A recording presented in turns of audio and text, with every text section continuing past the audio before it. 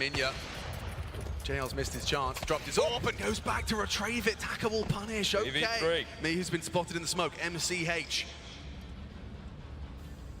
Moving like MC Hammer. Much for muchness. Taco. Oh, no scope to the belly, not bad from Simple, but here he comes. Your country calls on your son. Oh, you can't touch this. Simple has closed it out, 13-8. We have a winner. Your major champion, Team GOAT. Of the X-Play GG show match. They've taken them down in style. Simple with something to say. The grudge has been building for many years. Last time he was there in Rio, couldn't make it to the trophy, but this time he's taken down the combined age of 176 or whatever it was. What a game it was, and one to be remembered for many years. Hey, don't forget, by the way, you can play that map right now. You can go and check it out, play it with your friends as you wait for the actual major grand final to commence. We appreciate you for hanging out. We appreciate all those players for joining us and making that a whole lot of fun. See you later.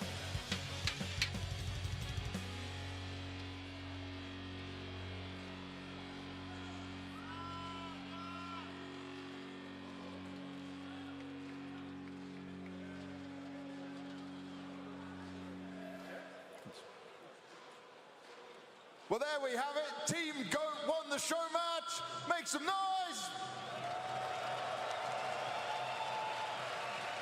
JL, I know you haven't been on a stage for quite some time, but you were really fucking things up, man. You were just keeping things really slow. Why just wanted you were bored? You wanted to have more time on stage? First of all, I'm really glad to be back, and it gives me a lot of motivation to keep working and come back next year. But yeah, I mean, they played so well. They played much better than I expected. What did you expect? I'm gonna be honest, a 13-2, 13-3. All right, how hard was he trying? You know, he looked like he was not.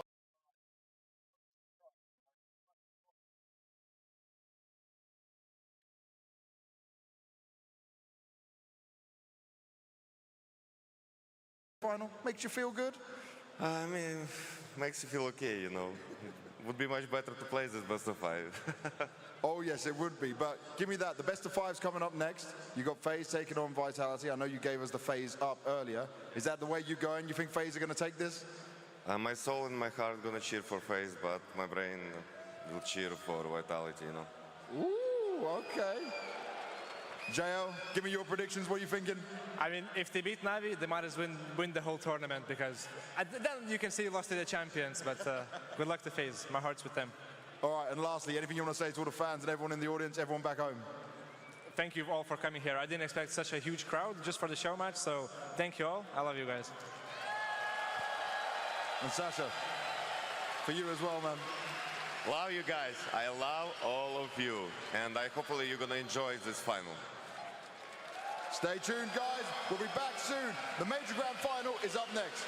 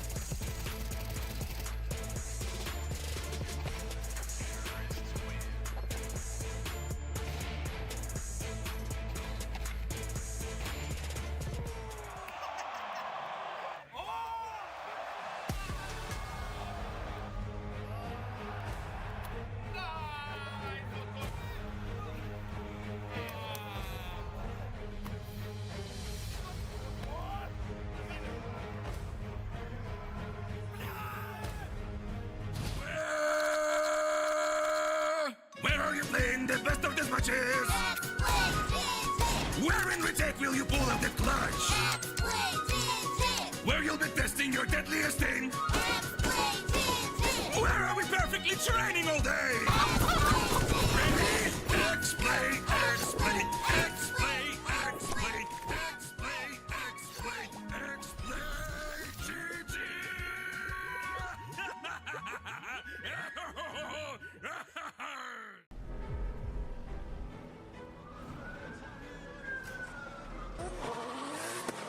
This is how legends are made. I know I got what it takes.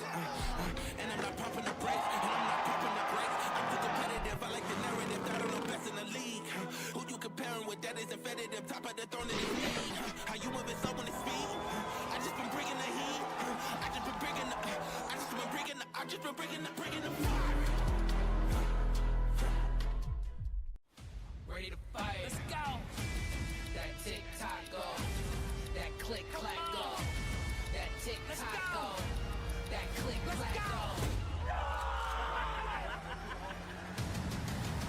Ready to fight, yo. Ready to win. Ready to fight, yo. Feel it within. Ready to fight, yo. Ready to win. Ready to fight.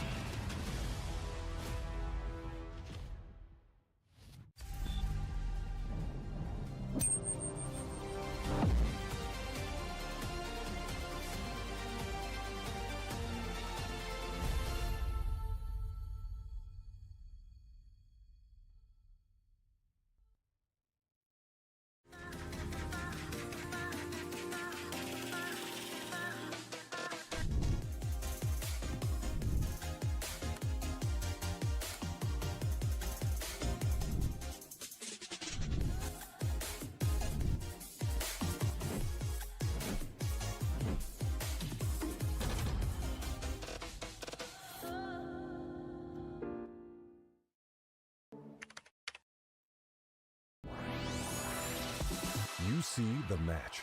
We see every restart behind it. You see lightning-fast reflexes. We see countless hours building trust. You see a single moment of triumph. We see the 1,000 failures that forged it. Victory isn't just the moment. We win because we reached it together. Level up as one.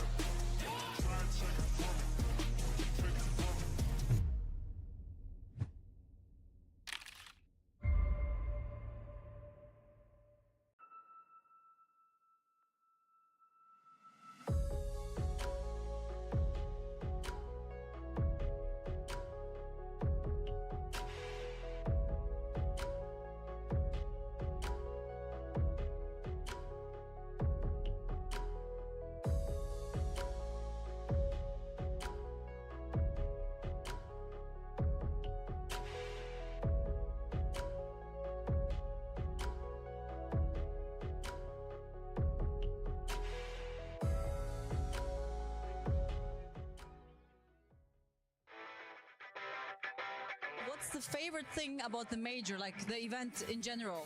I think it's the community getting back into it and then, like, follow up and actually being at the major, because it's so extra for the players to be here. So it always makes it wonderful, if you ask me. I think it's about crowd. When you're doing some specific highlight moment or you're just winning game, I feel like players just enjoying it. And they're rooting for Apex. Usually they're booing. Who has impressed you most at the STARLADDER major so far? I think Sway, actually, from Spirit, mostly because, like, he has been, like, having a rough time, and then, like, he stepped up more and more and so on. So I see him, like, getting used to it, I feel like this. But, you know, you can always bring out, you know, Donk, you know, Saivo and all of those people, because they're always going to perform. But for him, it's a little bit extra for me personally. Easily FaZe as a team, but more specifically Brokey. FaZe. This FaZe has been the most fun caught everybody off guard. Saddest thing is for sure Fury, though. I mean, but yeah, FaZe has been the most fun so far. What has been your favorite moment at this major so far? Zwei, that ace on B, it reminded me of like Freiburg back in the day with the M4A4. I think that kind of is going to catapult Zwei into being the player that he should be. Fallen's 1v3, I've never heard an arena be that loud. I almost jumped out of my chair. The Fallen 1v3 probably was the most exciting. I almost lost my voice yesterday. Overall, I think just seeing Brokey and Wonderful doing really well, it might not be a moment, but seeing both them perform in playoffs, I feel like is going to make this playoffs even more fun. Fallen 1v3, but but man, Navi did so stupid things, you know, like how can you lose this? I mean, I'm a boomer, so Flawless won with free clutch yesterday, and I went fucking nuts on that moment. So, and the Brazilian community loved that. Me as a boomer also standing behind, you know, their boomers. It's like, it was hilarious. So, sadly, they didn't win, but I got to at least see Fallen play again, and I'm so happy for that. Which of these teams would you love to play against? I want to play against Donk. Yeah, I think Donk is someone we've never seen before. Like, even he's putting up numbers that prime oppers don't get, and he's a rifler. He's incredible. Play against? None of them. What the? I mean, would it be better if I played against my forward team NFP and win over them just for the sake of it? But otherwise, it would be like FaZe Clan, to be honest. That would be like more fun because of the history and, you know, the struggle this year, and Carrigan, you know, the legend as well. So it just would be fun, to be honest. Me, personally, I would love to play against FaZe since they were my favorite team the entire time I played Counter-Strike. I think I got a chance to. Honestly, what do you enjoy playing right now more, CS2 or Dota? CS2 if I have team. Dota, yeah. Dota if you need to remove 3 players.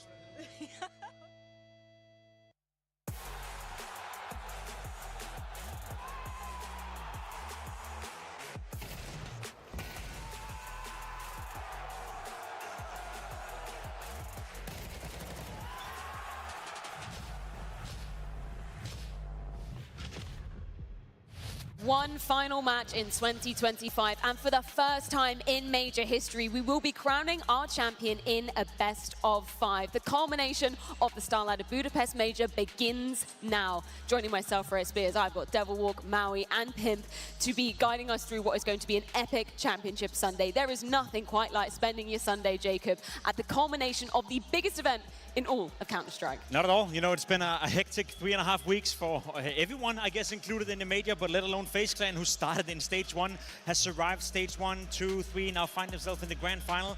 Maui, we're talking 2 of the best teams in history of Counter-Strike as well. Some of the 2 teams with the most accolades. Yes, you'd argue that there's a heavy favorite going into this game tonight, but when you have FaZe in a grand final of a major once more in Counter-Strike 2, you can't help to think that there's always a chance. It's obviously fantastic to be here. Maybe we would have wanted a hometown hero in Torzy to be up on that Budapest stage, but I don't think anybody's complaining about the fact that we have 2 of the most star-studded lineups with very unlikely journeys, both meeting each other for the climax of our year. Yeah, I mean, FaZe, the bullshit continues. It's just a team that you fought. Even in stage 1, they could have been eliminated. They could have kind of dropped the ball from there. But they've grown into this tournament, and they are looking red hot right now. Well, thank you so much to all of our sponsors, including Blacklight, Monster Energy, and XPlay GG for making the STARLADDER Budapest major possible. Let's take a look at the bracket to see exactly what has gone down in the playoffs of the Budapest major, because we've had some upsets, of course. The side of the bracket that we thought, Jacob, Furia would be getting through without a hiccup, eliminated at the first hurdle, and that left the floor wide open for what was a banger of a game in FaZe and Na'Vi yesterday. At that point, it became everyone's major. It felt like Furia came into this one, you know, obviously the heavy favorites. We saw them play in stage 3 as well. They looked flawless. Maui didn't drop a single game. You think to yourself, all right, the team came to play. That quarterfinal versus Na'Vi, that is one I'll never forget, because not only did they lose that game, the Inferno game, the comeback, you know, the Fallen 1v3 clutch for its own reason, that was magical. But the way Na'Vi dismantled Furia Untrained, the 3rd deciding one in that one, left no doubt that Na'Vi were the better team. So whether you're disappointed on behalf of Furia or whether you're admiring the fact that Na'Vi all of a sudden came into the playoff and played the best Counter-Strike they've played in the last 6 to 12 months. I don't know which one it is, but that was a game for the history book. It was a clinical dissection from Alexi B and Blade, who were able to pick apart all of the weak spots of Furia, despite the fact that they were, of course, the team of the season. So yes, of course, that led to a just ridiculous road for teams like FaZe to have a chance. A team like Vitality now look like the favorites going into the finals. And for the other side of things, just touching upon it, obviously Team Spirit dispatching of Falcons, eliminating Nico and his major hopes and dreams in the process Devil Walk. But that game yesterday versus Vitality as well, they had so many points where they had the advantage. We see the scoreline here as well, so many map points on map number 1. But they unfortunately gave Vitality an inch, they took a mile. And Dunk, again, proving, you know, he's increasing his stats every single major. You could see the frustration after they lost this Mirage. And that, for me, was probably the kind of nail in the coffin for Team Spirit. If your best player is in that kind of mood and can't mentally reset for a second map, you know, Vitality is going to come in there and they're going to capitulate on that. I think, I think it's just an interesting discussion, you know, because we have Dunk playing, as you said, some of the best Counter-Strike he's ever played, in his best shape, you know, the highest rating he's ever had at a major. And a lot of people out there are mad at Dunk for losing his shit, losing his mind in that. But you could get it, right? But I also, I kind of feel it, because I will also argue that his team let him down. When Dunk is playing a tournament at that level, surely there's some sort of responsibility where Dunk obviously have to keep level-headed as much as possible. But to some degree, you feel him. On Mirage, he was constantly keeping his team in the game, and they never helped him out. I mean, I've been through it, you know, with JW. He could get some entries, not to the extent that Dunk could, but losing those kind of rounds when you get double entry, triple entry at times, and they can't close it out. I can feel his frustration. You see his frustration. It's completely understandable. I think what you take away from those moments for Donka after that map number 1 in particular, like, this game means so much to him. You had a really good point yesterday, I believe, Maui, right? Last year for Donk, his debut year on the tier 1 scene, literally anything he can pick up was, you know, just an added bonus of showing what he can attribute to Counter-Strike.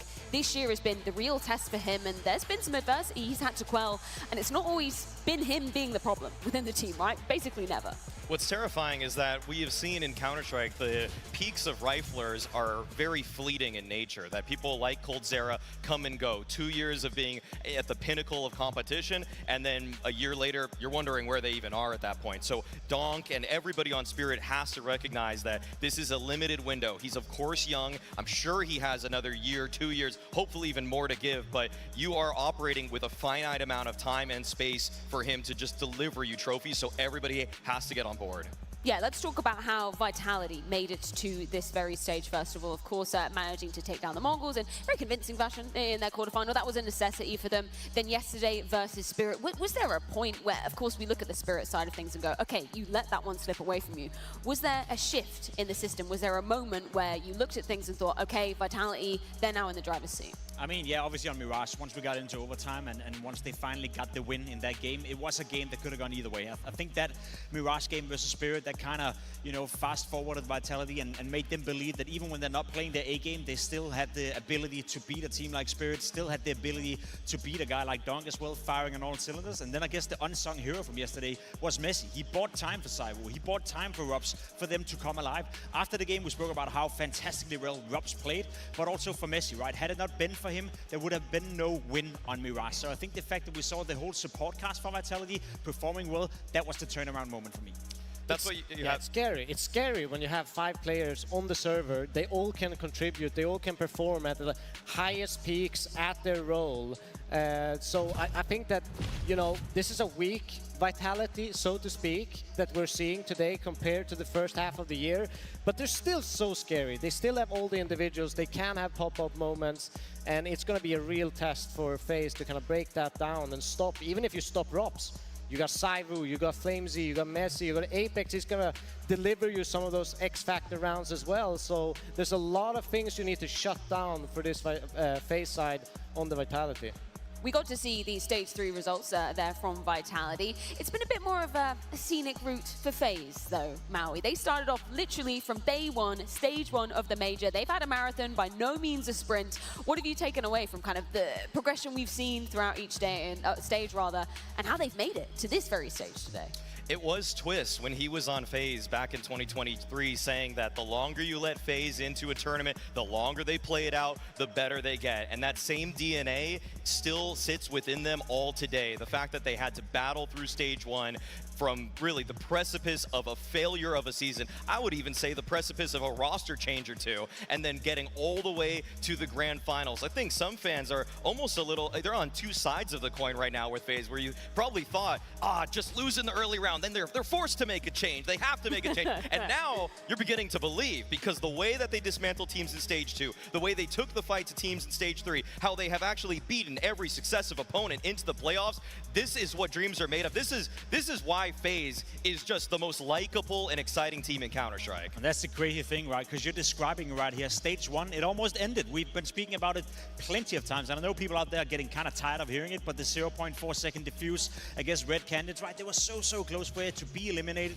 against Fluxo as well. I think we even have it right here. Against Fluxo, they were down 10-4 on the third deciding map as well. So for them to fight their way back into this tournament and now be in the final, it is unheard of. Completely unheard of. Tell me what this means, Maui, because this moment could have decided the fate for FaZe, but it went the other way. He had a smoke. It's just he had a smoke. It's just so disappointing for history here, because he got a smoke, dude. He could have been part of the history books himself, and yes, he has all the utility to stop Kerrigan from getting an easy shot right here. But that's kind of what epitomizes the FaZe BS we keep talking about. But he could have just taken another step into that wall. There's so many things. Angles. Oh, there's so many things every team could have done to take down this FaZe. But FaZe, I don't even think that FaZe always play A+, the best CS in the world. It's just that when the pressure's on, they're still playing their game just fine. Everybody else gets words around them.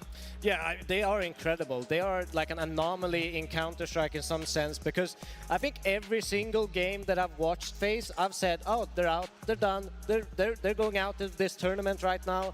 But somehow they have the individuals of Frozen, Twist, Jacob at times, you know, and Brokey, when he gets into these clutch moments, when, you know, teams are actually to the point of shutting them down, closing the round out, that's when they get nervous. That's when they get stressed, because you know in the back of your mind, this is FaZe. They can pull anything out of a hat at any moment. I think you have an excellent point, Mao, saying that FaZe just keeps their level right. You know, maybe they've gotten better throughout the tournament so far. Obviously, the way they played in stage 1, it was looking much better in stage 2, much better here in the playoff. And I do want to say as well, as much as we talk about the FaZe bullshit and, you know, FaZe maybe, you know, having a magical moment, it's legit what they've done so far. Yes. Right? They beat Mouse in a quarterfinal in this stage quite convincingly. They took down Navi yesterday as well. So yeah, you could argue they're way into the playoff by beating 3D Max, by beating Passion UA. Yeah. Maybe they had the easiest route, but from that point and onwards, they've been delivering and they've taken down some big names, so they fully deserve to be in the grand final, no doubt. Whenever people say, you know, you're lucky, I totally believe in the phrase that you make your own luck, right? And FaZe just totally epitomized that.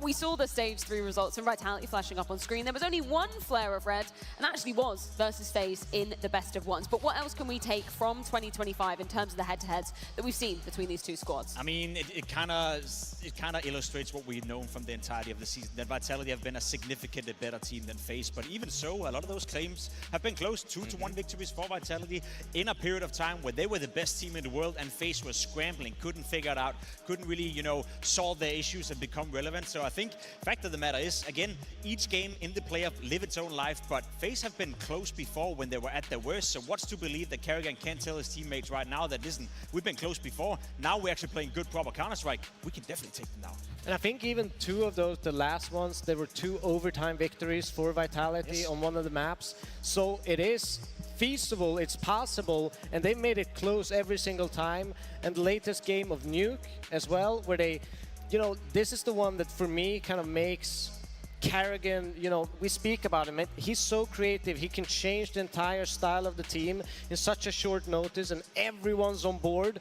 That's impressive. That's good leadership. That's, you know, a guy that you can rely on, that also makes his players calm, because you know that Kerrigan is going to make the difference-making call in a game at any moment. So it's easy to follow a guy like that into a match like this. Now, it might be cliche that we keep on saying, you know, you don't know what's going to happen when FaZe enters a major stage, but there is a reason that we keep on saying that, Jacob. The data, actually, funnily enough, does back that saying up for CS2 majors at least. Yeah, I mean, FaZe Clan have been doing one hell of a job getting into the grand finals and becoming relatively competitive in every single major they played, right? There's been 4 so far in CS2, and now they find themselves in the 3rd final as an organization. Kerrigan has been the one constant in that one. He's been in every single one of those, I guess, successes. The issue for Kerrigan is that he's not necessarily winning the vast majority of those games. He's played 4 major grand finals so far, only won one, and let's be honest, he's walking into another one here tonight where he is not the favorite. So in terms of this whole GOAT conversation and, you know, being the greatest in-game leader of all time, I feel like if you were to poke an argument against Kerrigan and against FaceClan, it's the fact that he could be walking away tonight with 5 major grand finals, having only won a single one of them. That's not looking too great. Hey, even Simple didn't win every single time he reached a major playoff. Still crown him as the CSGO GOAT. I would say it's almost similar for Kerrigan. It's what's making it so special and what makes you consider him in that rarefied air near the top in the pantheon of leaders is that he gets his team, who should have no business being in the grand finals, there. And so not always can he lift the trophy himself. He still relies on the talent around him. And I would say that as a leader, he's already proven his value. I don't think anybody would look at a team with the form that Brokey's shown lately, with the form that Jacob had heading into this major and say, oh yeah, surely they're going to make the major grand finals. In fact, they were 26-1 odds that they were going to even win this tournament. Like, they were so low on any bookmaker to say, yeah, FaZe is going to win. It was all those Furious, Falcons, but that's where some of those teams probably wish they had a Kerrigan who could keep their teams in check in the high-pressure moments. In all the grand finals he's ever played at majors, you know, this was the least expected one. This was the one where you could look at the lineup thinking, there's absolutely no way Kerrigan. As we saw in stage 1, you're so close getting out of it, so I very much agree there's nuances to that discussion. But at the end of the day, you know, I do feel like we live in an era, and I don't know if that's just me, you know, when you hone in on Falcons, you hone in on the Mongols, you hone in on Na'Vi. Apparently the only thing in today's day and age Counter-Strike that matters is winning. It's the trophies, because I'm always being told that I never won anything, so how could I speak out, right? I've been second so many times, but it doesn't count. It doesn't count in today's modern day, Counter-Strike. So it does feel a bit for Kerrigan that getting into the finals without winning, it can harness your reputation a little bit. I thought you were like 0.04% players or something like that. I don't know. Go and check his Twitter. Anyway, speaking of consistency, Kerrigan obviously up there in terms of FaceCam making it to those CS2 majors, but one more so is Rops. He's never missed out on a CS2 major final. Isn't that crazy? I mean, I feel like it's just incredibly fitting that Cool is his last name, because this guy is just the most complimentary piece to a superstar you could ever have. In fact, I think he's reached or attained superstar status in his own right as being really maybe the best secondary star for any team ever. He's helping in terms of mid-round calling. He's helping in terms of holding on to space. As an anchor, he always overperforms. As a lurker, he's creating new opportunities in the mid-round for people like Apex to really widen their playbook. I mean, Rops gives you so many options, because if you're defending against Rops, it is just a nightmare. This guy is haunting your dreams like Freddy Krueger. It's just unreal how often he has them in the Hurt Locker. If he's just lurking against you at ramp, you just never know when he's going to strike, or even if he's there at all. But it's also like, how often do you see Rops get caught off guard? You know, you played with lurkers, I've played with a bunch of them, and they always, you know, get caught off guard. People try to hunt them down, especially when they can't figure out the kind of executes and how to defend it. You have to look at the other side of the map to kind of gain the map control and catch the lurker off guard. Rops almost never gets caught off guard. He keeps that map control, that space of the map, just theirs at the entire time, and that's so important in Counter-Strike, to kind of force the CTs into these defensive positions where they cannot gain any information to make reads on you.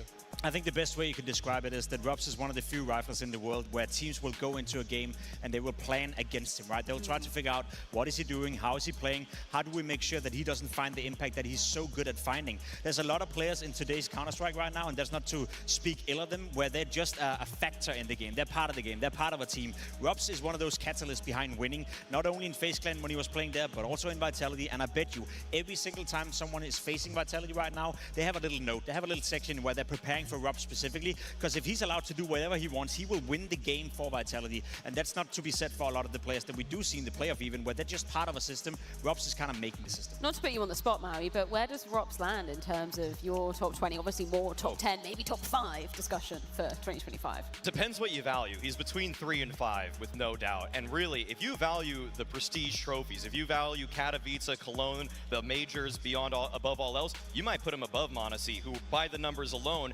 maybe beats him, but it's just that when push comes to shove, huge moment, massive tournament where all the stakes are on the line, the ones we're going to remember in years to come, Rops has been that guy. So I think right now I might have to put him at number 3. Speaking of numbers, what does the data tell us about ZywOo in terms of this major versus some of the other majors that he's participated in, and obviously won as well? Well, I mean, he's played 10 majors so far in his career, and he's having his best statistically major ever right now. We're looking at a ZywOo that is playing at an incredible high level, and it almost goes a bit unnoticing, right? Because we're speaking of Dong, we're speaking of Monesi, we're speaking of Kyosuke, we're speaking of all these new stars coming into the mix, but I feel like ZywOo is slowly but surely ramping up his game as well, following the development of all these star players around and all the different teams, and maybe we don't give him enough credit for that because he's still playing at an incredible high level. And I say that with a bit of a mannerism, let's put it that way, because obviously he's still in contention to be crowned the best player of 2025, so he does get credit. But having your best major ever in a year where Monesi is popping off, in a year where Dong is popping off, that speaks volume to ZywOo. He's not going to be left behind. He's not okay with being the second best, third best as last year, etc. He's going to try to elevate his game at all times. For being such a humble guy, obviously in the interviews, he's always talking about how he just wants the team to win. He wasn't happy when he got number 3 at those HLTV awards at the beginning of this year. Because, yeah, it's one thing to lose out to Donk, but to Monesi too? Now, ZywOo took that one personally. and I don't blame him. Okay, I just want to put something out there because people are accusing me of being patriotic. There's nothing wrong with that. I'm not the least bit patriotic now? Yeah. until it comes to British Counter-Strike. And we have to give our flowers to Mezzy. Yesterday, we talked about it, Devil Walk, the fact that Mezzy bought time for Vitality in that series versus Spirit. Super underrated player, and it was one of those moments where you could go, okay, this was a moment where he had to shine in order for his team to have those moments to warm up into that semi-final. Yeah, I think he's a jack of all trades. You know, I think that when they lose someone that can entry, he can fill that role. When they lose someone that can lurk, he can fill that role. He's obviously been an in-game leader as well, but yeah. Yesterday, he kind of popped off. He bought time. It was a map they got demolished on. They got out-called. They got out-fragged. But eventually, as you said earlier on, Jacob, the stars started to kind of warm up into the game and took over for him. And that's what you want to see, and that's why Vitality is so dangerous, because, you know, he has performances that, you know, ZywOo and Rops have in the beginning of a game, and then they start waking up. I would be scared. You look at every single player in this server, and they were all at one point stars on the teams that they came from. Of course, now when they're on the best teams in the world, they have to fit the mold of whatever is asked of them, whatever they need. I mean, Mezzy was both the IGL and the star of his most recent team. He is an invaluable piece to this Vitality roster, one of the most overqualified B anchors you could possibly ask for. Like, to have this guy on jump spotting duties to just make sure that he can deploy the utility, buy time for rotations, it's ludicrous. Like, he should be multi-fragging every single person, but that's just what happens when you're playing Tier 1 Elite CS. You gotta just make sure you play for the team, and Mezzy does just that. Such an ungrateful position to be in for Messi as well, because I do feel like throughout this year, obviously he's won an awful lot of trophies, and he bought into that project, right? You're going from being a star player in Fnatic, going to Vitality, you're doing whatever you need to do, right? Whenever Apex tells you to jump on B apps, you know, on Mirage, you're going to jump as much as you possibly can to get all the information. But it's also the guy we always look towards when Vitality are not winning. Oh, they only go into the semi-final, not really performing right here. Okay, so who do we blame? Who do we look at? Oh, maybe Messi's not doing his job, but I feel like throughout that period where Vitality didn't win stuff, he was the one who kept his level, right? He never really had downgraded. He never really played any worse than he did up until the point where they were winning. So I feel like for Messi, ungrateful positions, ungrateful role, but I think he deserves all the praise in the world. And I love when Apex is doing it as well. Always make sure to highlight Messi because he's an invaluable piece of Vitality.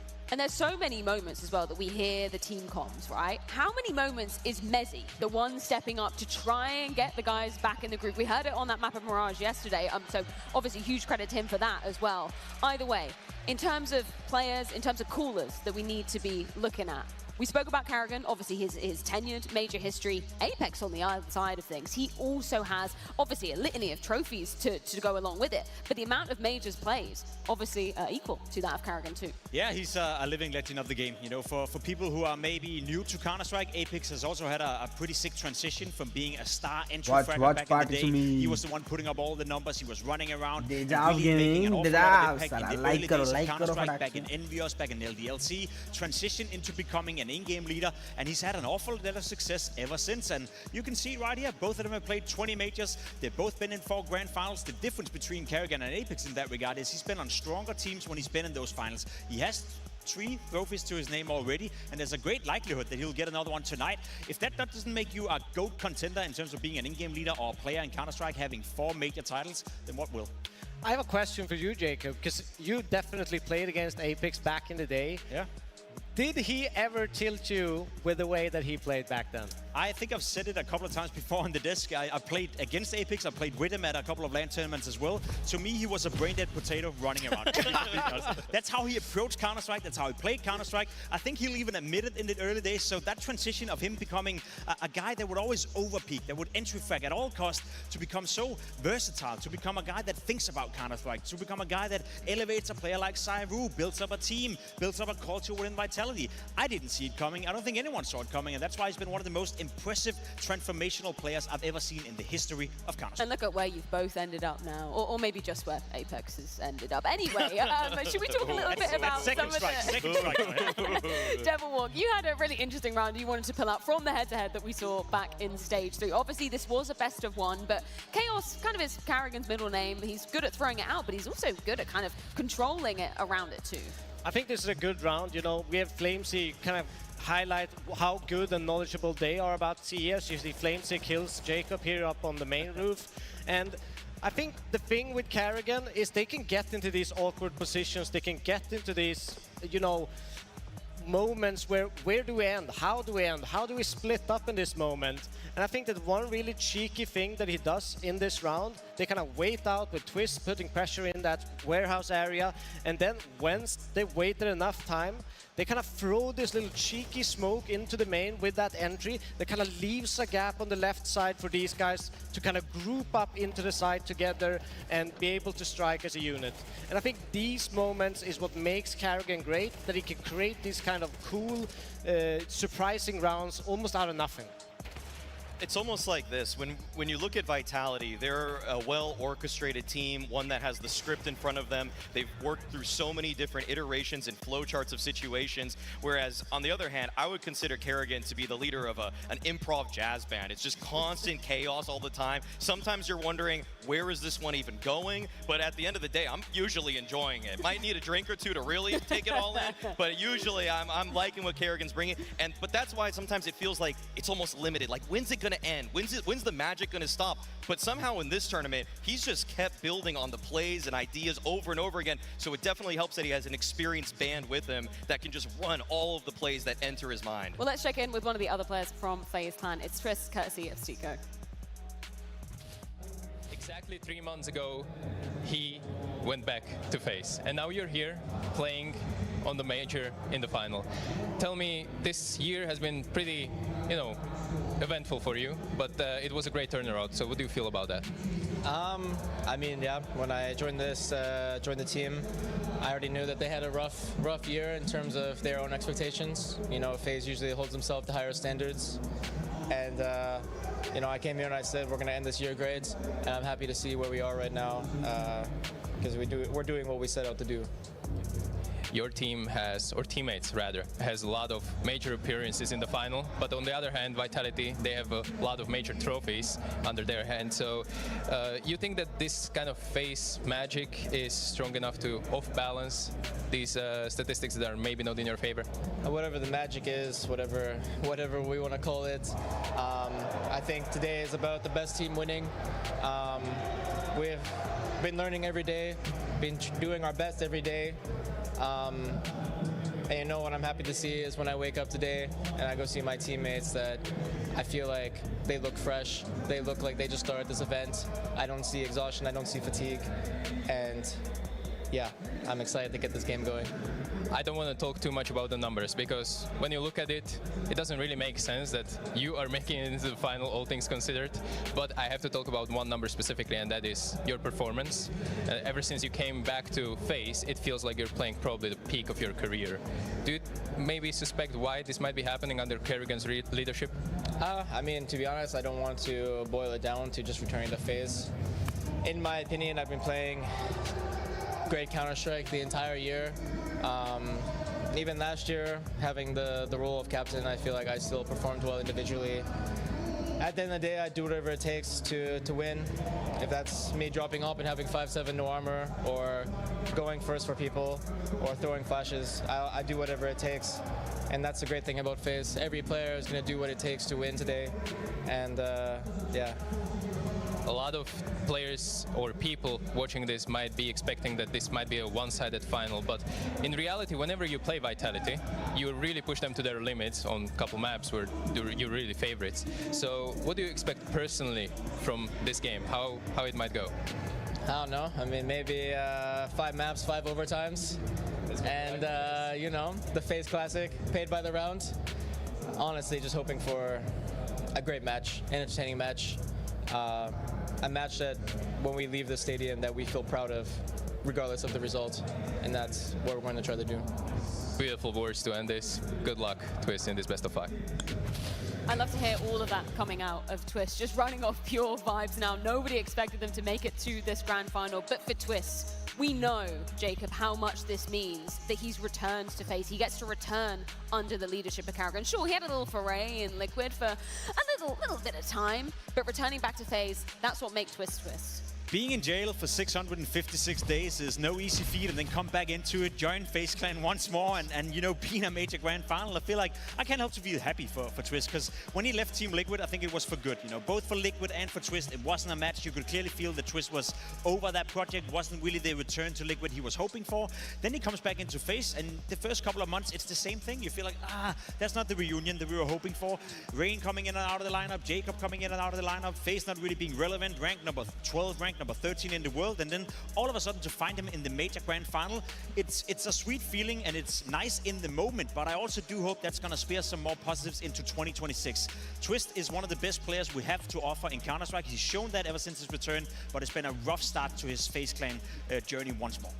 I mean, you call Liquid prison, but the bad prisoners just get into trouble, okay? The good prisoners, they work out, they read books, and that's what Twist did, okay? He was the in-game leader of Liquid and got them to the quarterfinals of a major. I do not undervalue that experience, and neither does Twist. When he won, or when he was a top 20 player in 2018, he talked about when he was on TSM, how he had to change all of his spots, how he had to play drop on cobble. Like, how is a star player playing drop on cobble? Doesn't make any sense. But he took that in stride, and I think that the same experience that he had on Liquid made him an even greater superstar today. He is clearly helping out in the mid-rounding with Karrigan. When you listen to their comms, he's obviously in tip-top form, because we saw one of the highlights of the year yesterday on Inferno. So he's he has the best of both worlds right now.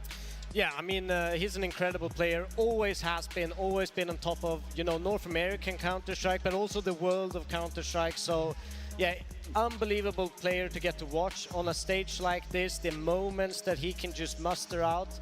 Yeah, I'm just looking forward to seeing him play. Think of how many players who's been ruined by that experience, going into becoming an in-game leader, then having to revert back to being a star player. Twist is one of the few examples who's actually been able to do it. As you said, he was an in-game leader on Team Liquid, probably got the absolute most out of that team he possibly could, then returns to being a star player, let's put it that way, and he's actually being successful with it. His numbers, his stats ever since rejoining FaZe Clan has been top-notch, and I've seen a lot of good players, you know, the Corsair of the world and all the other great examples that once they turned in-game leader, they never came back. Well, we are growing closer and closer to getting this grand final underway. But before we do progress any further, let's have a bit of a deeper dive into both FaZe and Vitality. Stay in final this year, so legacy means you are consistent. You win some trophies, the biggest trophy, and you have your own identity, because after the break, our opponents know how Vitality play, etc. Maybe people didn't see, but we could see some same pistols, some Byrons, some Frostbite, etc. I've never really thought too much about overall achievements within the game. My print on the game has always been more the effect on teammates and the team. Of course, winning majors, winning back-to-back major, whatever it is, it always adds to it, always adds to the legacy and adds to an individual. But for me, it's always been having a positive effect on teammates. Whenever they look back saying Mezzi was the best teammate, or he had a positive impact on the team, and I want them to know that I've been a great teammate. how you present yourself. It's the legacy, you know. I started playing CS like in '99. It was completely different. There was no social media. You represent something online. Some people forget, you know, there's a lot of kids following you. What you represent is online, what you show, you in some way teach people what is good or what is bad. There's a lot of people that grew up on watching us, even like the pros nowadays. Some of them were watching when they were kids, you know, were following us when we were playing. So I feel like there's a huge responsibility. I would like to be remembered as a guy who achieved something, you know. There was many players, but you don't really hear about them these days, you know. Couldn't get it done, maybe Frozen could show how it's done. The low age. I want to be remembered for my achievements, you know, with the team. That's the most important thing to me, to be honest. If ERA is part of it, that would be nice. For us, it's 27th playoff in a row, last 2 years. In 5 years, I don't think I will remember we did 27 playoff in a row. You just remember trophies, that's it. Half of the team, they already been part of an era, you could say. They achieved everything there is in CS, basically. But I also know that they're very hungry to go back to it, you know. I'm pretty sure none of them is satisfied the way things has been going for us. That's why we love CS, that's why we play CS. We want to win tournaments, and we want to play for those big titles. Every loss is just making me hungry. There's only been a few teams that have been able to win back-to-back majors. And especially after the year we have, it's just the perfect way to kind of end this year. Because there's been so many players winning one major, but the list definitely gets a lot smaller when you look at players and teams that have won 2 majors. We are playing so many tournaments and none of them are making the same pressure, the same stress, the same vibes than a major. Honestly, as any other major, it would mean a dream come true. Especially for this one, I try not too much focus on how much it means to me. I feel like when the right time comes, it will come. Unbelievable month has it been. A defuse to end it all. 5-second defuse, and Carrick is here to close it. We just believe each game that we can win, and here we are in the finals of the major. I think the history between FaZe and Vitality, it's... I won't say particular because you have Robs. Will he try and deny or will he just play for the round? Oh, wings on out, finds Frozen, there's another for Robs. And he used to play with them. I think for him, we don't want to lose them in some sense. Yeah, we're going to play Vitality at the major finals. We have our ex-teammates with me, Ras and Finn, and also David, Frozen. We have played with Drops for a long time. It's going to be a fun moment. What makes them scary, I would say, about FaZe, it's when they have no pressure, no expectation, nothing behind their mind. They're making like risky moves. They're trying to make maybe risky call from Carrigan. Like he's gonna cross the smoke. Boki going a bit crazy. And obviously, we lost the first game coming into this tournament against them, and we're not gonna underestimate them. We know when they're not the favorites, they're really dangerous. Vitality can shoot sometimes hard, but we have also good shooters in the team, you know, good people that can aim, and it's going to be a fun best of 5 for sure. It's part of a legacy. It's part of the history books. We have the firepower, we have the team. 1, 2, 3! We get to win back-to-back, it'll be something very special. I'm super proud of the team. We came from stage 1 all the way to the major finals. It's very impressive. Never has been done before. This is a history-making situation. Hopefully we can show some good construct tomorrow. Keep the same mentality we have done from stage 1 to here.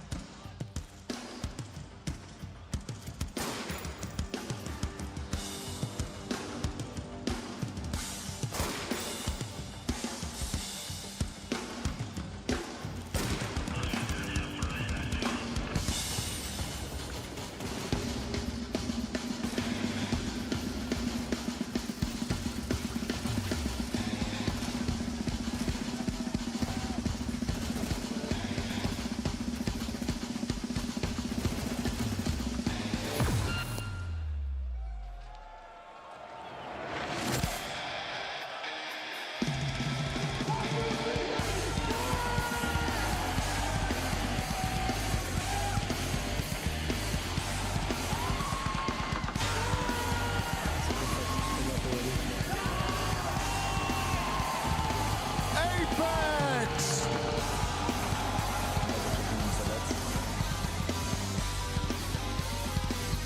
Zaiwu!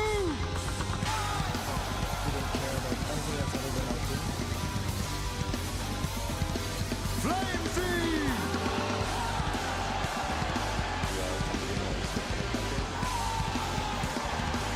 Rops!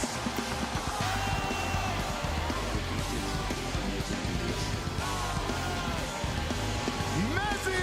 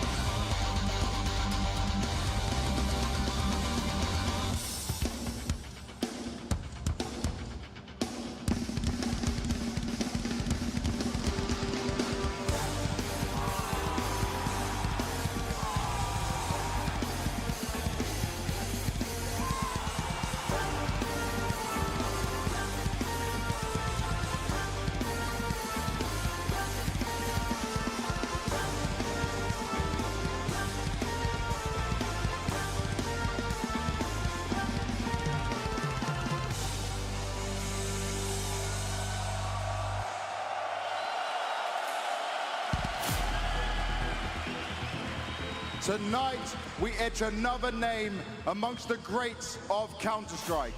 Tonight, we crown the champions of the STARLADDER Budapest Major. Becoming a major champion means immortality. Your name remembered forever.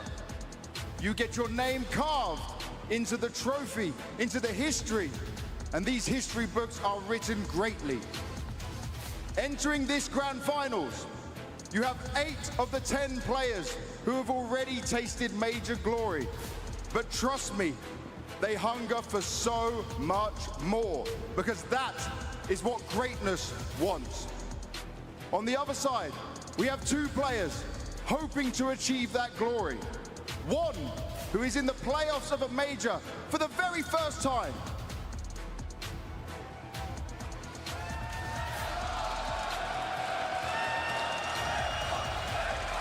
FaZe, they are still searching for that major glory in CS2. From Copenhagen to Shanghai to Budapest, destiny is what awaits for them, but it is keeping to slip out of their hands. It has not been easy for them to take it in finals, but once again, they have that chance. FaZe is a team that have been here for 20 days from the start of the major. 0.4 seconds away from elimination. Vitality!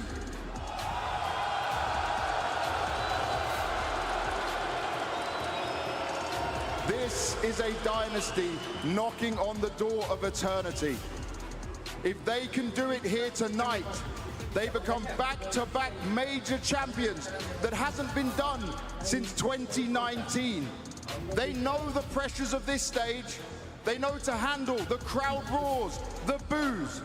But if they can't do it tonight and they falter here on this stage, it won't mean anything. Budapest.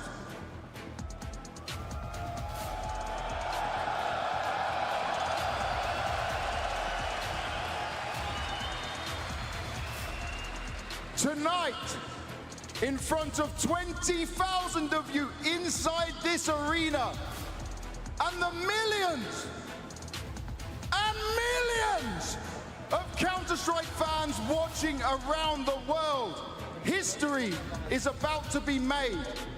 We will have the first ever best of 5 grand finals, and you will all witness it.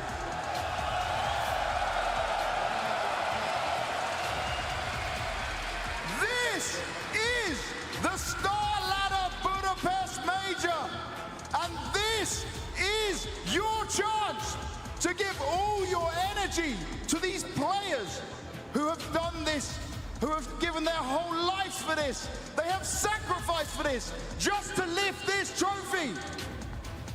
I have one thing to ask you all. Are you ready?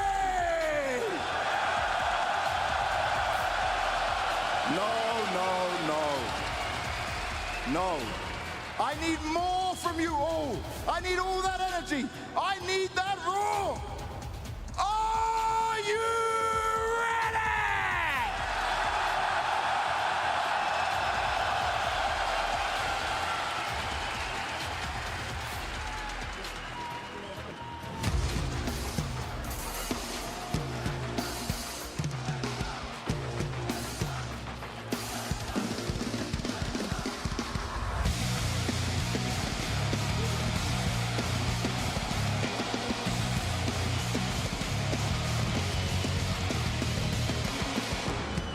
Welcome on stage,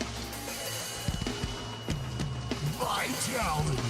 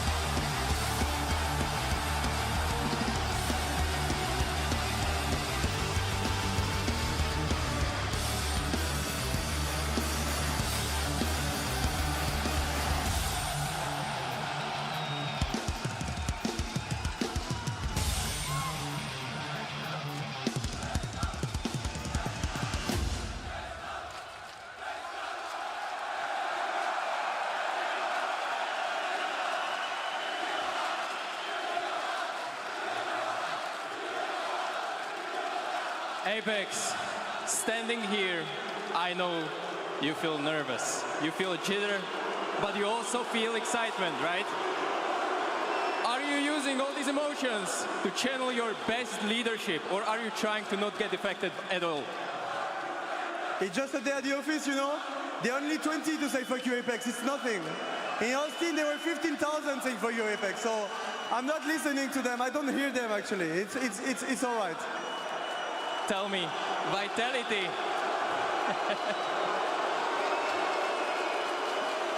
Vitality is one step away from the exclusive club of teams that won back-to-back majors. With majority of the arena booing whenever you shoot a frag. How cool is that? Do you have any message to the haters? I think we answered already this year to the haters. Wherever we went, we get booed. Of course, we didn't win all of them, but we won most of the trophies we could. Now it's the last step. Yeah, we really want to get that back-to-back majors, but we have one more step. A tough opponent for sure. No one would have believed they would have been in the final. I'm not even sure themselves with the first stage one they had. But it's the good story of majors. It's always good to play against FaceCam because it's always good games, so I'm just excited and let's bring a fucking good show for the crowd. Fighting words. Let's get it. Make the history with this best of 5.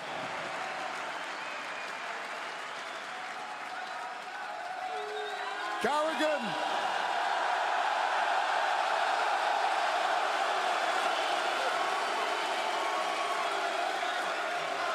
Apex just said that maybe you guys didn't expect to be here.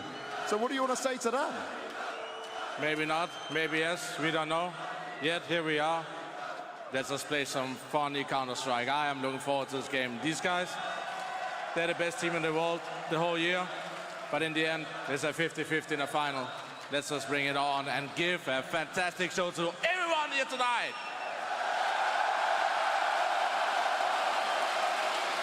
Now, in order to do that, to give that show, I got to ask you, before you said all these teams should be scared of you, they have looked scared. But does it feel like this is the final boss? For sure. I mean, everybody has been talking about the last 2-3 days about FaZe Magic. Now we're in front of the bees. I'm just looking forward to play this game. And like you said, they're the final boss. I just love Counter-Strike, man.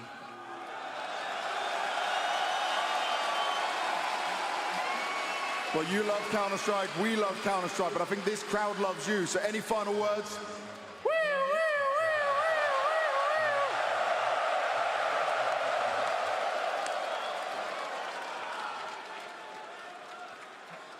Well, well, well. The stage is set, Budapest. But I need to find out, is this crowd really one way or the other? I know we got the Vitality fans over here.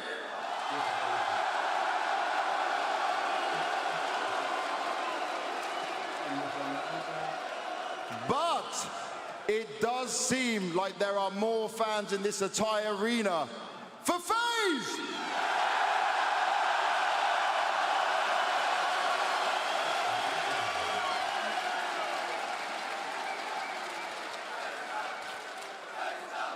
Oh. Apex said that's small, but that's a lot of noise. Golden Hornets, what you got? They are being drowned out. There is no noise there. Now, guys, we got to calm down just one moment. I need you all to listen. I want you to take your phones out of your pocket. Phones out of the pocket. Put the light on the phones. Every single one of you. There is 20,000 people inside this arena right now. Let's make history together.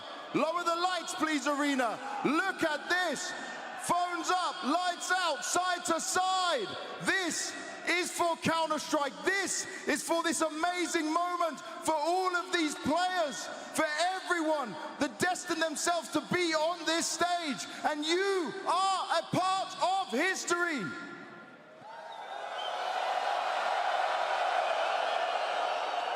Now, it has been a little while since I've done it. Keep the phone lights up, keep them waving, because this is how we do one big last send-off. Budapest, are you ready to bring the hype? Let's go!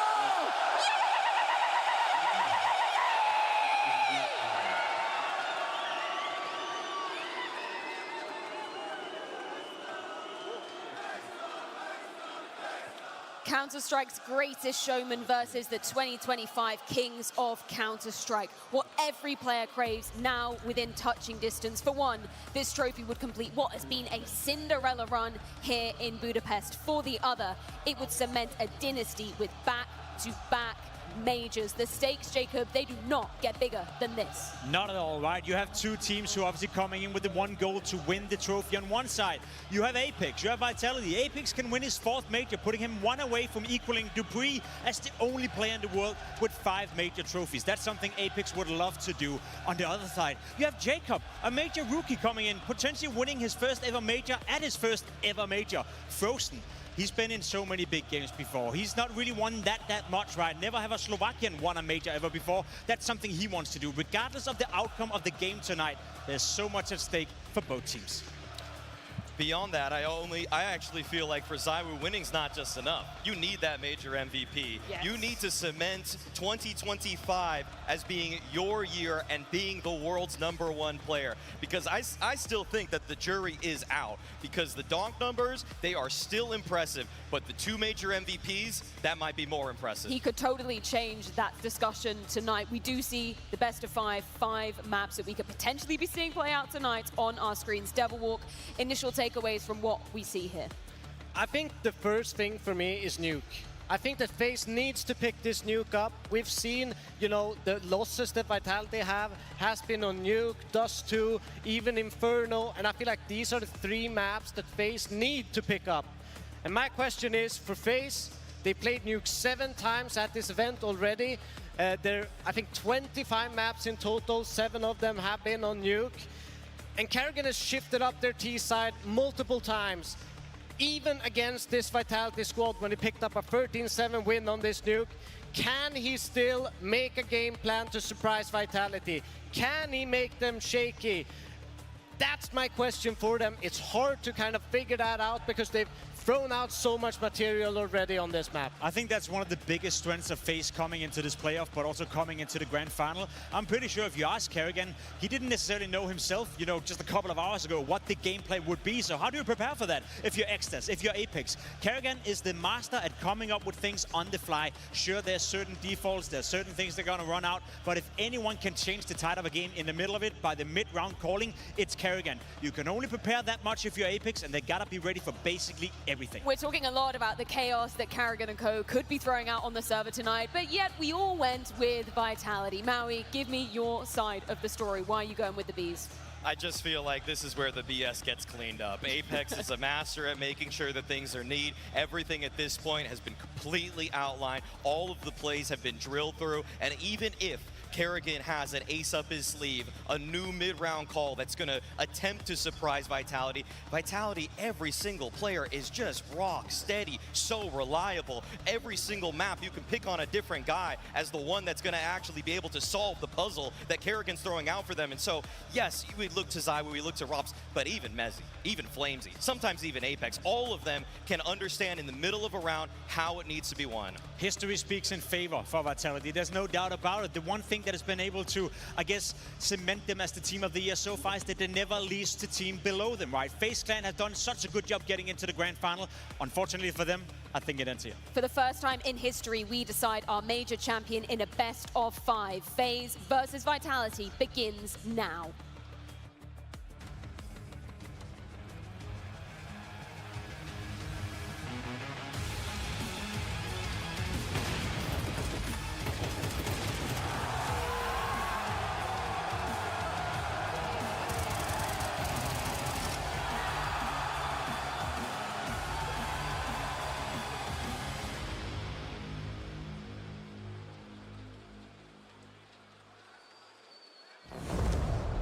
Grand Final.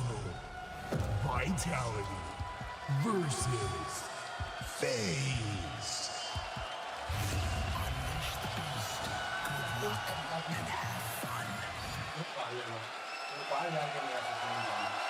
The culmination of 2025 is about to begin. A grand finale.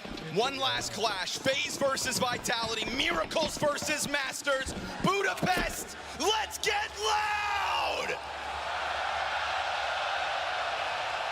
This one's going to be special no matter what. The stories write themselves in this matchup. We're here to watch the rounds because we know there's going to be some special ones. Kicking off with a pistol. FaZe beat Vitality twice on pistols the last time they played Duke. Ooh, tough one for Kerrigan out of the gate. Frag grenade right on him. Gap in that smoke, eyes all around it. FaZe, plenty of presence outside to begin this pistol. But we go down to a minute 10 and there's still no casualties. Apex signing up for a fight. And he knew from the moment he stepped onto that stage tonight, it was gonna be a fight. So remain ready. There's nothing gimmicky about the game plan when FaZe play. They go outside, they default, they take it slow, they work picks. Apex still just floating around. Can't believe that nobody's actually committed just yet. Down to 45 seconds. I like he knows that he's interrupting this. When will he drop his guard is the question. FaZe will move now. Starting to get a little more rambunctious. Frozen's got the first kill. ZywOo, Beretta's tap for the response. Main meant to be cut off. 2 players to come through it. At least the hunt does hold as Robs from the heavens cuts down Frozen.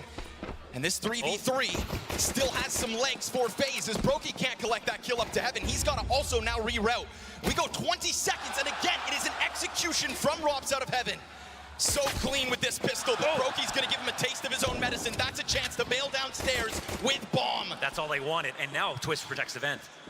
You can't rotate from upstairs. It's going to be a one-on-one on B. Oh, Mezzi trying to run it down. Bomb's planted. Brokey hands off of it. We've got separated 1v1s. This could be it for Mezzi. And as Brokey gets around the cover, Twist is going to take down Mezzi's teammate, but now still, that last defender still so far cut off. There's 5 seconds left on that defuse. Only 5 seconds left. Mezzi gets off, and Twist is going to catch him with a headshot and a clutch in the very first round of this grand finals. He made him bite. He flinched first. That was enough to score the bait. FaZe on Nuke. The last time they played won both pistols. Here's a third from them. You know the best part about that stat? Hit me. It was 10 out of 12 pistols for Vitality until they played their last series. Both of the pistols they lost at this major were to FaZe. There's something poetic about FaZe starting this for Vitality with that best-of-1 win. Put a dent in their armor, and then meet them again now in a best-of-5 grand finals. First round, clutch count hits 1. Twist's running down that stairs, just enough to scare him off it. But be cautious as you round these corners, because there are still guns in Vitality's hands. The lightest tag through the box here on Jacob.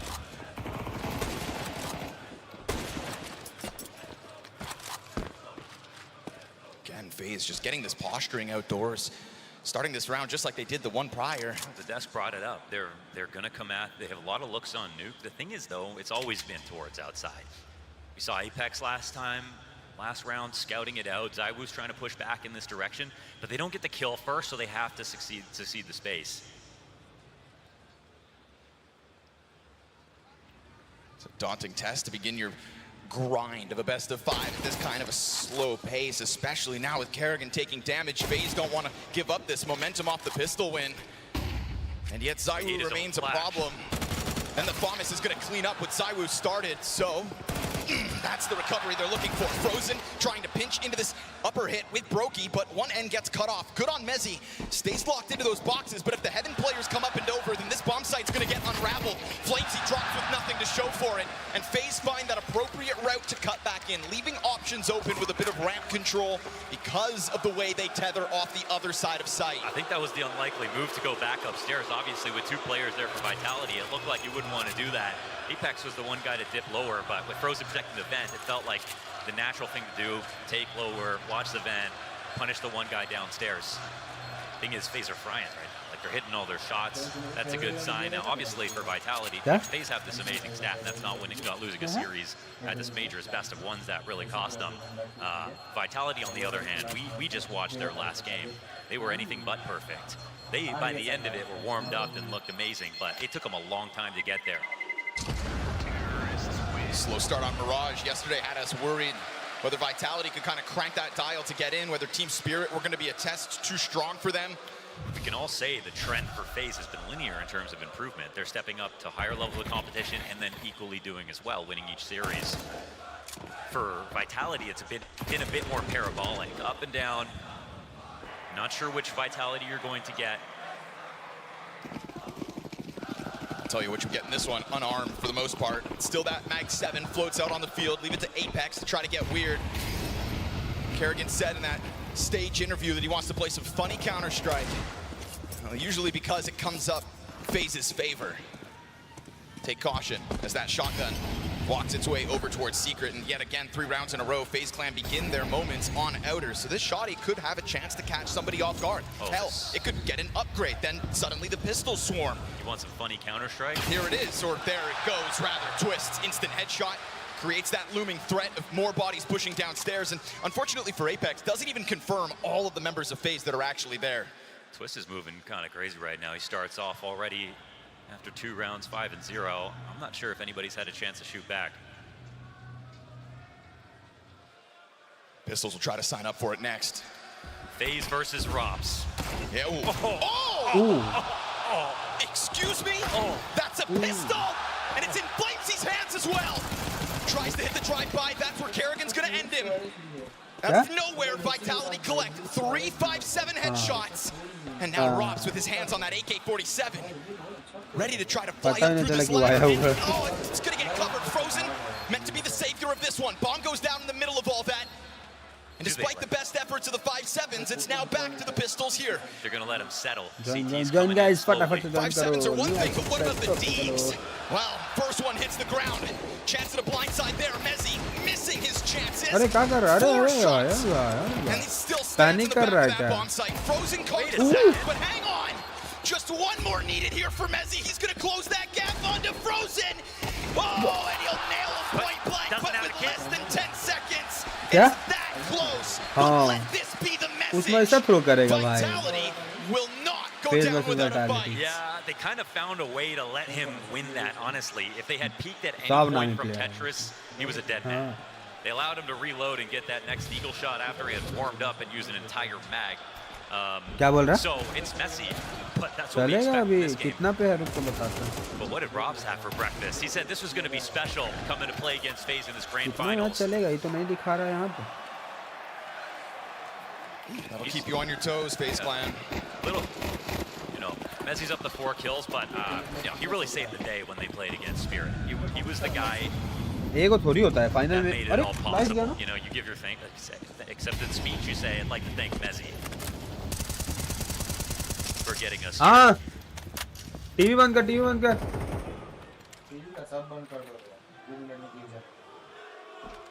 Vitality put FaZe on notice before they come into this one. First gun round at hand. Careful versus upper pops. This round's no kits for Vitality.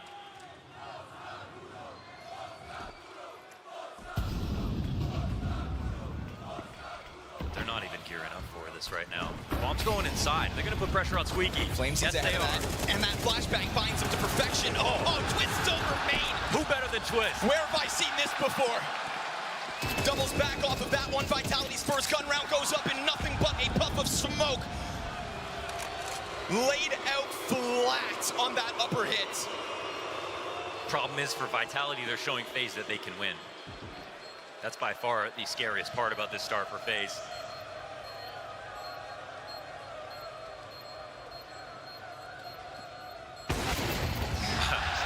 FaZe nonsense, to be PG about it, is the concept that they can win any round no matter what.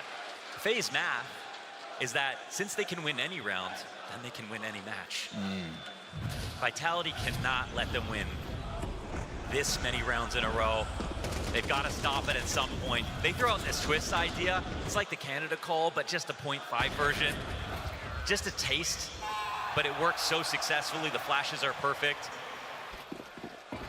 And Vitality actually almost got in position to stop an upper pop really well. Oh, faster pace with the nades out of the gate. And remember, Zywoo's off his out here on the field, so कभी भी match मोड़ देगा लोगों को IGL है ना centre में देख सेंटर में जो रहता है ना वो आईजीएल रहता है समझा और जो उधर का आईजीएल है ना ब्लू वाला टीम का एपेक्स खतरनाक आईजीएल कभी भी मैच मोड़ सकता है 4-0 तो ऐसा नहीं कि लोग गंदा हार रहा उड़ रहा है कभी वो बोलता ना भाई 10-4 से साला कमबैक करके सोचना जीत गया 18-17 से semifinal Never forget it. CT side versus Mongols is looking to just translate into this match. We saw what he can do. It's a huddle here inside lobby. It's not the first round. FaZe go quiet in the middle of things.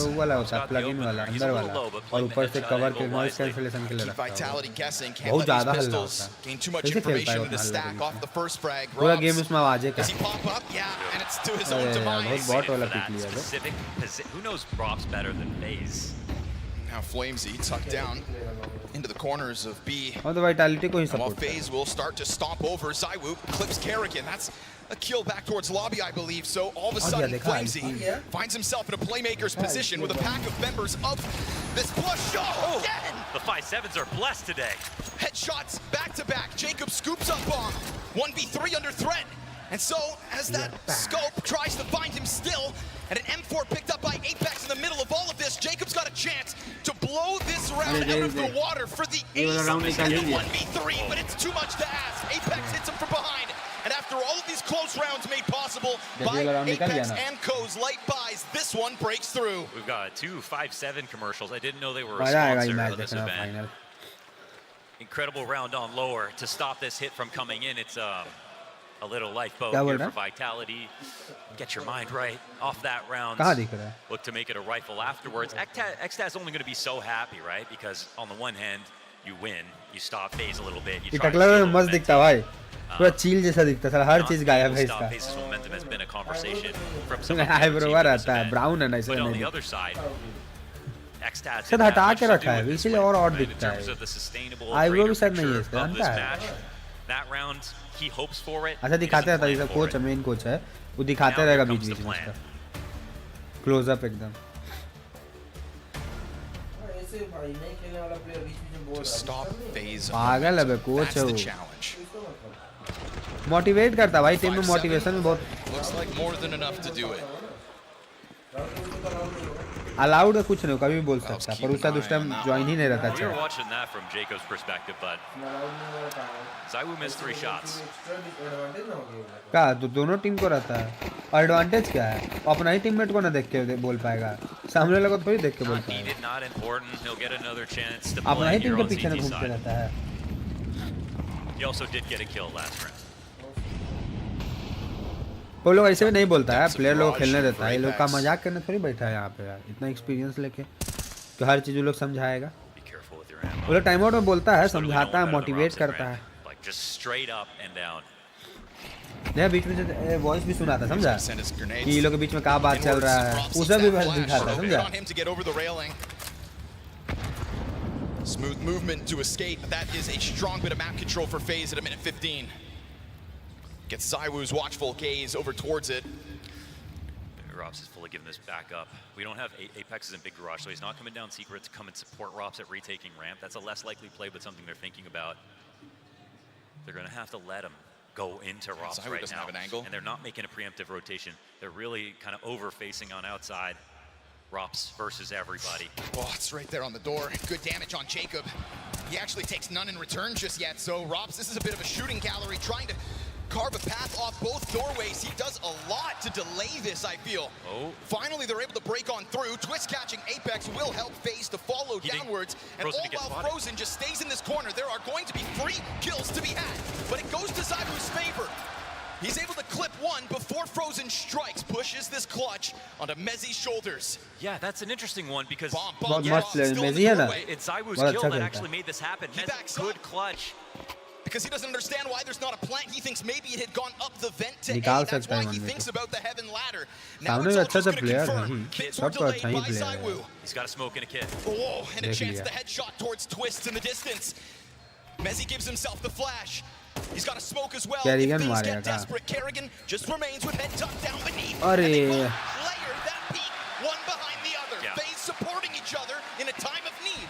As Zywoo ZywOo slips the net and catches that bomb carrier. Good on Frozen, and then good on Twist to make sure Kerrigan doesn't have to get that last fight on his own. Mezzi almost punished them for failing to set up properly in the 1-on-2 last time. This is the proper example of how that works. The guy in front can take aggro. The guy who's got a safe position can come out to instantly trade. So Kerrigan very carefully sneaks into this angle. Mezzi doesn't really have a chance.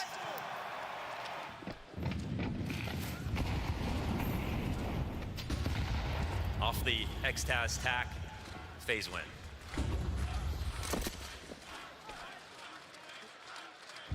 I think that was theirs, right? X-Taz was talking, but either way.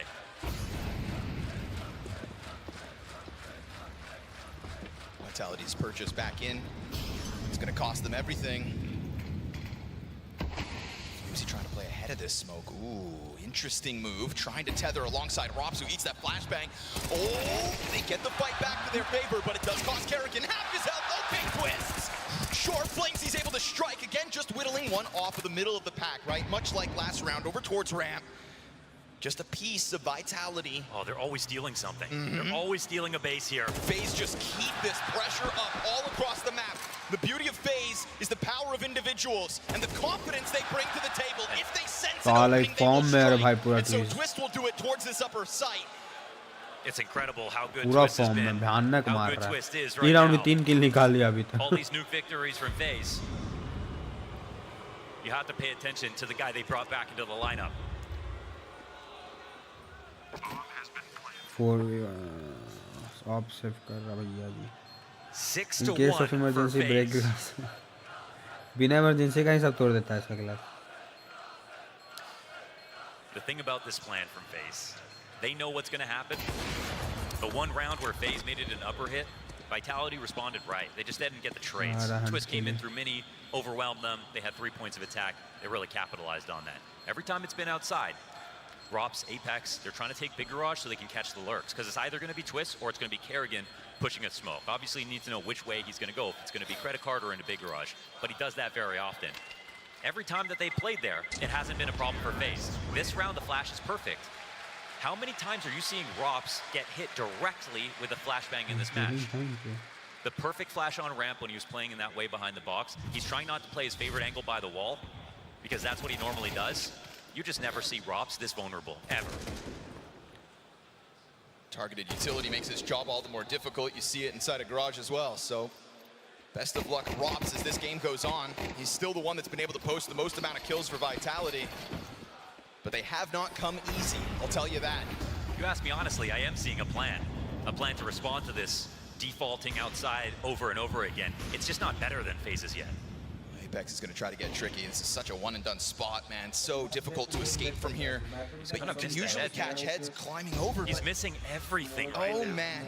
He's looking for the wrong target. Flamesy might pre-aim and miss. So okay, he's got it. Does he anticipate more? Yeah, there's bodies downstairs as well. They're going to try to get this chase on. A second inside of the corner, but the flash! Whose flash was that? All of a sudden, you've got Vitality blind in the corner again. No, that couldn't have been a T-flash, right?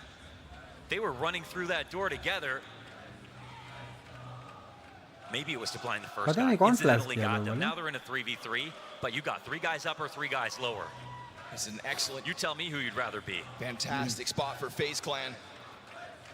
And still, I think what's going to make them nervous here is the fact there was already so many players downstairs. But the thing is, without the rotation preemptive, this smoke goes down, vent control is taken, the plant is inevitable. And if the CTs don't have control side before this retake comes in, their odds of getting the first kill go down dramatically. It doesn't even look like they're going for it right now. What you're telling me is Vitality are about to save. We'll see. ZywOo taking a look at it, kit to be picked up on the retake attempt, if it's to come in. Oh man, they actually decided they were already going to lose that round. No. When we cast them versus Spirit, we said this is not Vitality, and it feels like that again. No, they're only here because they won that match eventually. But how many free maps are in this finals?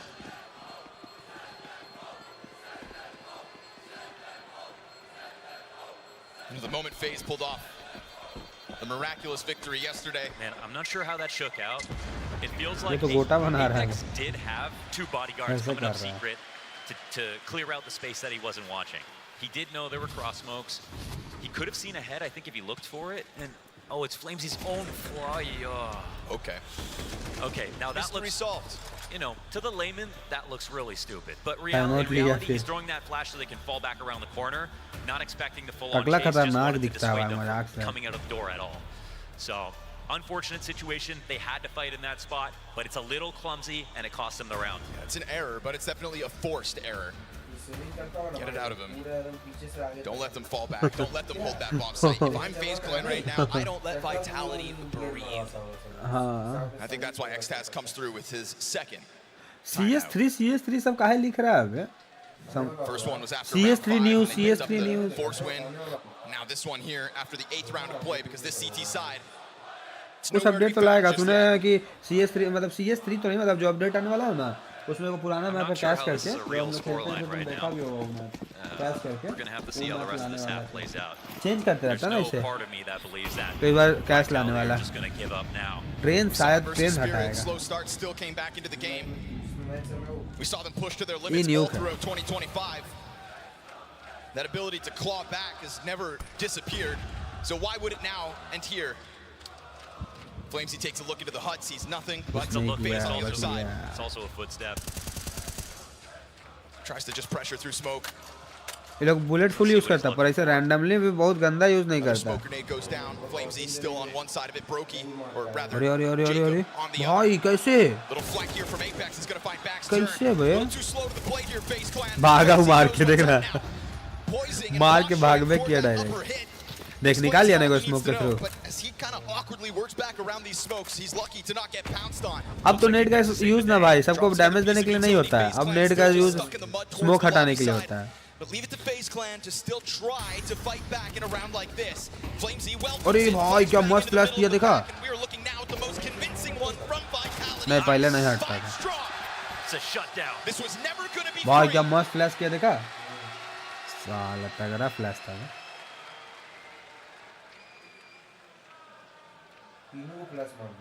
ये पता नहीं robes अपना आंख में क्या लगा के रखता है कुछ अजीब सा उसका लेफ्ट साइड में दिखता है क्यों बीमारी है उसको क्या है नहीं लेफ्ट आई के नीचे जहाँ पे होता है ना बैग आई बैग ये दिखता है He was also up there on top of Big Garage earlier. Warden in the watchtower in the couple of rounds now, using that info to his advantage. चलो बीच वाला देख रहा अंकलवा को कैरिगन को लाल टीम में और ये देख कहाँ क्रॉस है क्या है और यार ये कम ना पड़ने लगा धीरे धीरे अरे But still that hut door busted wide open. Mezzi trying to seek targets here, knows that Jake is playing front zone and knew Brokey wanted to get into that mix as well. Kerrigan will take what he can. पहले का team side T side अच्छा है blue वाला team है ना उसका T side अच्छा है Yes, yes it is. भाग के प्लांट किया ताकि पैसा मिल जाए टीम को पूरा प्लांट का एक्स्ट्रा पैसा मिलता है kills in major history. In a 1v4 with a sidearm. But he gets caught off guard. That's half his health down. And the pressure comes from all directions. That's better to try to whittle a little off Apex. एक और को खा जाता ना और अच्छा रहता है लेकिन second most amount of kills in major history. Right. Now I just walked by that, but what's the full stat? अब उतना चीज हाथ में पहनना कैसे खेल अच्छा कीबोर्ड के तरफ माउस की तरफ उतना चीज पहनने खेल ही नहीं पाएगा We look into the server. We have two legends of the game who've been here for so long. Two of the oldest dogs in the pound. In Apex and in Kerrigan.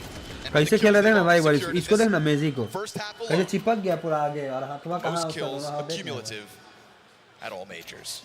पूरा ऐसे साला भाई कैसे अबे कल तो को देखे ना था कैसे खेल रहा था भाई पूरा इसके अंदर घुस गया था समझा छाती और ऐसे ऊपर की तरफ खेल रहा मतलब कैसे देखता ना तुम बोलता रे भाई कैसे खेल ले रहा है भाई से सबका मतलब बैठने का पोजीशन ऐसा ऐसा है ना भाई कैसे रातो And so if you think you're going to catch him with his scope also, well, you'd be wrong. He leans further back towards Hell instead, and Apex is going to take up responsibility towards the garage. And Kerrigan, seeing no resistance, will be happy to just keep on tiptoeing his way ever closer. And remember, we look at Kerrigan because he's trying to find first contact, but the real threat of this one for FaZe is that AK in Twist's hands. It's not just any day of the week either. Twist is having a phenomenal start, but he'll get chalked down to size by Apex. That's a good duel to win, considering the Canadians' form. I don't know. I mean, I keep hearing ZywOo miss, and I don't like that. AK to Broki's pause instead. ये ऊपर है पर इसका miss हो रहा है Popped open. So ZywOo, you'll find that sitting कहाँ duck जा as रहा है Kerrigan hopes to just smoke walk on push through. करके Jacob got a Desert Eagle kill to वाला crack बुरवाई open पगलाते the रहता है into heaven. That's an instant punish, 3-on-2. We're all so distracted with the O fights going 3-on-2 down का 3-on-2 का ये लग रहा है that the hut push off दुओ को Jacob's परका sidearm दिया cracks this round wide open. All the key utility on ZywOo. Brokey holding that AK-47 that Twist had to offer over. ZywOo gives way to the AK himself, and Flamesy still just trying to find the time to tether. Clean shots get picked up. And as ZywOo applies pressure to the other side, this is a phenomenal moment for Jacob. ZywOo tries to close that gap, and Jacob just keeps this locked in. Lets him try to push this forward. Oh, and Frozen closes! क्या round निकाला भाई उस Jacob को देख रहा है 3-3 Diggle मार दे रहा है And he stays charged. ये देखे तुम इंसान जैसा बैठा We're हुआ wondering, you know, when is बाकी Jacob सबको gonna तुम get देखे too ना nervous and अलग start अलग to taper तरीका off? से No, he's been popping off बुरवा भी more इंसान and more जैसा बैठा lately. है बुरवा ज्यादा आंकड़ा आएगा तो शरीर है उसका जकड़ जाएगा 35 साल जानता 35 साल का 35-36 साल का लगभग After Flamesy took out his teammate on lower, it was such an easy fight for Flamesy. What a reposition, what a round out of Jacob. So 2 consecutive all vitality are allowed. Jacob अरे कहाँ यार 8 round आ गया तो अंधा push करेगा plenty more where that comes from because we play a best of 5. Apex catches one over top of blue box. Ooh, something's got a hold of Apex right now. Start right now, Vitality yet again here to bounce back in round 12. This अरे यार FaZe's name stamped across it, but in the final attempt, Vitality will find their footing again. It hasn't been a total free fall. You've got to stomach the Deagle losses when they are thrown your way. 3 survive for this one. Vitality 4 rounds of a CT side on a map that we know FaZe can win. This grand finals truly underway.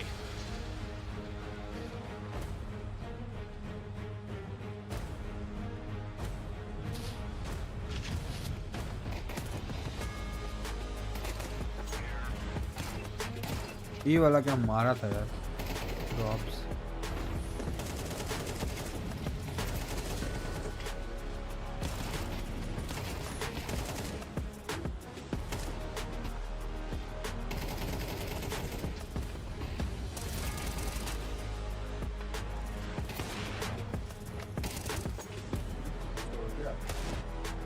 क्या हाँ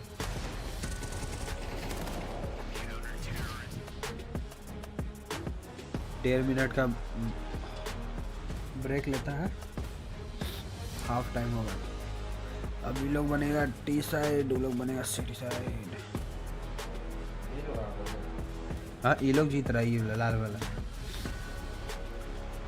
या paper ऊपर रखता पूरा planning नहीं रहता होगा जहाँ तक हमको लगा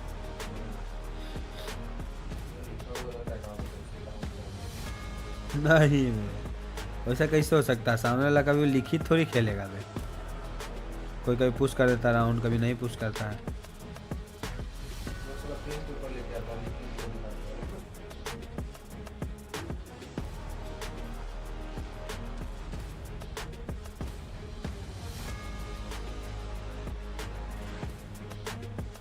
इतना फिरंगी है देख रहा भाई पूरा गोरा बाल भी सब गोरा एकदम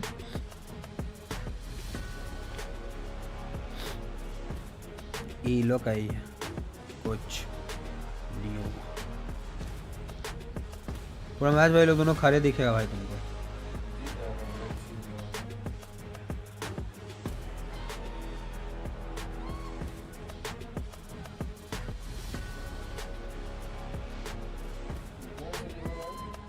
मेजर बहुत ये सब बड़ा लीग में आता है साल में तो सब लीग एक ही बार होता है अलग अलग लीग होता है कॉलोन होता है मेजर होता है एएसएल होता है इस तरह ही हो गया क्या बोलते हैं ये सब बड़ा लीग में आता है This is a dream. This is what Kerrigan was thinking about last night. And the one thing is, we know that Finn in these major finals doesn't have a great track record. But you know, eventually that changes too, right? You think. Eventually you do overcome like you showed us at Antwerp. Hungary में एक जगह है Budapest वहीं पे हो रहा है play the CS that is no regret. देख बोल रहा है देख फेस का ब्रोकी बोलेगा देख Keep fighting. अच्छा इसका आवाज सुनाया नहीं And it's going to be a fight all night. पूरा कर जाता है लोग while you can. और गाली को डॉट डॉट कर देता है Yesterday as well, that Ancient obviously not featuring in this best of 5, but still map pool was the big question. When FaZe won their game yesterday, any critic, those are the words they could utter. अपना में और में कुछ chat में मस्ती मजाक चलता ही है बोलता रहता है दूसरे को कुछ और सब दिखाता है conceded over. Frozen happy to give it over to them in its entirety. And well, where do Vitality go from here? Kerrigan takes a look from hell. Yeah, we're trying to follow frags in that first pistol. Looks like more of the same now. But CTs are in all really good spots. Ooh, that's a good gush. Gush. Brokey dropped down to 8 HP with those Berettas. Zywoo just kind of around here. Hits another headshot, but still no casualties. Being racked up to FaZe. Oh, no. Rops is going to start cleaning up towards the ramp. Zywoo gets killed in the meantime. And he's going to find himself alone. Jacob has gone big with another triple kill. This guy on pistols.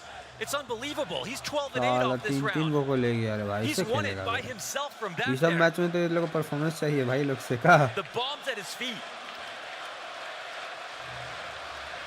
Rops on 42 health has to ace in 25 seconds to win this round. Top 3 है भाई सोच रहा है 5 match होगा total बहुत लंबा जाएगा बे नहीं जा पाएंगे Jacob's impact will make the difference. That's straight up, no jokes, incredible from Jacob. Continue नहीं ना जीत पाएगा भाई किसी का मैप फेवरेट होगा एगो का दूसरा मैप में अलग अलग brought to you by Jacob. हर एक मैप में इसका अलग game play Oh, he was on a swivel. This was a twist moment from him. Just trying to deal with secret. अभी भी कोई गेम मिस करी नहीं भाई खराब नहीं है अभी भी यहाँ से बहुत तगड़ा कमबैक हो सकता है Just another game. सामने वाला टीम बहुत तगड़ा Oh, it was such a good position with the amount of damage that Zywoo brought them just now. I mean, 2 dinks. खिलाएगा इतना ना भाई before any member of Vitality hit the ground. It does go to show you though on pistols, headshots are king, and those were headshots, but it worked with a Glock, obviously. All hail the USP. Yeah. That one's gonna sting. Vitality know the challenge at hand. They're gonna wait for the next round to come in with a real buy. Rops on a Desert Eagle this time. This is a fantastic moment for FaZe to get that double digits. FaZe have just quietly built up such an incredible nuke run, and it was during this major, so it wasn't what we talked about coming into it, but they've taken some massive scalps. This would be their 5th win in a row. It's 8 times they've played nuke so far at this major. They only lost once to Fluxo. Of course. Twists. Here we go. Cleanup duty called for. Little quad kill for Twists. बहुत मुश्किल लग रहा है Farm the stats. He's earned it with his performance. पर कल भी भाई 10-4 से कम अगर ये वाला राउंड निकलेगा ना तब देख बोले मजा आएगा मैच देखने This is where Red send them nearly sent them home. That 0.4. हाँ डेली नहीं होता ये बात तो है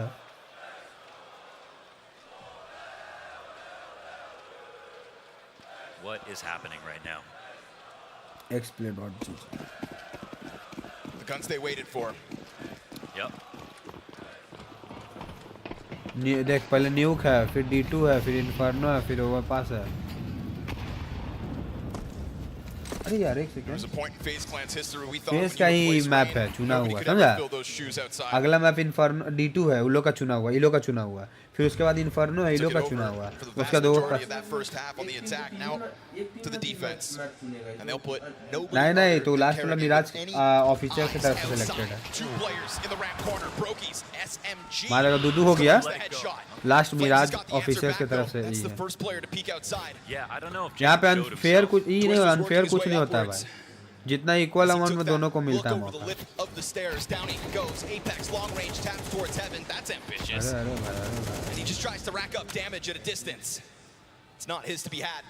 They have to be careful in participating in these fights outside because Jacob can make his move at any moment. Taking a second look into the trophy room, jumping around, not masking the fact that they are right there. इस level पे जाके भाई cheating करके भाई India पूरा नाम हरवा दिया खत्म कर दिया इस लेवल पे जाके बताओ ना But they don't know that's the thing. Yeah, it's concealed presence. They never actually fully. नहीं इतना हाई लेवल थोड़ी तो बहुत इस पे इंडिया नहीं पहुंच पाता है Apex loses to Kerrigan. FaZe clan man advantage. He doubles back, confirms Flavius. He's now outside, and there's that bomb spotted through the squeaky doorway. Flavius just trying to burn time, and as he gets into the cover, his teammates will take over that bomb site. but he can't Flames थोड़ा सा अजीब कर And रहा so है. man advantage back to FaZe Clan's hands. Bomb plant hut side. Mezzy gives cover to main. Brokey's gonna let him know that he's gonna threaten this side of things with the flash first. Fire at the feet of ZywOo. He's fine.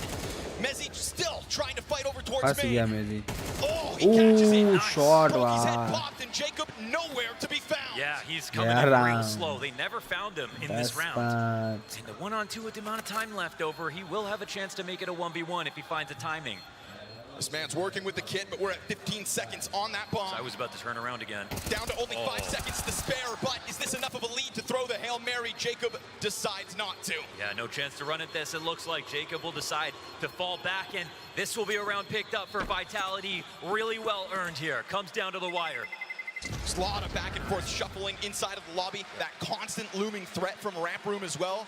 FaZe Clan kept the pressure on Vitality in that regard. It just felt like they were, you know, the entire time they were flirting with the idea that maybe upper is the right place to go. The fact that there's these double ramp pushes happening over and over again, both players making noise, jumping up and down. They एक गोली भी want ऊपर to से make मार sure देता that they ना. jumped on this, but I think they felt it was some kind of bait. That Jacob was the final piece to the puzzle, but he never revealed himself. Unfortunately, by the time he does, round's gone. Yeah, and that might have also been a moment where that secret push could have come in. Agreed. They didn't actually go to go downstairs. So it's a really nice find here for Vitality. It's a grind. It's one where they're down material up until that bomb gets planted and they get that next kill, but they make it happen.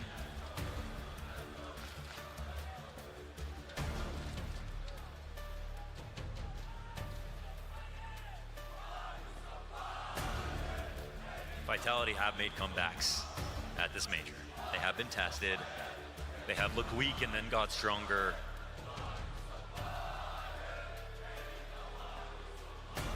Don't put it past FaZe to make it a close game. For better or for worse, right? Yeah. For fun. Look how much fun Xtaz is having. Yeah. Guy's heart's about to burst out his chest.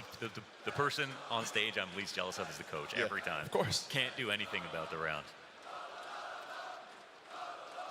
Man. 5 rounds the lead. Twist with the new haircut, trying to usher in a new era. 3 rounds away from a map 1 victory, and a map that, again, if they're going to win this grand finals, feels like they had to pick up. So far, FaZe belief remains at an all-time high. There's no off to push back on this. Getting out of there, though. Brokey, quick dive. Didn't like the amount of pressure that comes his way by utility, so reposition. It kind of opens up new avenues and peaks here for Brokey. Getting that frag would have been so nice for Flamesy. Pretty quick contrast between his starting position and where he ends up. Doesn't linger around in garage, doesn't hang on to the blue box very long, just goes all the way back over to hell. As the deep wall of smokes comes up from Vitality. Remember that looming threat that came from ramp last round? Well, ZywOo still waits for it. And good thing he does. Second player could have been his, but he gets bested by Kerrigan. And 1-for-1's kind of huge. Fast move by Flamesy to get through that smoke. Takes the challenge onto Brokey. Missed on shot out of Brokey's gonna open the door outside, but Kerrigan's on the scene again. What's this? He comes in. He didn't even take any damage from ZywOo. Jacob locked into the vent. Could be up next. Smoke fades, and all that remains of Vitality sits on the other side of that doorway. Oh, Jacob's gonna get blown apart.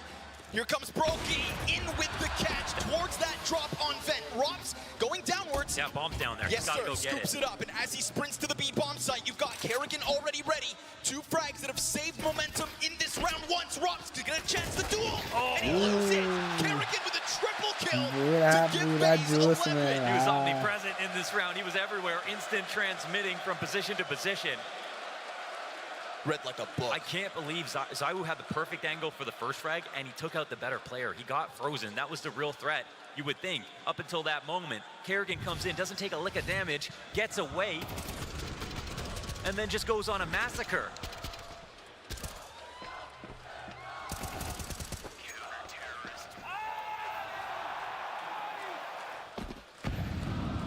He's playing well, full stop. FaZe send Vitality back into peril. Tech-9's in hand for the majority. Galil for Rops. His T-side just got its legs kicked out from beneath it by Kerrigan. And he gets a chance at first blood again. Gets the better of his counterpart. In contrast, Apex 7 and 12. Brokey under pressure, fine with it. Flamesy is only the first. Is this guy Jason Statham or Brokey? Takes a chance to go back. Oh, okay, that one's a miss. Robs keeps the push going downstairs. The threat alive of lower. But that's not Vitality's final destination.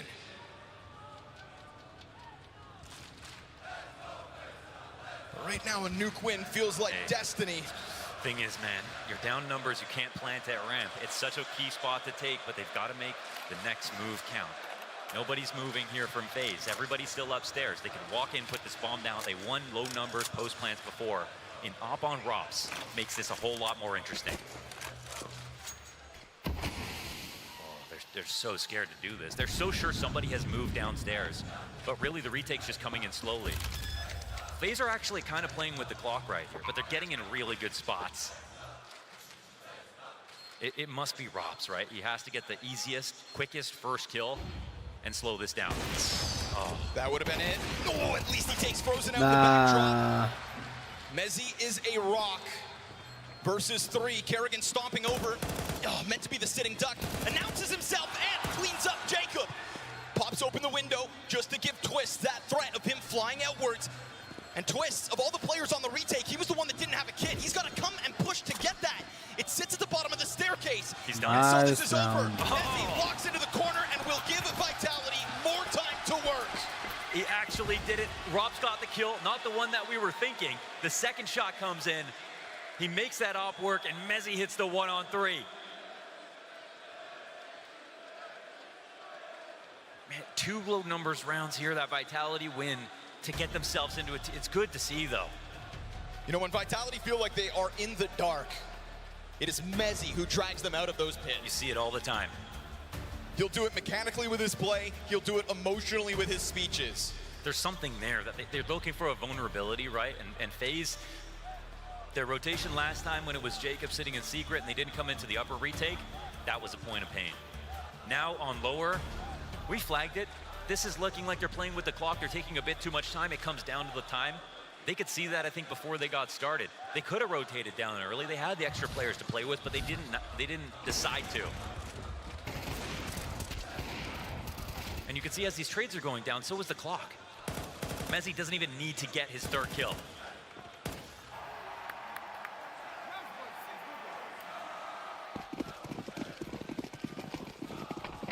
Still, how scary is that? You win the round and you come into this one with a Mac 10 Tech 9. True, very expensive. Gonna try to play it fast then. Try to make up for it. Brokey, it's not a shotgun. Twist bested with just his one. Rops. He's gonna be the one that cracks that bomb site open. They try to double back and they meet Kerrigan. No way! The fin is swimming.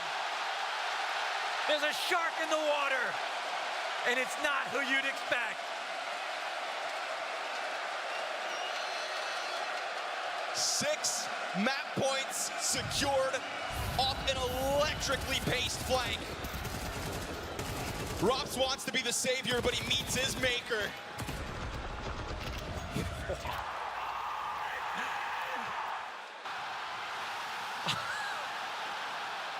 Fast back to the next one. Vitality still strapped for cash, even less than they had in the 1 round prior. They allowed you out the front door. You should have accepted the gift. They overthink it. And the mastermind himself keeps it simple. Gun them down.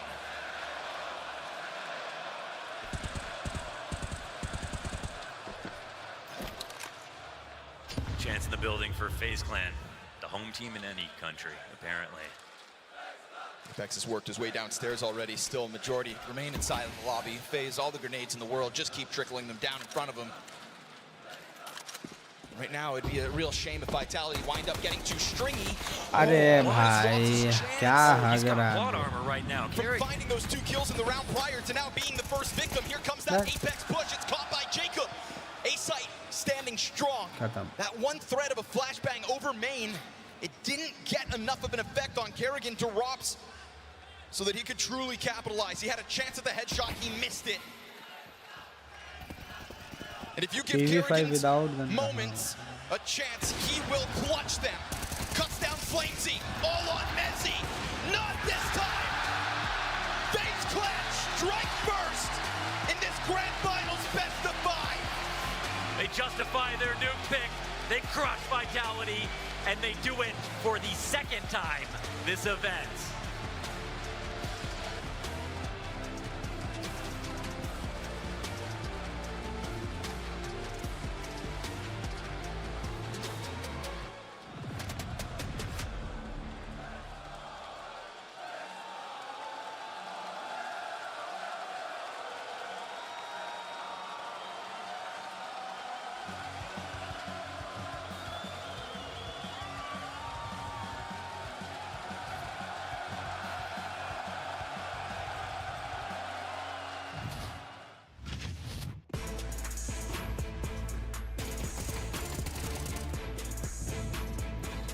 जीत गया phase जीत गया हाँ ना 12-13-6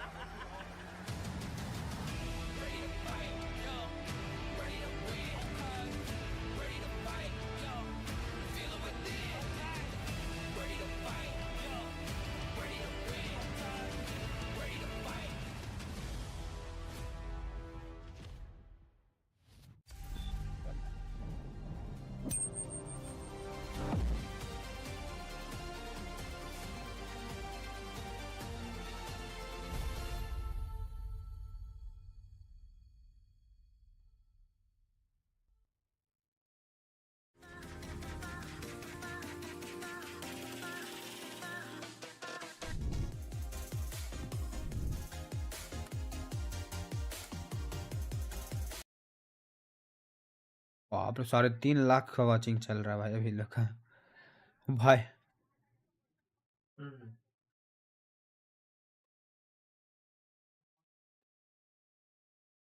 बे यार क्या glitch हुआ है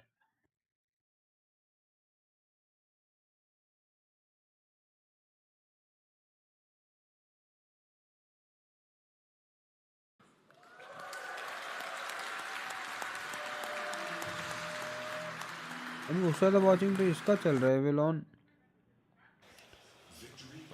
Керриган отыграл в 98,8 ADR. Старичок, да, дает джазу на старости? Я не знаю, что здесь говорить. Это только радоваться за дедом. Статистика у нас у фейзов. Керриган 1.56, первое место. Второе место Твист 1.50. Джейкоб 1.33, Фроузен 1.26 и Броки сыграл в 0.95. Единственный игрок, который сыграл в красной КД. У Виталити же Мейзи 1.05, Робс 0.97, Флеймзи 0.92, Зайву 0.83 и Апекс 0.59. Жестко. Апексу что-то вообще плохо. Через 20 минут карта начнется. У Виталити на Дасте имеют процентный винрейт 90, а Фейсклан 50. 50? 50? А, 90. Просто показывали у кого-то 89 или 83. Это вот у Виталити 90, да. А у Фейзов 50. Потом Инферно, пик Фейзов. У них там винрейт 73% против 69 у Виталити. Следующая карта Оверпасс у нас идет плюс-минус равная. У Фейзов 50%, у Виталити 57%. Ну и Мираж, конечно, огромная разница. 90% у Виталити и 54% у Фейзов. Ну ты выдал, батенька, статистику тут. Но прикол в чем, что у нас Фейзы уже выигрывали Виталити на нюке. Вот недавно выигрывали Vitality на нюке, поэтому как бы пока люди, если кто... вообще предикшн какой? Слушай, брат, пока не понятно. Сейчас будет... ला वही सोच रहे सर दर्द का है और मेरा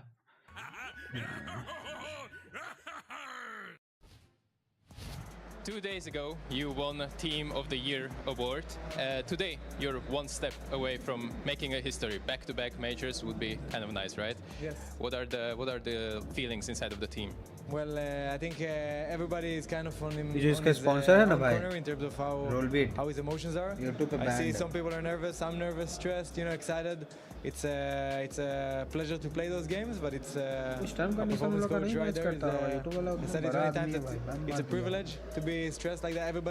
Every CS player would want to be in this situation, stressed, nervous, and whatnot. So I think everybody is on his own corner for now, and we just wait to start the game because it's a nightmare before.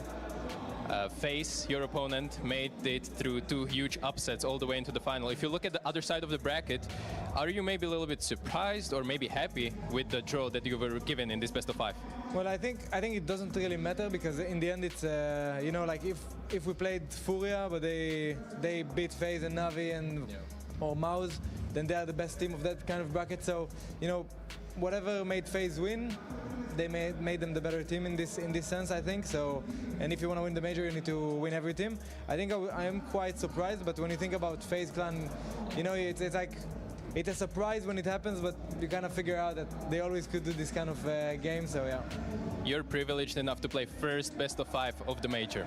Yeah. And this will be your 10th best of 5 final of the year. While FaZe, on the other hand, they haven't played a single one. Can this play in a bit of an advantage for you? I think we might be more experienced for sure going into it. I think those players for sure are very experienced. They've played many best of 5s in their careers, but maybe we're less trusty in those best of 5s. But no, I don't think it's. I think it's a bit different because it's still the major. It's still like any map could go both ways in some sense. We just need to kind of play our game. I think we do have the advantage of we're a team way longer than them, and we've played many of those situations with a lot of pressure. The Grand Slam this year, the major, and we played many games as favorites, whole season in fact. So I think we're pretty used to that, but we need to show up today and still maintain and play what we know. You also played FaZe this major on Nuke, which you lost, but ultimately I want to talk about Mirage because it's most likely going to be in the map pool, and this map is something where you lost last time you played it against FaZe, twice in a row actually. Yeah. I wanted to ask, whenever they play you, they really push you to the limit, and what is making Mirage so incredibly difficult for you to play against FaZe? Well, actually, I don't remember playing Mirage against them that much, so I don't really recall how the games are.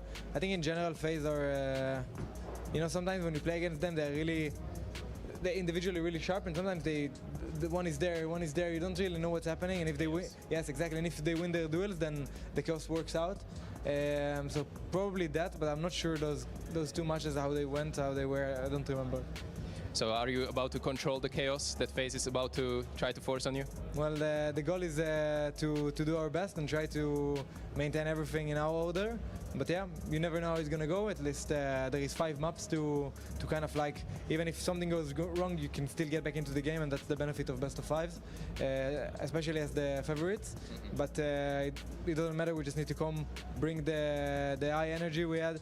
Yesterday we started against Spirit, we didn't have the best start to the game. Donk was really insane, and we still managed to just focus round by round and getting the rounds we needed, and that's gonna be the same today in case we start bad or even if we start strong, to maintain the lead, because FaZe are really good at getting the lead back, getting the momentum back. We just need to kind of focus on those kind of things. Let's see how it goes, brother. Good luck in this best of 5. Smoke door. You can double peek main soon. Yeah, I'm ready. Just holding heaven. Yes, main one. Heaven and main. Main and heaven. David has main. Heaven. Mine out. Heaven. Main, chill. Wait, chill. Flashing limit for heaven. Chill. Shoulder peeking? Yeah. You cannot be side yellow. Just play time, bro. Yeah. Nice! Take the gun. That's what I'm talking about. Look at this, bro. Yeah, I dropped the house. I dropped the edge. I dropped the edge. Yeah. Just dodge this. Back up, doing counter flash. AJ's I'm fine, carefully, rush. Close out. Hot. One more. Walking behind you. Out. 1 HP. 1 HP, yeah. You have A. One hot. Last is on A. He goes. You fucking maniac, bro. Nice, man. Let's fucking go, bro. They have no money, guys. I'm here with Xtas. Obviously, didn't go as you planned this best of 5 to start off with. दे भाई इसका eyebrow देख eyebrow भी गायब है साले का We are just not playing, so we need to step up. इसका आवाज सुना आवाज So that's it. Starts with communication. ज़्यादा नहीं बोला the थोड़े ideas, सा or बोला Maybe the game plan wasn't really working what you expected. Not even the game plan. We need to respect it first, and maybe we have a chance. But right now we are making really bad decisions. I don't know. We need to step up. That's it. Long way to go still in this best of 5. Good luck. ज़्यादा ये नहीं बात किया बोला जाने दे रे भाई Seeing is believing. गुस्सा आए लगे All मारने Vitality लगे is seeing is red after that one. From the very first round, FaZe with their foot to the floor and Vitality left grasping at straws. The underdogs, Maui, they were in full control in this first map. I mean, they're seeing red for a multitude of reasons. One is just the blood on their faces because of all the headshots that people like Jacob are hitting. The second reason is that when Kerrigan was calling the ambulance earlier, he called it just hit that. बुरा बहुत Like, मस्त it है is last just में a तो 3 collision किल course. मारा है This is the FaZe clan Look, that is pulling IGL, off Kerrigan. miracles, but they also are doing it with so much finesse, and it even feels like tactical prowess on top of it. I was just about to say, right, if you ignore the fact that Stage 1 FaZe existed and coming into the tournament, FaZe was in a bit of a crisis, if you look in isolation of how they played so far in the playoff, it's beautiful Counter-Strike, it's high-quality Counter-Strike, it's execution at a high level, it's individual brilliance, it's Twist stepping up, it's Kerrigan all of a sudden going plus KD for the first time in forever. There's so many things going the way of FaZe right now that it's almost impossible for them. Last में इतना गंदा हगा था ना भाई वो लोग पीछे से नहीं मार पाए Like जानता है Xtas was saying, nothing was really working. And I agree with that. I think that they waited too much. They tucked themselves into corners, kind of let FaZe actually dictate the rounds and duels in the way that they want to. And I think that that's the FaZe you don't want to be facing, you know, because at the end of the day, when you're playing a भाई वो को high-skilled देखा ना team like उसका them, बाल भी at उतना some बड़ा नहीं point पर जानते क्या you करता gotta है take the duel. You gotta, यहाँ पे you know, clip ask लगा for a flash, go for that wide peak, and actually stop them, because you can't just let them take the map control. You can't just let them do what they want. That's when you get the best team in the world, in a sense, from FaZe. I totally agree with you. It's kind of reminiscent of the quarterfinal we saw versus Mouse, right? Where the pace was just too much for them to handle. FaZe just getting so much map control with that as well. And Twist, we have to give it to him. From the very get-go, we got round 4 ready to be rolling. He was just a can opener in a lot of these situations, right? Yeah, I feel like round 4 set the tone in the beginning of this game with Twist showing another clinical performance on that T side of Nuke. We know him, you know, back from Cologne, the grand final versus Navi, dropping down main, getting multi-entry kills in towards the inner bomb side. He did it in round 4. And if you do it early on in the very first buy round, by the way, you win the pistol, you convert. Vitality are thinking, all right, guys, let's get into the game. Let's win the buy round. Instantly, FaZe are dropping in. You see Twist coming down right here. Beautiful team flash from Kerrigan. Gets a sick double entry. And at this point, round over, game over, right? You're going up 4-0. You're forcing Vitality to save with a minute left to the round. And you're not even allowing Cyber and the boys to save. You're dismantling the entirety of the defense, surviving 5 players in the very first buy round of the game. If that's not setting the tone, then I don't know what is. Everybody loves a callback. The fact that he's calling the same strategy practically in the 2022 Grand Finals there as the first gun round in the major Grand Finals in 25, that's why we love Counter-Strike. There's always a little bit of history involved. Yeah, I just think that, you know, Vitality players kind of need to step up, need to wake up, because if this is the phase you're playing, you gotta face them. You gotta face Doomsday in some sense and kind of stop them, because you don't want them to continuously speed up. I know that Nuke can be a hard map to be on proactive CT side, but we saw a couple of examples where they were, and that's when they picked up rounds. So we want more proactiveness, more movement on the map, and don't sit so still from Vitality. Yeah, I was going to say, I'm going to raise you maybe a round where we thought, okay, Vitality, they might be getting their ducks in a row. We might be seeing a more synergized looking Vitality in round 10, right? I think there were signs of life for Vitality, and they were trying, you know, they were trying to be a bit more proactive. They're trying to change the tide of the game. You're seeing Yard right here, Cyru combining with Apex, you know, you have the double smoke, the wall out there. You're going to see in a moment that Cyru is getting a sick teammate, getting a kill on towards Twist, and you feel to yourself, all right, here we got some of the good stuff. Kerrigan again trying with an inside pop at an odd timing. Then Messi steps up, gets a very hard multi-kill. You have players on his right, players on his left, and you think to yourself, okay, FaZe, you up to 7 rounds. Obviously, good start on the T side, but if Vitality clean it out right here, get 5 rounds, they play more proactive, they do exactly what you want right here, Devilwalk, then maybe we can have a game, maybe they can have a half, but this was one of the only signs of life that I saw. And it was also the win condition for FaZe. They needed to pick up this nuke. They kind of, in my mind, need to pick up the next two, actually. I feel like Dust 2 and Inferno, they are very, very good maps for FaZe, and that's where you kind of can see Vitality bleed a little bit, and they've most certainly done that today at this nuke. I feel like in that round, you know, that's where the sentence began for Vitality to make that comeback, and then Jacob, he literally put a punctuation mark, a full stop right at the end of it, because round 11, he comes alive with the Deke. It was pretty likely and almost expected and forgivable if Jacob were to have not shown what he has in the earlier stages here in the grand finals. But to pull off this Deagle round right here, I feel like this is just the perfect situation for him. FaZe gave him all of the rope in terms of just making sure that he had the leash in order to just get acclimated to Tier 1 CS. Obviously, his first few events weren't all that, but we see the skill now. This is exactly what Neo, Kerrigan, Twist were all talking about, the potential of Jacob. And so to prove doubters wrong, some of which on this desk, this very desk, doubters, I'm just happy for him at this point. I've changed my mind. I think Jacob has done a fantastic job. I 100% agree, right? We didn't see much of this in the beginning, but he needed a bit of time to get accustomed, and ever since, the raw skill is undeniable. That Deagle round right there, that is like watching Twist yesterday in the 1v3 versus Na'Vi, just clinical Deagle work. Second pistol round, guess who got a multi-kill once again? Yes. Jacob, the 12th double kill he's had in a pistol round at this tournament. He's the second highest pistol rated player out of everyone, just behind Dong. He's the only one who can't outdo him right now. So crazy. In terms of, you know, finding individual impact and showing some of the skill and showing some of that, I guess, promise that we didn't see the first couple of months, I agree with you. You know, we've been proven wrong. Yeah, it's crazy. You spin the roulette wheel for FaZe and you think, okay, it might land on like a Twist, a Brokey, you know. Not necessarily Jacob, and then Kerrigan as well. We got to roll round 16 because this is where Kerrigan really coming alive. By the way, highest rated player to come out of this map as well. Some incredible stuff from him. Kerrigan was just in a flow state for this game. He was so active, so strong on the reads, consistently playing off of teammates well, recognizing when the oncoming Vitality players in this round were at their most vulnerable. We had this one where he was able to get the triple kill, just rotating every single perfect spot that he needed to. Like, he was down lower before Rops was even considering going down lower. Like, he was so ahead of the curve that, again, if you took the nameplates off and I just saw these highlights from Kerrigan, I would just say, oh, in this game, that's surely ZywOo. But yes. No, Kerrigan rolls it all the way back, showing that he still has a little bit left in the tank.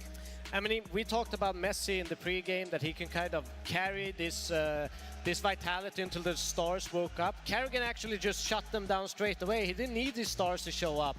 And that's a scary kind of moment for this Vitality. If you have a FaZe with Kerrigan being the carry, what's going to happen for the second map when people are going to be, you know, talking here in halftime or between maps? You got your leader stepping up in this big way. As a player, behind Kerrigan, I want to show that I can carry him next map. I would be fired up. I would be, you know, doing my absolute all for the next map and bring it, because this is a fantastic job from Kerrigan and FaZe. Yeah, we can roll the Kerrigan highlights all we like, but I do want to put the shoe on the other foot just for a moment, because, of course, incredible game plan, clearly coming out from FaZe. But if you're Vitality, you're regarded as the best team of this year. This is already a map where you've had trouble versus FaZe as well. What were the issues? What was really standing out for you, Maui? I feel like ZywOo in this one was just a deer in the headlights for so many of these situations. Yes, he had maybe one or two multi-frags early on. We saw that he got it going with the op towards the tail end of the CT side. But there were moments where he's pushing ramp with one of his teammates, with Rops. Rops goes 1-for-1, and then ZywOo just doesn't even try to go for the trade. There's moments where it just feels like the moment's too big for him. And this hasn't happened to ZywOo for quite some time. This was maybe a problem at the beginning, more so when, I'd say, even when you were interviewing him, Freya, when he was just kind of a, you know, just a ghost of what we know he is as a man today, a guy that does assert himself. I've seen now for the last 2 years that he can be the difference maker, but in this single map, this just felt like FaZe just completely overwhelmed him. In all the highlighted rounds we had right here, it was a fast-paced playing FaZe coming out. You saw the inner execute from Twist in round 4. You saw the Jacob Deagle round as well with a minute left into the round. I think one thing is preparing for a team that is playing fast-paced Counter-Strike. You used to be a coach for a team who would just run around and play incredible fast. Another one is experiencing it on the server, right? You got to wake up to that. You got to be in the game from the get-go, and I think Vitality were caught off guard. Sometimes you need a bit of time to warm up into it, and this time they didn't have any time whatsoever. They were shut down from the get-go, couldn't really come up with a response early enough, and then you just falter, you know, without even putting up a fight. And to me, that's disappointing from Vitality, yet to be expected, because FaZe have done it in every single game in the playoff. They did it to Mouse, they did it yesterday, and now they've done it to Vitality as well. One of the counters to that kind of fast-paced play style is actually just meeting them head on, making sure you have early flash plays, making sure they have to slow things down, making sure that the clock, you're almost at the CT side playing a T side to some extent, because you just want to control the map, make sure the CTs don't aggress in the beginning, and kind of just face them head on. You want the entry duels. You don't care if they're going to get one. You want to trade back. You want to trade the numbers down. And you want to play your experienced players in the clutches and the XVX situations. So I expect a different Vitality going into this next map. I expect them to have flash plays. I need to see them transition a lot more movement on the map, because this is a phase that you can anticipate that they will take space. If you group up in middle on Dust 2 and you challenge for that mid control, expect them to take long, expect them to lurk into B, and kind of be ready with that, and even flash yourself into a retake situation early on, just to recover that space. More proactivity, more movement. That's the Vitality I want to see. Just to bounce off of that, I feel like that is why I'm surprised about this version of Vitality in the server today. We've seen them put it up to pretty much every single opponent they face throughout 2025. I feel like they are one of the teams where it's inexcusable to not be prepared for this chaotic, very fast-paced Counter-Strike that we know Karrigan wants to deploy. When Vitality won their 7 tournaments in a row in the first season of this year, they had every single answer and they responded immediately. This is one where the adaptation came way too late into the half, and in an MR12 situation, you just need to be making calls quicker. So that's why it's so really surprising to play against Karrigan, who the last time they played Nuke was taking his time. They were walking through smokes, catching them on timings, but when they just can turn on a dime, speed up, you don't know who you're playing in the server. I mean, Xtaz is disappointed that Vitality maybe didn't follow all the prep going into that map. I don't even know how the prep could have even shown that it was going to be that kind of game, because the last time they played, it was a different team. So that's why Karrigan has a bit of a leg up in terms of experience in this matchup. Yes, Apex has won more major trophies, but Karrigan has just had so many rosters that it constantly have to adapt, because he knows what needs to come next. 100%. Incredible form from FaZe in that first map, and potentially 5 here in Budapest. Next up, going to be Dust 2. That's Vitality's first choice into this grand final. Means they're going to be starting on the T side of things. So what do we want right off the bat? I mean, we know Vitality has been a menace on the map of Dust 2 throughout the entirety of the year. Now, throughout this tournament, they built on that record. They won 30 out of 34 games on the map.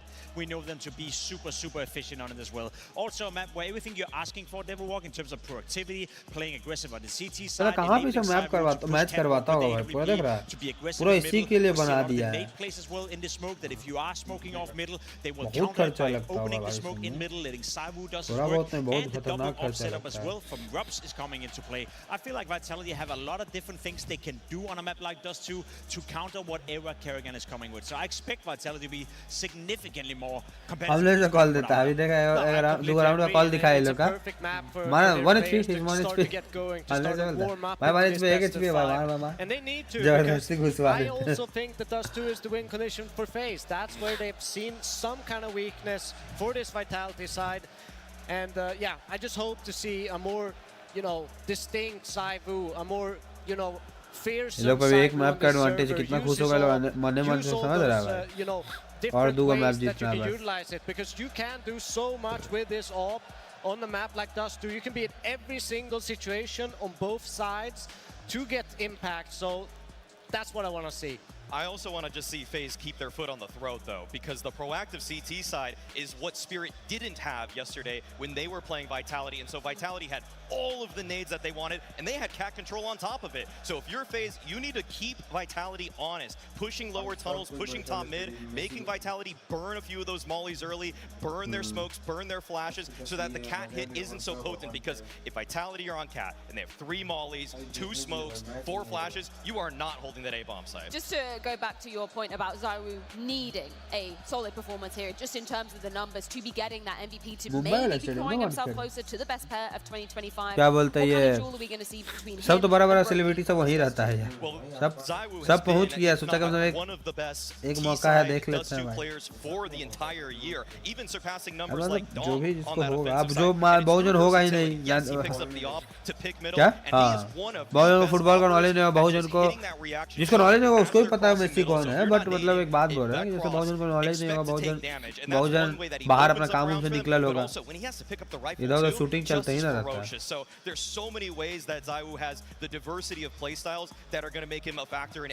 I think a key to victory on the side of FaceCam, though, knowing you're going up against Vitality, you're playing the best map in Dust 2, is the fact that the man on your screen right here, Jacob, is performing very well on Dust 2. It is statistically speaking, out of the 6 maps he's played for FaceCam so far, the one where he performs the best. And we remember the game in Stage 2, I believe, against Aurora, where he for the first time stepped in and he was a decisive factor on the T side, showing some of that grit, showing that he's very good in these chaotic situations when they're running over catwalk, when they're executing it towards a bomb site. We also know that he's been struggling a little bit on Nuke, and he was playing well this time around. So for Jacob, this is a great moment to step up on a map he's comfortable on, and on a map where he's having his old roles before he even joined FaZe. A chance for Vitality to square back up to FaZe. Their choice of Dust 2 awaits. Doesn't just await, Kreo. We are truly underway. Already Brokey up that catwalk. Already positions taken towards long. Already FaZe Clan with a map win. Oh, and Jacob. That was the goal to set up there. Already with a kill inside of the pit. Nate gonna find him. Tracks him down out of the corner. They killed him before he got 2 pistol kills. That's already a win here for Vitality. His pistol round stats are through the roof right now. Second best at the major. We all know who'd be number 1. And on top of that, we talk about just his impact on Dust 2. The desk aptly put it. Kind of a piece that FaZe Clan can lean on. Devilwalk called this map the win condition for FaZe. Because of FaZe, before they played, if Vitality did not play FaZe, they'd have the best pistols. Oh, hold on, still pressure. Frozen finding rocks, bottom middle. Said they wanted to keep FaZe Clan on their toes. Vitality trying to get up through the catwalk. 3 players versus the 4 of FaZe, but they'll find Kerrigan's head on that ramp. Brokey, he's able to catch one. They get rid of him. They keep trading that one back and forth, so they'll find a bit of sanctuary for the plant. Twists with the Berettas, catches them off guard. Can't get the frag fast, but Flamesy within that pocket of timing is able to catch Frozen. And then with 3 kills to his name, take his forward. Sorry, who's best at pistols? All right, Flamesy shows up huge. Flamesy, not that reliable inside of playoffs. Looking for some revenge. सब map तो सबके लिए अच्छा है, कोई map किसी लोगों के लिए खराब तो है, सब मैप पे तो लोग उतना ही खेलता है। पर एक बात नहीं होता जिसमें लोगों को ज़्यादा मजा आता हो खेलने में, टीम वर्क के लोग ज़्यादा अच्छा काम करता होगा, flashes and all, smokes and all बहुत अच्छा करता होगा। देख निकाल दिया पहले ही, वो पहले राउंड को देख कितना खुश है, देख रहा है। 0 किल 4 किल फ्रेम्स का भरोसा जीता है लोग मैच राउंड वाला, और पूरा खुश। We started Nuke with a clutch for twists. Look how that map went. हाँ, सेकंड राउंड 2 राउंड निकलता ना लगातार तो अच्छा राउंड निकलता गेम। दूसरा राउंड पहला निकलेगा तो दूसरा भी निकल ही जाता ना, क्योंकि वो लोग पे गन रहता है, लोग देख सब यूएसपी खेल रहा है, ए स्टैक किया था लोग भी जा रहा है, अभी घुस भी नहीं रहा है, वो पूरा ही कर रहा है। They use him so well as a star player. Sure. He's able to do everything. He's supported every time he goes to different positions, and Dust 2 is all about mobility. Mobile through the tunnels. They'll find Rops holding the flank. Completely vacant B site. Zaiwu taking his time here. Not even planting that bomb, making sure nobody dies. I think that's key. खाता हूँ कहीं उन लोगों पास gun नहीं ना भाई, उन लोग जल्दी जल्दी मरने आता है कि 2 किल भी निकल जाएगा तो अपना काम हो जाता, पैसा मिलता है। You know, they should have all the confidence in the world. There's just a देख आंखों पे देख कैसा पहला प्लेयर का आंखों question देना, लेफ्ट और लास्ट पे अजीब सा कुछ नीचे रखता है लगा के। Specific confidence, but just the one that they need tonight. I mean, when most things happen in life, you can always tell yourself, we try again tomorrow. That's just not the case now. You know, we're no longer, there's no group stage second chance. There's no, this is a seeding match. This is the last. You have to play well now, today. This is, the one and only best of 5 Budapest Grand Finals. That's right, the first ever. World's first. Couldn't think of better teams. Well handled by Jacob, man. His own molly as well. FaZe dirty. Late on the recovery there, catching Jacob. But they're always stealing bases. Always making moves to the top of middle, to a vault, and to tunnels. Same story. Frozen, though, catching him off with the fact that 2 players pushed into this, keeps man advantage honest, right? 1 player the edge. And with the way he just ran back, there's a world where Flamesy thinks that he is already departed. But the reality is, right now, Frozen keeps a good timing on this flank. He's got his guard down. Vitality still don't know about it. Frozen's gonna work the body here, take his sweet time. And if he thinks they're gonna come back up catwalk, he may never find anything. Flamesy just passed those barrels. This is strange. I mean, with how quickly Frozen moved, he knows that he's clear to go up cat. He knows that this is actually gonna be a long play right now. You don't actually catch a kill in this 2 versus 3, but you do give yourself all the confidence you need to lock in on that cross. बहुत मस्त होगा भाई round 2v3 हो रहा है. पहला किल तो निकाल देगा ऊपर. अरे नहीं. Smoke's making it a bit more awkward. But still, Zywoo just shoots through it? Whoa, yeah. What is that? I don't know. He might have been able to see him perched up on the ledge. A little too scoped in towards the exit. Now Frozen gonna try his hand at it. Oh, looking to dodge flashes. Down to only a couple of shots. Frozen back into the cover, and unfortunately with 6 points of health, that flank never comes to fruition except the bomb got dropped. Wait, it's really awkward, that bomb got dropped, and now Flamesy picks it back up. Frozen may go back at this. Almost catching Flamesy on the chance to plant. We've seen Frozen win some Almost उसको निकाल के बड़ा दिक्कत हो जाता है. That's what he's got yesterday, but yeah, there's got to be no way this happens. Ooh, man, talk about keeping Vitality on their toes, though. Big save from Zywoo, though. 2 kills for him. He just wasn't that good on Nuke. We didn't spectate him at the most unflattering moments, but he missed a lot of op shots back on Nuke.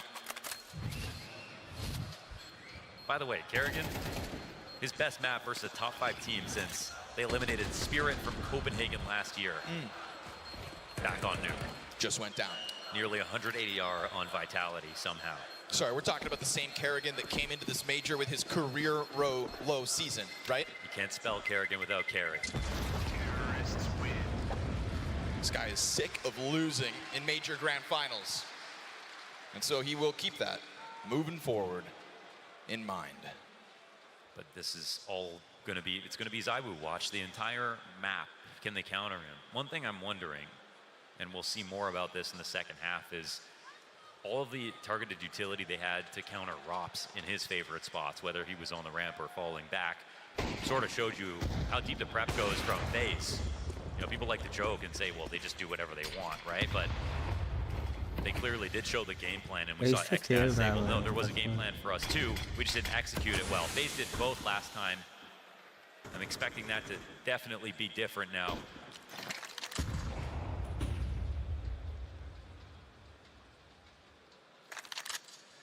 Certainly a kind of buy that FaZe clan can throw a spanner in the works with, but it's not immediately as aggressive as some of their previous openings. They've already had this affinity for the tunnels push. I think that's going to keep Vitality on their toes.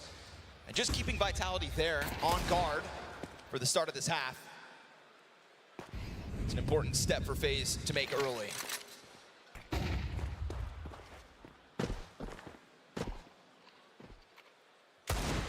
Missed shot.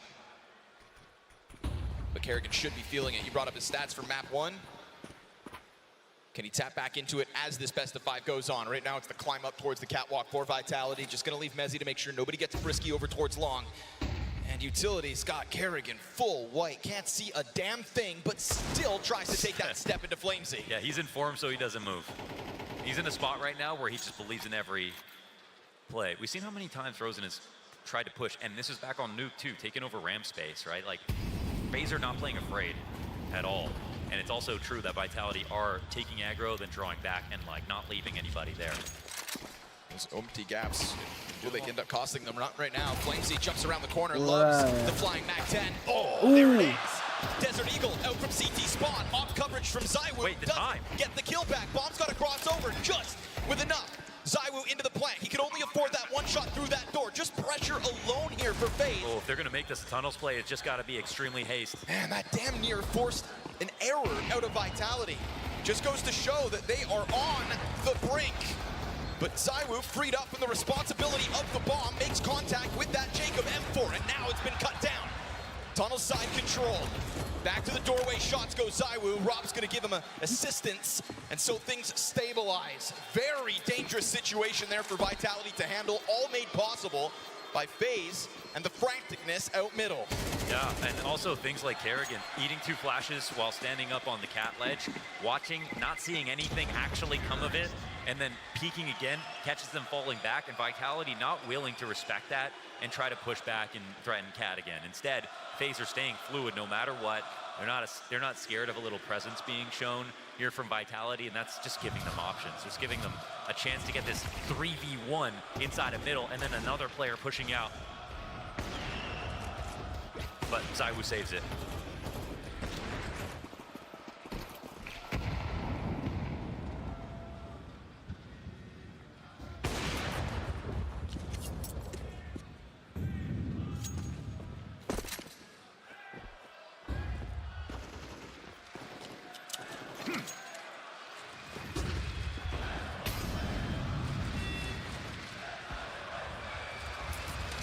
Brokey awaits them with this heavy lean out of FaZe Clan. They've waited for these guns.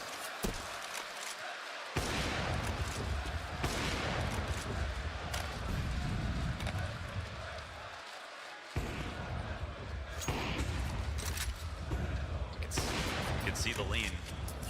Last round for Vitality, you know, there wasn't actually that much pressure when they got that bomb down very late. When they eventually split B, they lost 2 players, but the clock was already low at that point. Scared to see ZywOo almost be a part of that problem, right? Stopping for the one shot he could afford. This has got to be a good hit. I mean, this smoke comes down and responds. Actually, 2. Flamesy's ahead of it. That's pressure on Frozen. He's fine with it. Wait, he's solo. He has to get these kills. Plays outside of the doorway. Needed Apex to not catch his support piece, or maybe not. Frozen's got it on his own. A little more damage done there versus Rops will now sit on 30. 3 players for the retake here, FaZe. This was actually not supposed to be a viable round here for the CT side, leaving Frozen alone, and now they're going for it. Oh, just tries to dive through that smoke. That's the kit down. Somebody's gonna need to scoop that up between Brokey and Jacob if they think there's legs still for this retake. ZywOo, Hail Mary op shot, point blank. He'll find Jacob in the end. And so with it, Brokey sent off to the save. Vitality will slice their way to the B-bomb site yet again. I mean, what we saw there was just great work out of Frozen, because there should have been no way for him to stop, especially with Twist dying with nothing right there. Tried to come in and help, but if Twist really thought that this was going to be a B play, he would have been on the other side of mid already. He would have been in the site somewhere with Frozen. They would have had a better way to stop that. But Frozen, I mean, he does amazing work to get 2 kills and give him a chance for the retake. Now, the way that this works in Vitality's favor is they actually try the retake and lose 2 more guys. This could have been 2 saves and a better economy situation here for FaZe Clan. So retake's not panning out. We've got Vitality punishing now. They got the 5 rounds in a row. And Dust 2 here is looking like all the Dust 2s we've seen from them in their past games. Complete dominance most of the time. I won't say this looks like the Nuke start, where, you know, FaZe looked so good, Vitality looked so bad at the beginning of Nuke.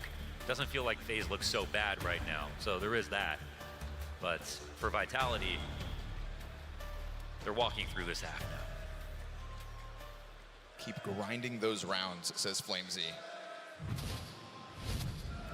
And it has felt like a bit of a grind to get up into these splits. You know, Frozen gave you a moment to believe with damage onto Robs as well. But too much of an ask. Scary to see Frozen almost caught solo inside of that B-bomb site. See what kind of evolutions come out of FaZe Clan off of the Neo pause. Oh, stuff. Damn. You know, Maui Snake had high praise for ZywOo and his ability to get impact through those doors. Well, it's a sequence from Brokey. Steps forward into the second shot into lower tunnels, and a fast-moving FaZe Clan, not only through the Ops presence in middle, but then the lesser weapons taking over that empty space. It is Frozen on the hunt again. Same victim, potentially. How's this push always working out so well? Goes for the shots. Not ideal. Nice turn out of Flamesy. Remember, there's an AK down there on the ground already, so... This bomb, where's it gonna go? It's watching this flank. Eventually wants to come back up cap, but now because there could be another lower push, Mezzy has to come back and watch this. This is gonna eat away time. And while Twist doesn't hang out there, he starts to move. They're still thinking about him, and they have to go back and make sure. What's wild is Twist never got either of those guns. There was an AK at his feet in lower tunnel. Still sits on the Desert Eagle. Let's see if the zero greed will pay off. Brokey kicks this round off with 2 beautiful kills, but Kerrigan gets aggressive out long. He's starting to scramble all this. Apex has the weapon advantage, gets the jump on Kerrigan, kills him. Tunnel's control looks good for Vitality. Twists preoccupied with mid. Doesn't realize that bomb site's being taken over for free. Yeah, this is the crazy move to make from Vitality, but this is some really good mid-rounding. I mean, they did find a scarier open site. They get B. Walking right by that AK, just doesn't want to make any noise right now. Bad track record in the retakes. They also struggle in the retakes back on New. That Vitality won. Fresh smoke on the door. Certainly not a good invitation for Jacob to try to get through that window. Oh, if Brokey had hit that shot on Apex, it's actually kind of a done situation. But if only. Yeah, two frags for Brokey, a great tactic, but they're squeezing water from Stone. This is that boost, the totem pole they assembled faster than IKEA furniture inside of mid to get the off down. That's where it got real scary. And still to rack up a price tag, something. Keeping the squeeze on the bomb site, trying to chase down Jacob with the Desert Eagle. Apex wants blood. And Vitality sit comfortably on a 6-0 lead. Their first map pick going swimmingly. So it's no saves for Vitality. 2 for FaZe, but they were looking for the round. There's been too many close rounds. I don't think they're performing an upset here on Dust 2 without actually converting. It's an opening gambit you can be proud of, putting Brokey up versus Zywoo and walking away with the 5v4. Yeah, I mean, you don't get points for showing the math right now. FaZe Clan still seek a round win. And a change up for Vitality. A lot of pressure here for Kerrigan. Smoke in front of him. That's going to be his exit route. And a flashbang to try to slow it down.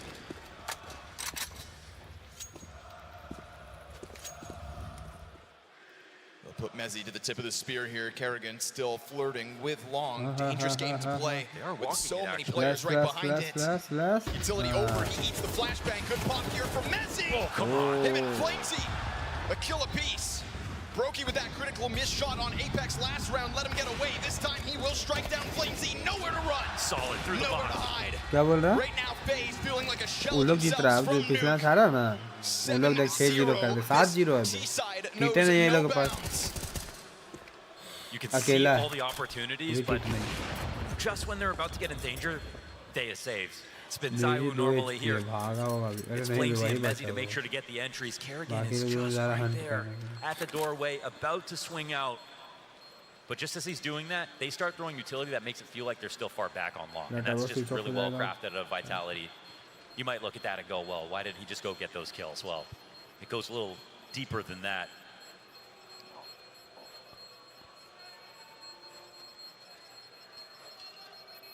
I think we're going to get a different interview from Xtaz in between maps after this.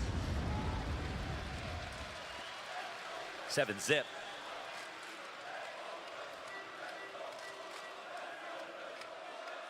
लोगों को समझ नहीं आ रहा कहाँ हो रहा 7-0 6-0 7-0 हो गया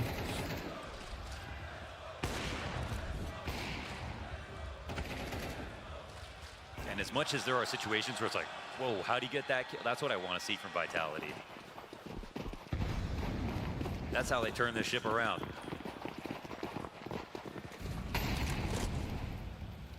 That's how they remind FaZe who's boss. Double nades into the tunnels. Frozen and Twist sitting on this angle. Either could get picked by Zywoo, but neither. Instead, they combine forces for the triple. They didn't even talk about what the setup was. Apex runs head first into that. And Brokey slams the door shut on Rops. And FaZe Clan 8 rounds into this CT side will find their first. And make no mistake, there can be a turning point. 5 dead to the bomb, a lot of close rounds. Vitality aren't going to have the most money ever. To be honest, Mezzi's only going for this because it's impossible to save this early, but how much can he get? Nothing. Nothing. Brokey there for his second. Oh. You know, if you're going to find any leverage in a position like this, it's going to be with a round like that. The high-low setup is perfect. Zywoo got off to the left side so quickly. We don't get to see it, but I think, you know, he feels he has the drop on them. He just kind of needs to take out one, then his teammates can trade. But it's just perfect chemistry from the two Musketeers.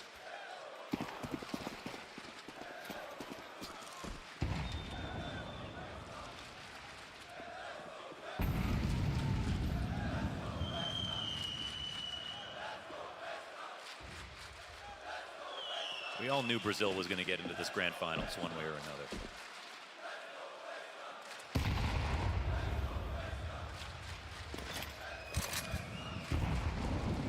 Same setup, huh? That confident they'll make the same mistakes? If it ain't broke.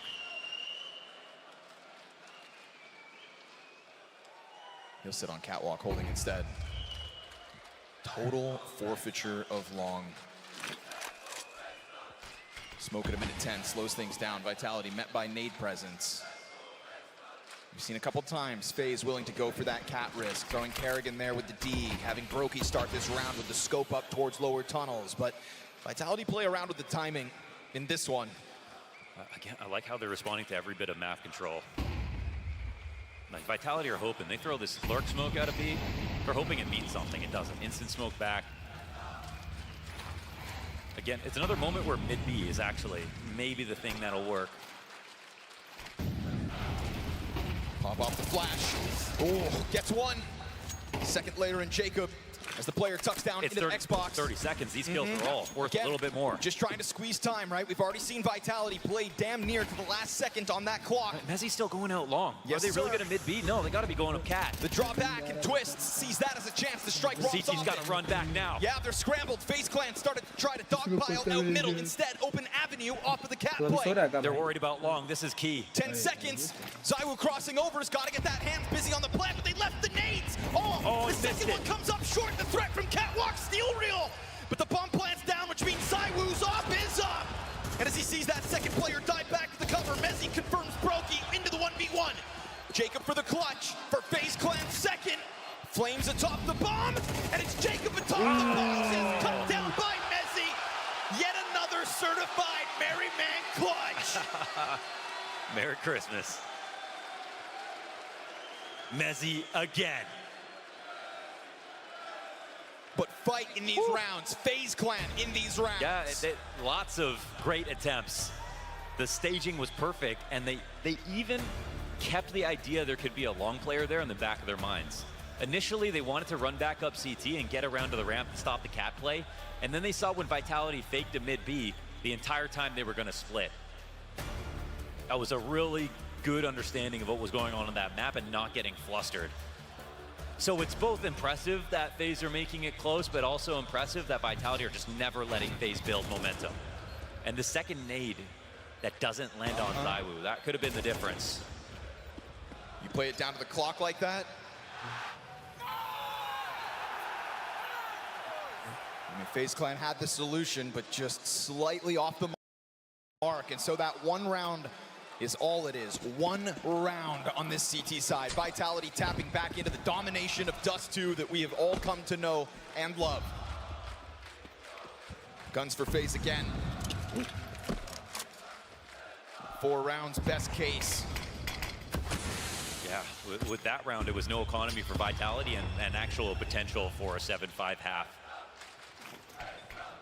But Vitality are really showing their fangs now. Timing just missed for the Battle of the Oppers.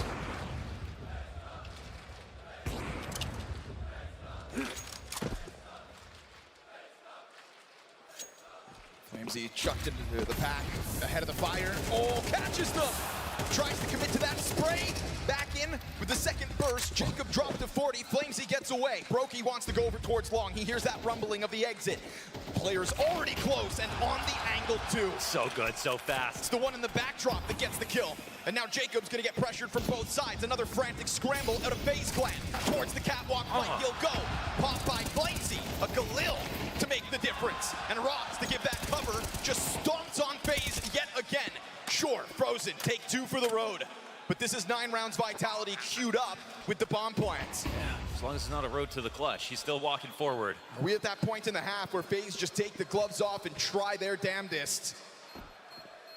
Oh, no, it won't even happen. Zywoo will keep an eye on that as he has been an owl in the server. Perfect play from him, round after round.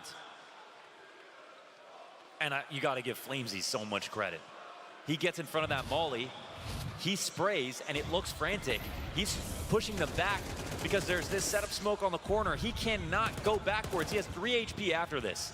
And he does a good job getting the kill, getting some damage in, and winning cat. got that. Damage on ZywOo.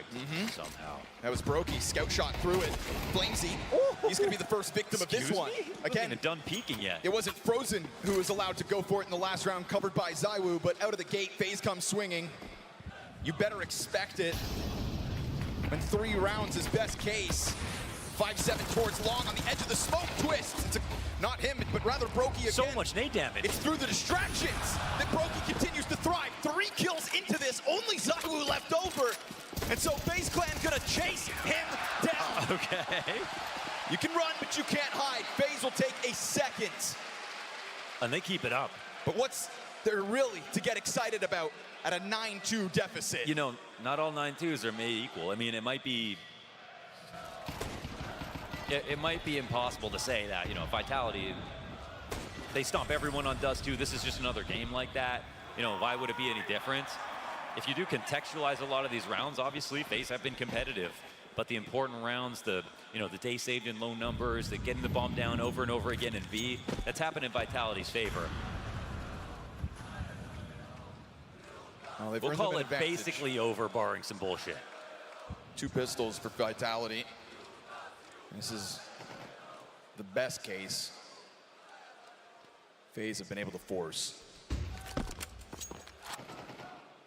The tone has changed here in the MVM Dome. With Vitality getting a 7-round lead already.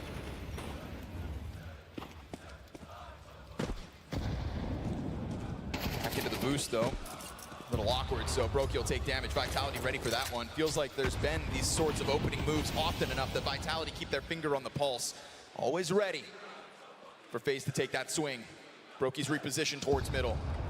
As majority for Vitality still sit inside of the tunnels. Brokey hears this movement and finds the wall bang to Flamesy. So one of the pistols now wounded. Even better of a case for FaZe to maybe, just maybe, take this third. Twist opts to play close on that smoke. He's blocking, dodging. A lot of players coming on him. Frozen, from over top of the shoulder, gets the coverage. Bomb drop, Twist, back turns. And he's gonna just inch his way out, turns it back, and gets the instant dink. That wall bang early will be where Flamesy falls. And so it is a third one for FaZe. But only 3 in the face of a hard-swinging Vitality. This half reminds us why the French are this year's #1.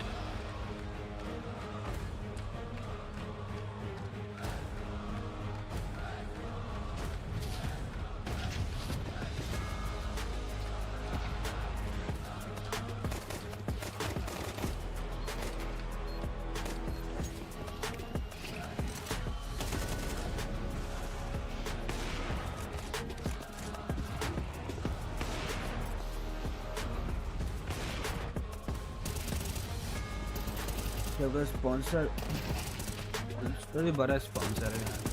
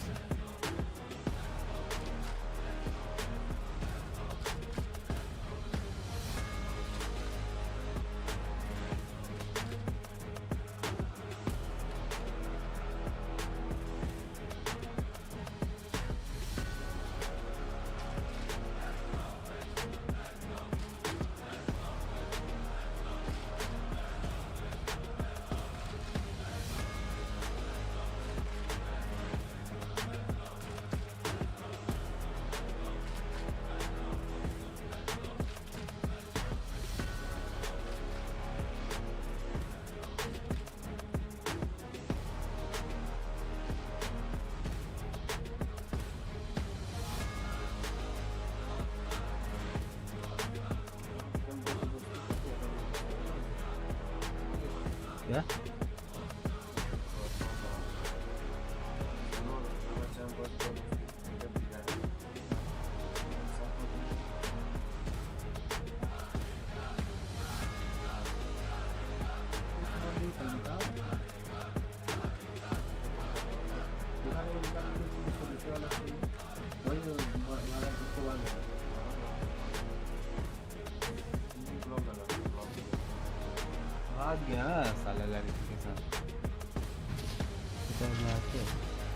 The counter-strike in here still feels alive because FaZe Clan have been taking chunks out of that Vitality pistol record.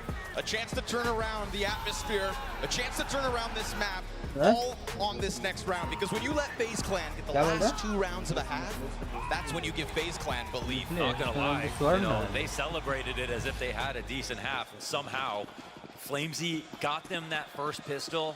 It's real nice to see that out of Flamesy. His form has been in question. That pistol meant the world. Now they're gonna try to make it too. Comeback time में भाई शुरू का 2 round निकालना बहुत important है. Stacked in front of this though, Vitality, plenty of bodies already on this A site. It's the right position to call out FaZe's hit. Zywoo, instant execution. A second, a third. Zywoo steps up to the challenge, and FaZe Clan fumble in front of him. Goes deeper onto Frost. He's not done. Oh, Zywoo. If you see Zywoo in an alleyway, turn around. It's as clinical as it needs to be. It's the perfect way to try to shut down Dust 2 and remind FaZe who's boss.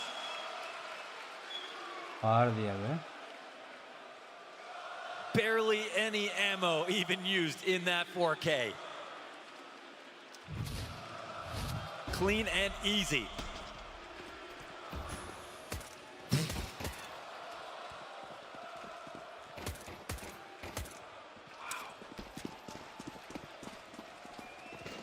Now the pressure really on.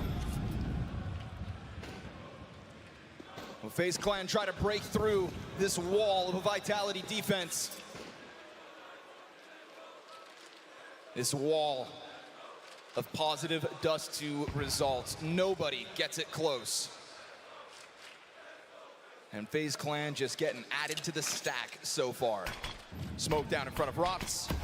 Pistols to come his way. Ooh, that's not as much damage as he would have wanted. That's a lot of ammo used. Is Messi going to save him? Still worried about middle. They got a tag on him. Rops is sitting still inside of the smoke, comes back around with Berettas. How does he survive that? Okay. FaZe Clan lost in the face of Rops, who still manages after all of that to get 2 kills. Only Rops could use his whole mag and still stay alive in that situation. Rotation's perfect in for Vitality. 11th round, quick and clean. That's no bomb plant, that's no frag. That's no reason to believe in FaZe's ability to bring back Dust 2 now. We saw Frozen and Twist show some really great chemistry over in the B side. Now it's Robs and Mezzi, who, to be fair, I mean, we might not see many rounds where they even have to try. This one's close to a wrap already.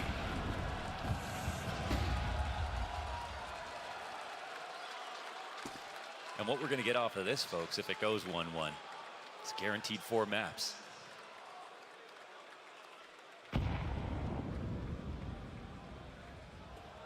Jacob tiptoeing, careful with the knife out, careful. Apex isn't too far off. Just spotted a lot of bodies. He's going to try to chuck that frag up. It's good damage. Not to mention just an easy kill to Jacob. So Vitality just trying to finish off the little bit of meat left on the bones here for FaZe Clan's Dust 2. Mezzi takes it back towards middle. 3 players out through the doorway. Mezzi's just been a brick wall again. Cuts Kerrigan and Frozen down to size again. FaZe Clan will feel minuscule. It's decisive, it's confident, and it has the X factor that was missing from map 1. Again, Xtaz talked about that they had a game plan. They had one, it was solid, and we've seen Vitality. They're able to change up a lot, and you know, they used the 4-1 to get over top of Spirit, but they had a really spread out default back on Nuke to try to fight versus FaZe. They have levels, they have depth, but now they have the execution. Oh. Just when you think you have something to work with, a frag grenade in your face.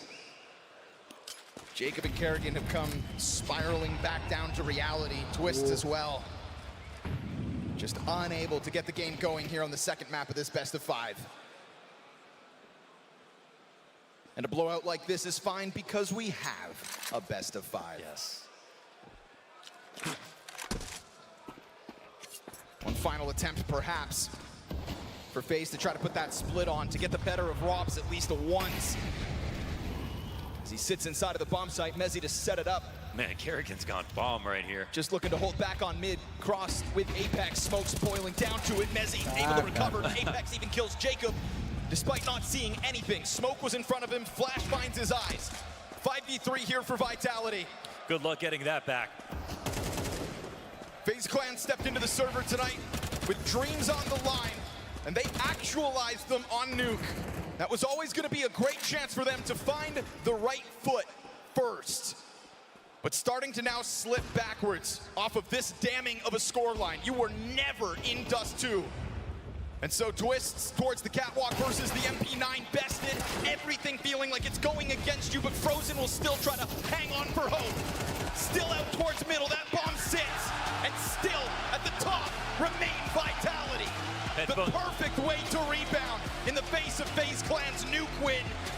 4 maps guaranteed. Headphones come off. We've got a better break now. Vitality are back and ready to play this final.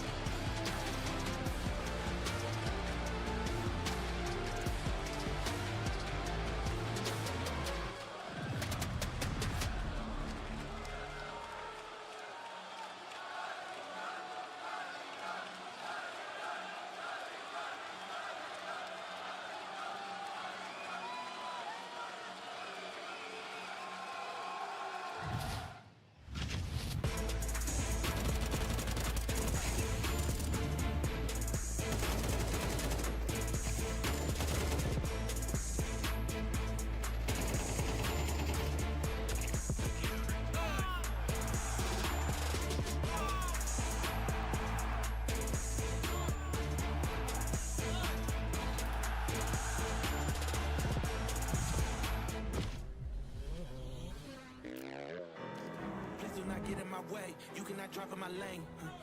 Tires is burning the pain. You don't have nothing to say. This is how legends are made. I know I got what it takes. And I'm not popping the brakes. And I'm not popping the brakes. I'm too competitive. I like the narrative. I don't know best in the league. Who you comparing with? That is competitive. Top of the throne, it is me. How you moving so when it's speed? I just been bringing the fire.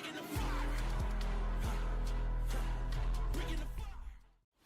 Ready to fight. Let's go. That tick tock go. That click clack go. That tick tock go. That click clack go. Ready to fight, yo. Ready to win. Ready to fight, yo. Feel it within. Ready to fight, yo. Ready to win. Ready to fight.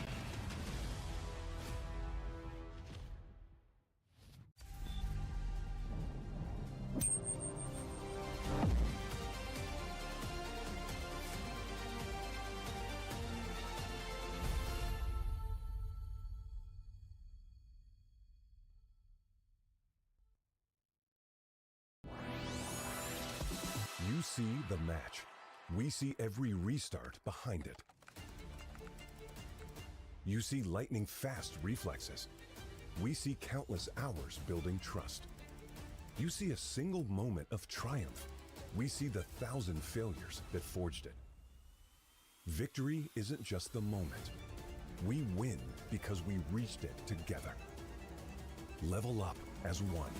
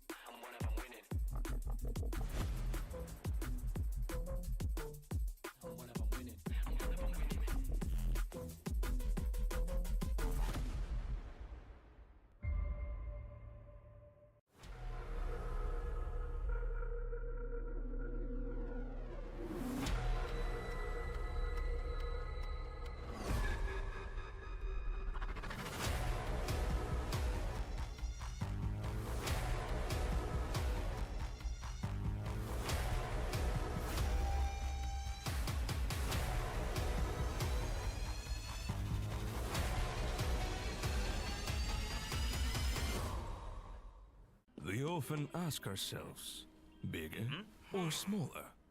But first, you need to figure it out. Do you have a massive FPS? Or A tiny ping. Is that good? Nice. Yes, it's fantastic. X-Play GG. High FPS and low ping servers.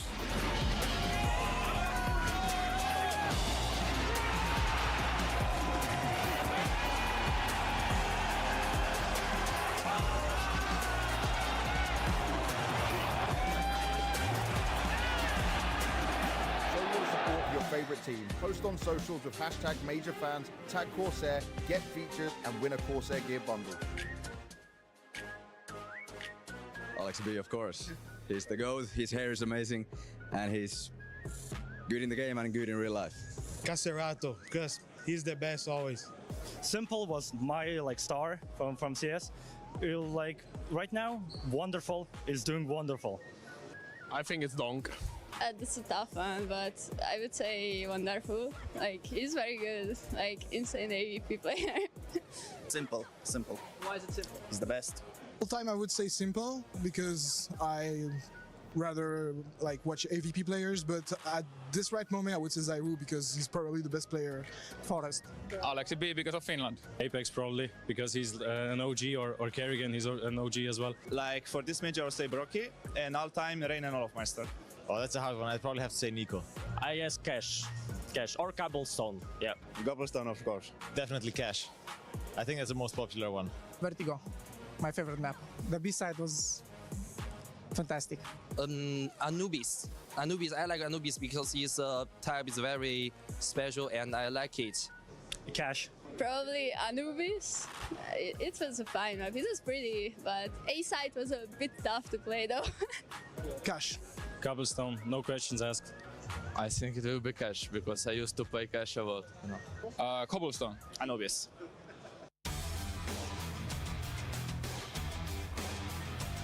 Nico. And why?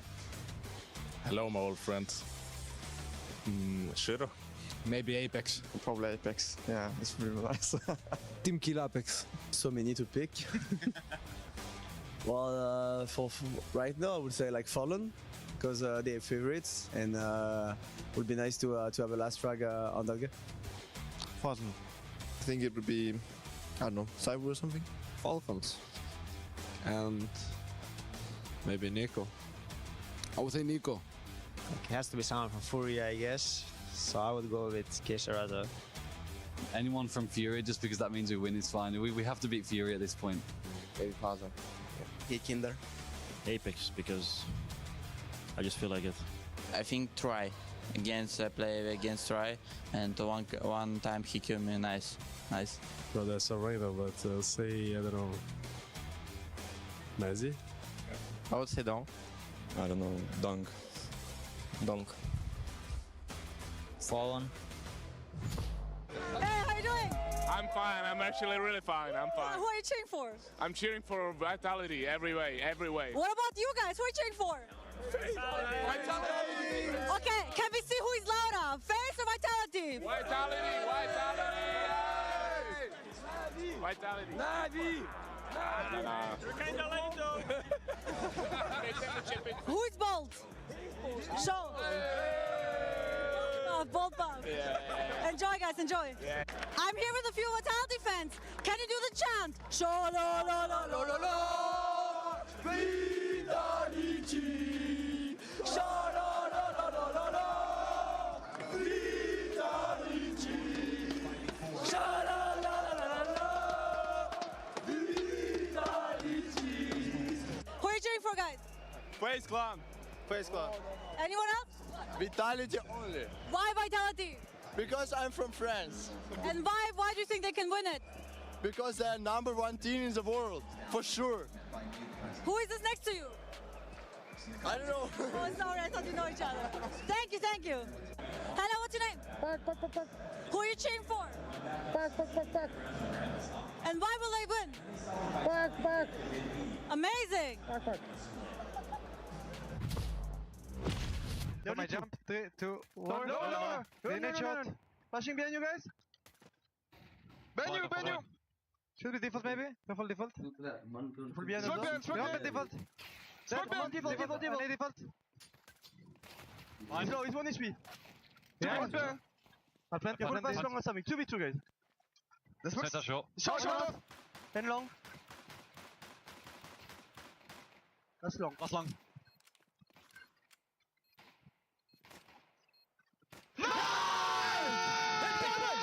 Let's go, boys! He's alone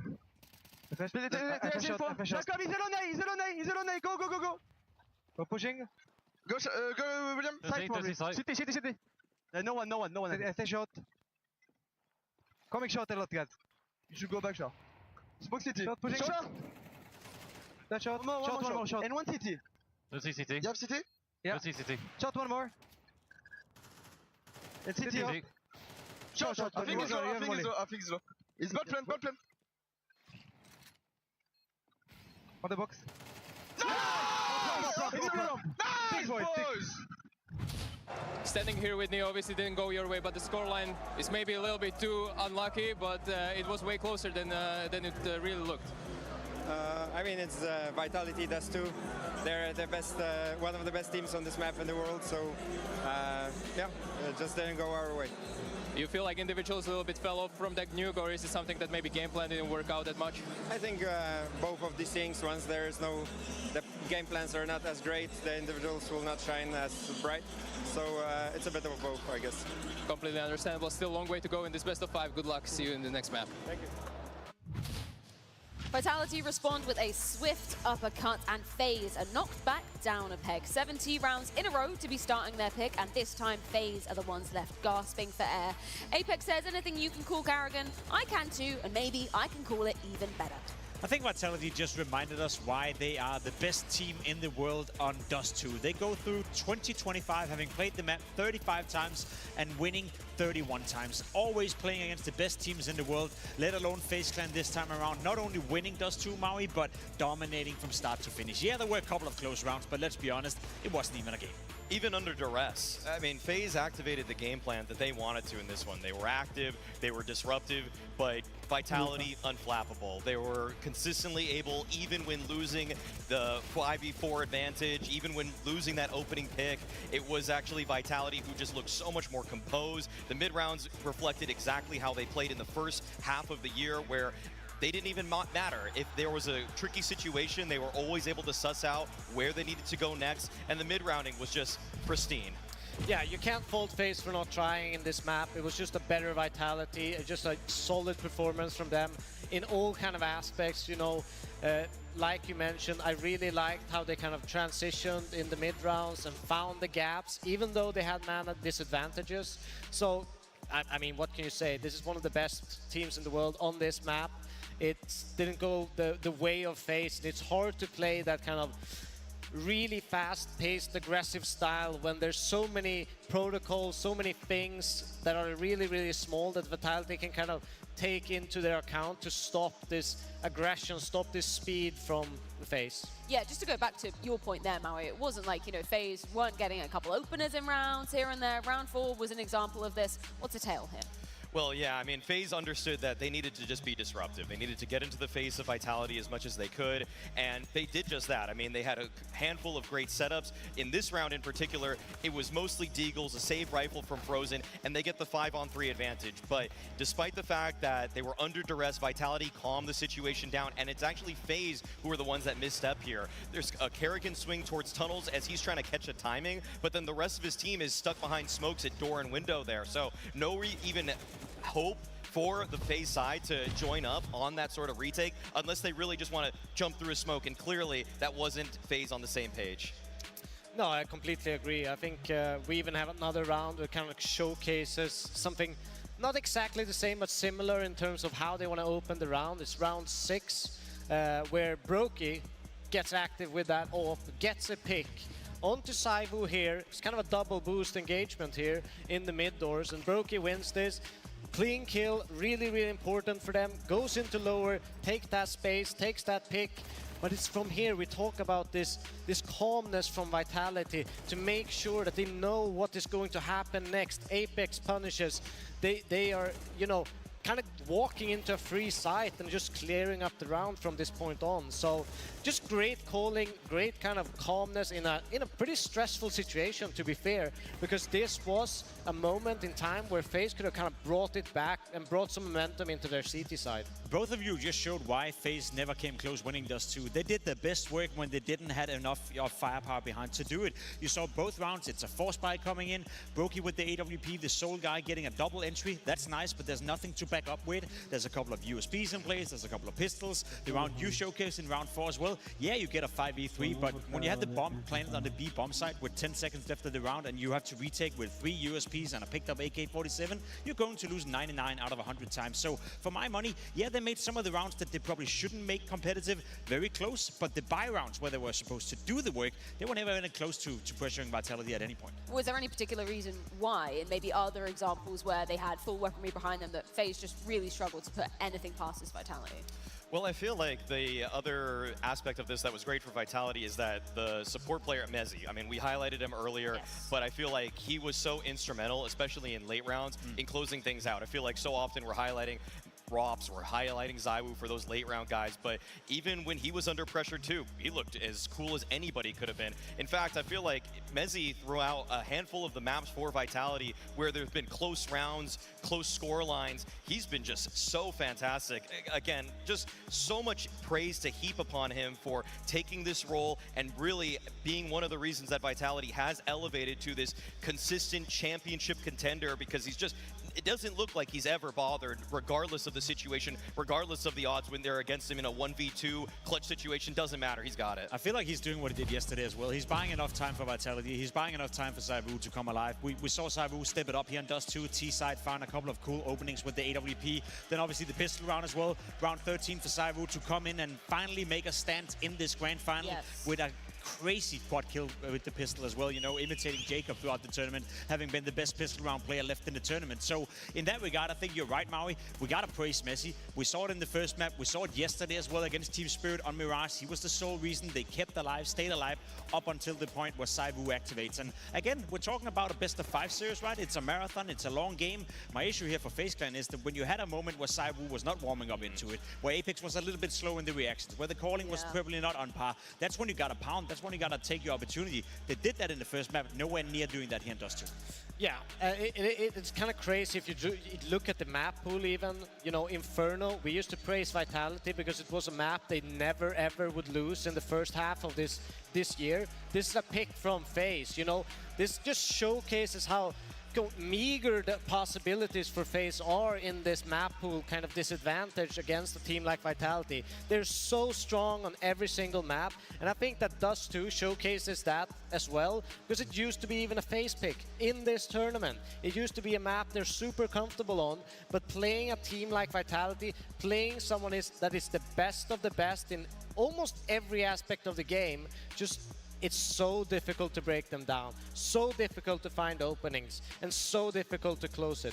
Yeah, Vitality, a whole different beast when it comes to this Dust 2. Just to circle back to the ZywOo discussion, because I know you have a hot eye on him, Maui. Let's be honest. Was this enough from ZywOo to convince you that he's back in this grand final and maybe he's going to be putting up the best numbers in the game? Oh, without a doubt. I mean, we had the pistol round, obviously, that we saw where he just basically seals the deal for the map. But on top of that, on the T side, once again, a really demonstrative effort from him, and mostly with the AWP. Obviously, we saw the one round where Brokey got in middle. That's one of the only mistakes that I would say ZywOo had, and it was more of a trick that FaZe worked out for them. He was so consistent at holding the line, whether anybody from FaZe was going to pressure his oncoming riflers, he was always just sniping them as soon as they even just show an arm. So super consistent, not necessarily crazy pop-offs in terms of multi-frags other than the pistol, but just doing exactly what Vitality need him to do, which is just shut down any adversity that FaZe are trying to throw their way. But I also think that is what makes him so good, because he doesn't give you the opening to refrag, he doesn't re-peek into a situation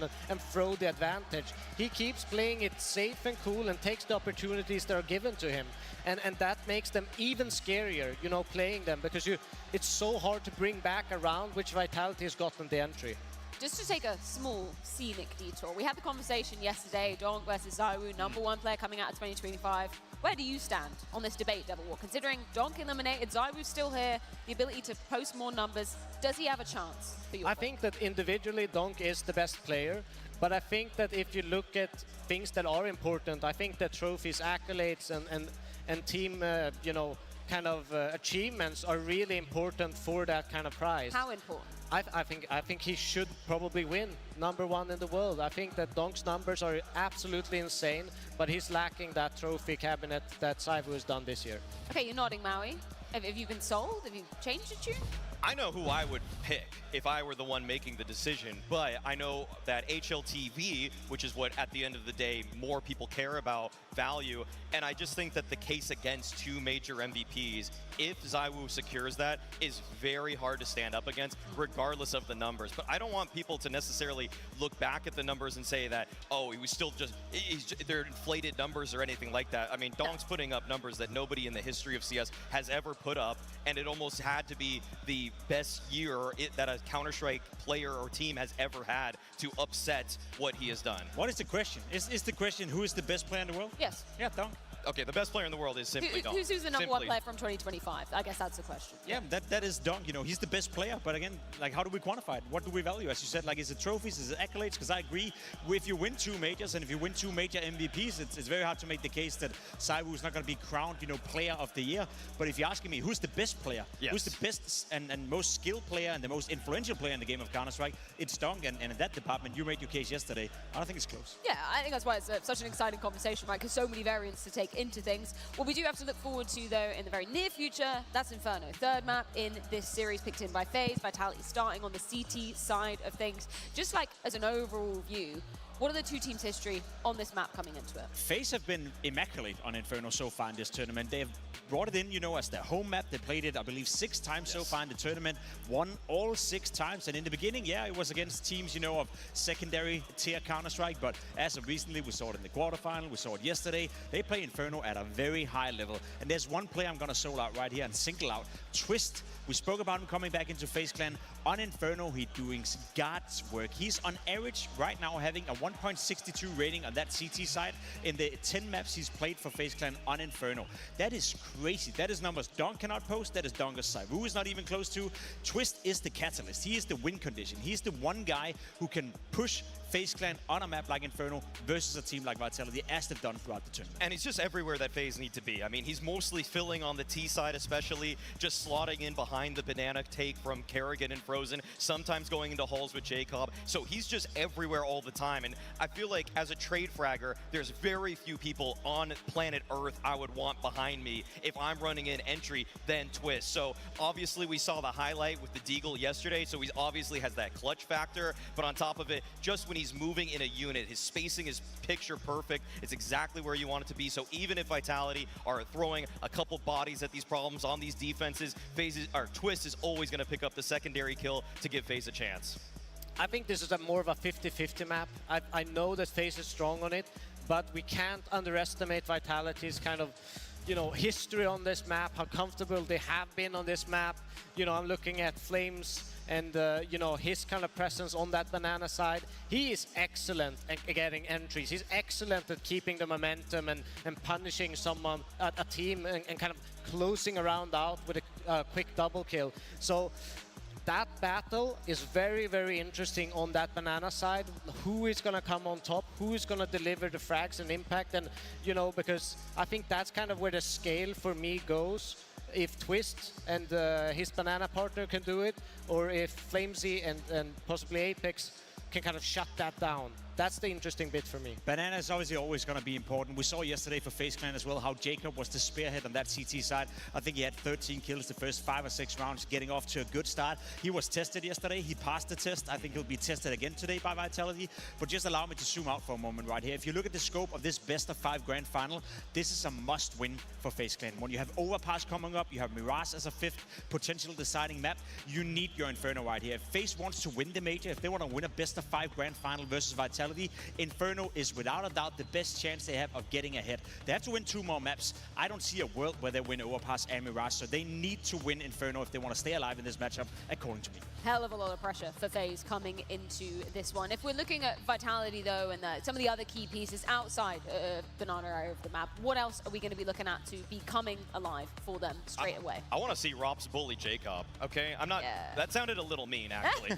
I'll reel He's that just back. a child, I want to see him exert pressure on apartments so that Jacob has to experience a little bit of duress himself and try to battle through that adversity. Because Rops is just so tricky. I mean, sometimes he's throwing his smoke, playing in front of it. Sometimes he's got a double setup in the halls with Zywoo. There's so many little tricks that he has. And Jacob, he's a rookie in this kind of spot, okay? I mean, it's going to be so difficult for him to try to understand how he needs to peek every single angle, make sure he's covering all of his bases. I think that FaZe might even have to expend a little bit of extra utility just to make sure that Jacob gets those apartments, because versus Na'Vi, Jacob's presence in apps allowed them to mid-round. But if Kerrigan doesn't have that tool, having that pillar in the apartments ready to just call back the rotation, then the playbook has really shrunk up.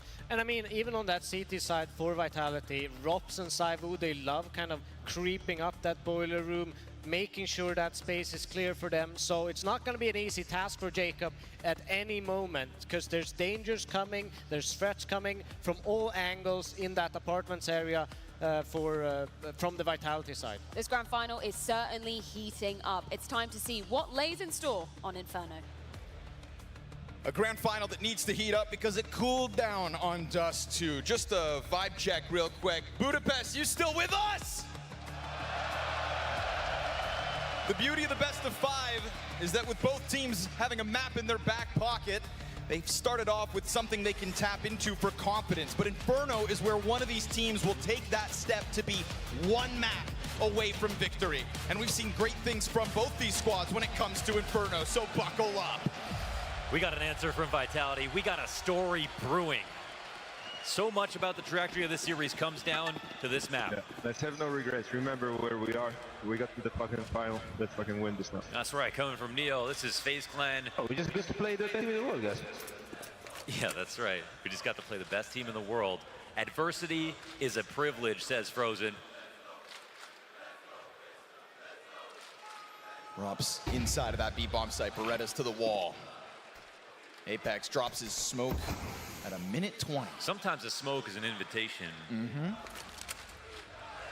tiptoe their way closer. And there's nobody coming to save Vitality. It needs to be Rops, and it needs to be Apex. And that flash finds its mark. Dual Beretta's only the one. And there's that invite. And the captain gets burned off his angle, so now giving himself over is get this deep cross from FaZe Clan. Bomb down, and a retake demanded of Vitality out of the gate with no kits. Pistols made the difference on Nuke. They made it on Dust 2 as well. Inferno, here's where we could split the difference. They put Zywoo to the front of this. 2 players on the coffin, shut him down. Jacob's got it, point blank, ready for the next one. Mezzi, though, has the rebuttal. Collects the second onto Brokey, a chance to blindside Orange. Now, he's gonna need the clutch. And Frozen and Twists will combine to deny it. FaZe Clan tapping back into that pistoling ability. I thought we were watching that from the winner's POV. Mezzi was just getting rolling, but it's that Frozen Twist combo that has more to show us. We saw some really great rounds. In a few moments, they actually looked good on Dust 2. It was the B-site chemistry from these two that was very surprising. And with the form that we saw from Frozen yesterday and the overall form from Twist at this major, I think they might have something special.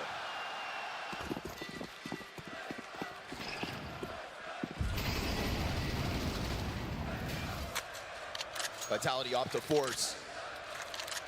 I'll have to double check this, but I don't think FaZe have even dropped a conversion when they have won the pistols. That's the other crazy part about their stat. Oh, you go digging, because we know it can happen on Inferno in the blink of an eye, right? Yes. Close corners, little cubbies.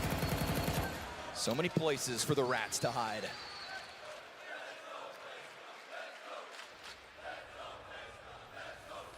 %84 on the round 2 conversion. Vitality want to stand up to that. Saw some great 5-7 work from them on Nuke. Unbelievable 5-7 play. Back-to-back 5-7 2Ks. Twist to take a bit of a look at brackets, working with Jacob. And sometimes that smoke is not enough. Well, luckily he's got a third one. He's got a third one. Just Get keeps out of on here. popping them. He's trying to warn him. Get out of here. And this goes down to 40 seconds. I like the setup for Vitality. The longer this goes, the more powerful it gets, especially on Arch, if they're going to walk into this. High probability the CTs get that first kill. Let's see if Twist can stop him. MP9 and a 5-7, good for one. Ooh, dink back, but he can walk That's away. a real warning, and if you get flushed up the short side, there's more players where those first two came from. Frozen gets Mezzy, but now it's going to be this pinch within the bomb site. Rob's waiting for a chance to strike one down. We go 20 on the clock. Rob's feeling flustered, has Apex to cover him off on the other side. They can't progress past the car. Robs has got another, but Brokey will break through. And we go 1v2, Flamesy at bat. Oh, they were skating back and forth to make sure that they came in that carefully, baited out the crossfire, got the kills. Now Flamesy, the man who was on chain smoking duty over at B, has to clutch. FaZe take refuge in the back of that bomb site. Flamesy trying to figure this out. Worried about alternative corners, but it's not the case. And so, do they both hide from him? He goes to the top, and as he sees them, Brokey strikes him down. Good FaZe fight. convert in the face of a four-man A-stack. And they don't care how they convert, how close it was, they do it. It's a great round, an attempt from Vitality. The Arch setup again, that late into a round is so powerful. And I think it's that first 5-7 shot as well that's just terrifying to see in the kill feed. But Brokey puts in work here. Another late round moment from him, Frozen as well.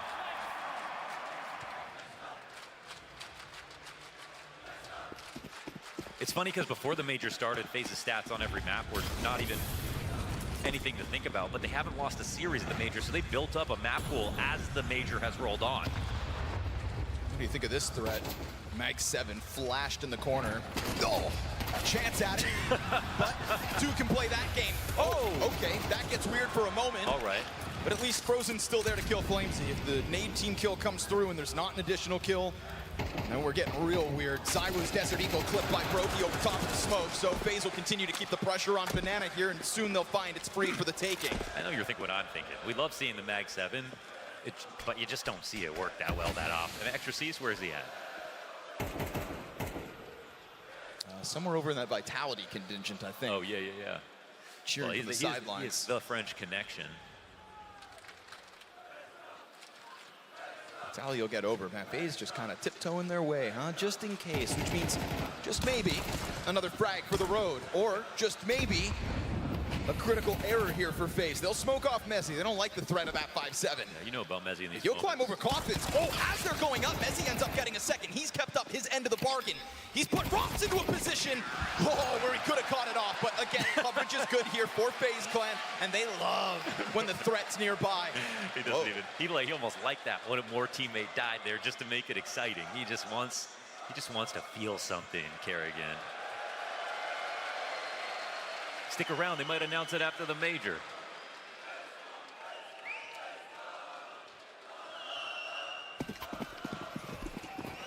A couple moments to keep FaZe on their toes. A couple moments for Vitality to remain tapped into the success of Dust 2. But now we have it, guns in hand, for this year's #1. Smoke onto the flames. Again, it's pressure into Banana. And again, it's going to be the Vitality push through to try to stop this. Not wanting it to go for free. They exchange frags off the kill from Apex's nade. It's kind of unreal. Press like that, that Twist even gets that kill. By a frame before he dies. On top of that, though, because he dies to the nade, it's Frozen who was boosting him that takes the brunt of the damage as well. Down to 20. Missed chance for Zywu to have struck a man advantage for Vitality. And it was Kerrigan on the keyboard. Perfect strafe. And FaZe are happy to keep this pressure up. Zywu's going to clip him through that smoke. But what goes around comes around. And Rob's from inside of pit. He's lost that bomb site. Jacob doesn't capitalize on the kill. Frozen's bomb still yet to get in sight. As Robs remains adamant. Damn, Robs. Where'd you find that?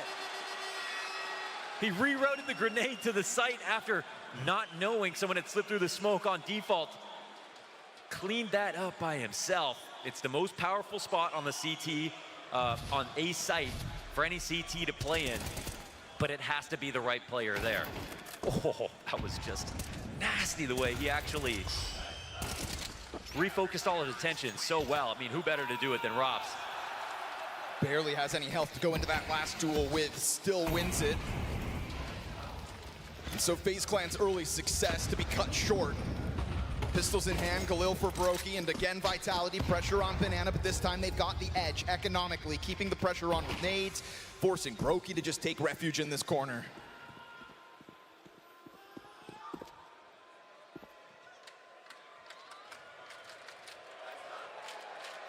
Nothing will be free tonight, FaZe.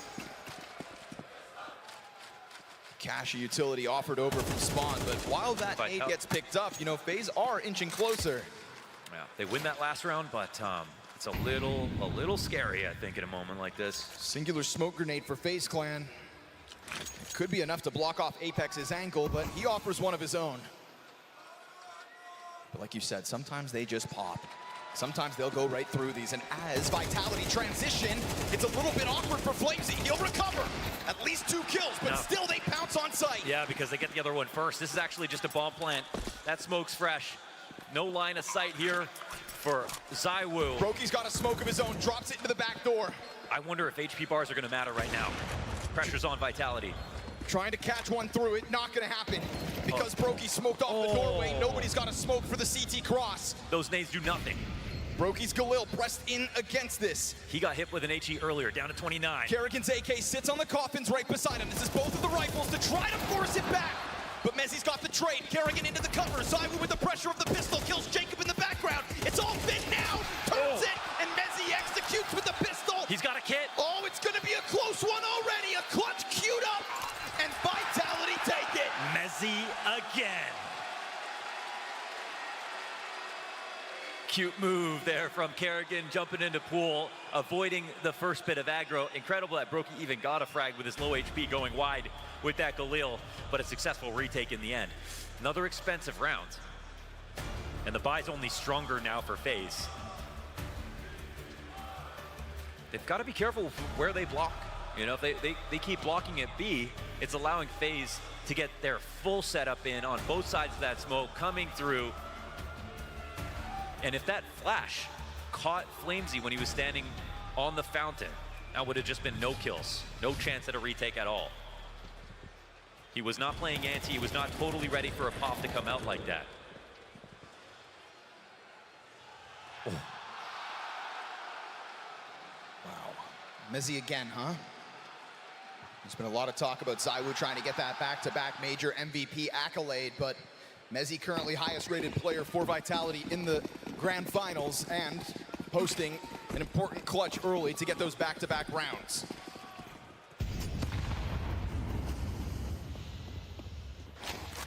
The fight is on, 5 rounds into Inferno. Finally a map where it's close for both sides. So far, Frozen finds Apex. Knows that nade means Flamesy is locked into this corner. But what are they willing to throw at this to just try to keep Flamesy locked in, or even better, kill him? Oh, down to 10 health, you'll fall back. Oh, he lives within the flames. 11 HP as he gets away. ZywOo already ready to make a cameo here on B. Overfill this spot. He's hoping that they want to come in quickly before they realize he's here. But now they're in a retake setup as this next smoke comes down. Again, sometimes this means they call it out. I mean, why wouldn't FaZe do the exact same thing? Free round for FaZe. And we can talk about the firepower all we want, but that's brain power. Exact right read on the setup. Them doing their damnedest to scare off Flamesy from the top of Banana, understanding what the next move would be already.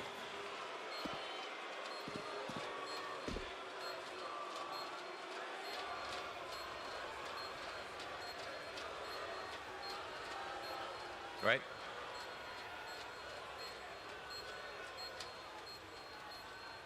Frozen catching that headshot through the fire. So it sets it all up. Frozen, somebody who joined FaZe Clan so that he could win trophies. I'm sure when he joined, though, started to feel like a bit of a sinking ship. Yeah, we always try to talk about roster moves sometimes because it's a team, they want to go to a winning lineup. They want to go to a better lineup so they have a better chance of winning. Well, Frozen wanted to go from being the best player on Mouse and, you know, being the best stats performer on every single map to joining a team that he could improve.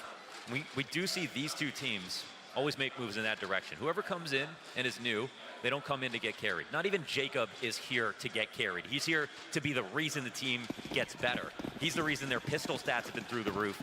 He's helped FaZe get here easily. These two players looking for their first major. They'll throw Zywoo at the problem. No longer Apex on the other side of the fire. You want it? Come get it. Oh, come on. Frag grenade's gonna find Flamesy though, and there's that shot, right? Good change up from Vitality. Put the star where he needs to be to shine. Hey, as much damage as they just took, I'd rather be the team with 5 players. Good shot in from Zywoo. That'll help establish control, but I feel like FaZe have just been relentless about getting Car. And right now, Flamesy just does not want to let that happen. The question will be, did Zywoo stick around? And the answer is no. Over back to the A site as Flamesy locks into this position, but is this a spot you want with half your health?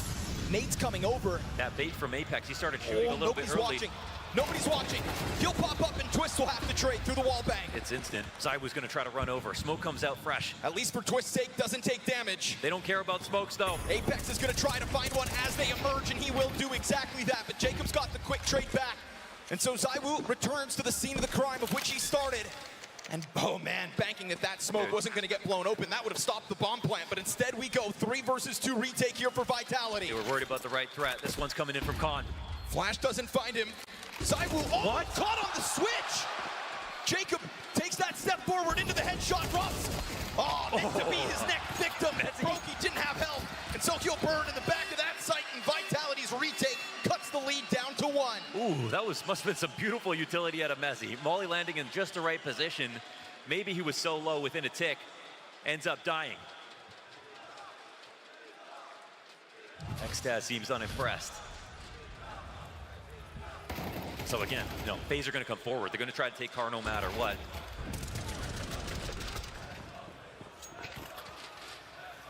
And I think in Flamesy's mind, as long as they get one, Apex shot in the back or whatever, as long as he gets one, they stay up 1.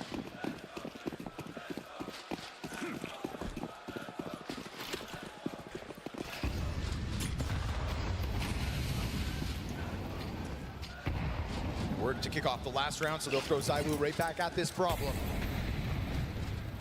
It's him to get the opening kill in this exact spot. I was gonna say, be cautious that grenades might not come your way. Whoa, they're actually calling out 3B. Looks like they're getting really pressed up for the A hit. It's actually the right call. Rotation's gonna be a little slow. The conditioning here to make him over. Yes, sir. Hold on B. Leave it to Kerrigan. They're running at this full force. He'll make an adaptation fast and the execution even faster, already surpassing the arch side. Kerrigan takes damage. Apex from CT spawn is there to kill his counterparts. Oh, Twists deep in through the library smoke. The squeeze is on the bomb site. Rops from within it. Catches Frozen's head. And as he watches that smoke, he knows short sight still under question. Twist in the corner of Moto. Bomb drops. Rops hangs on. Jacob emerges, but it's all in vain. It's Rops to shine this time. Oh, he's spinning in position, knows exactly what to be worried about. Crosshair magnetized to the right part of the smoke as someone sat in Moto and thought, how do I trick him? You can't. And so even in the face of this fast move, this fresh look, FaZe Clan hit their wall. It is a Rops. Oh, that's just filthy. The play was in front of them. They actually smoked to split up into CT spawn, expected to need to put a little bit more pressure on to take the A site. They didn't realize, actually. There was only 2 there. It would have been good to just go quickly. FaZe back to the drawing board. They'll have to save. What started well with those consistent B hits was answered by Zywoo's starting moves.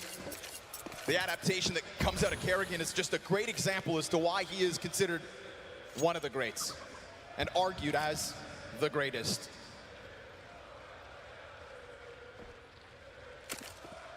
I mean, a win here would help. He understands that Counter-Strike comes at you fast, and so you have to move even faster.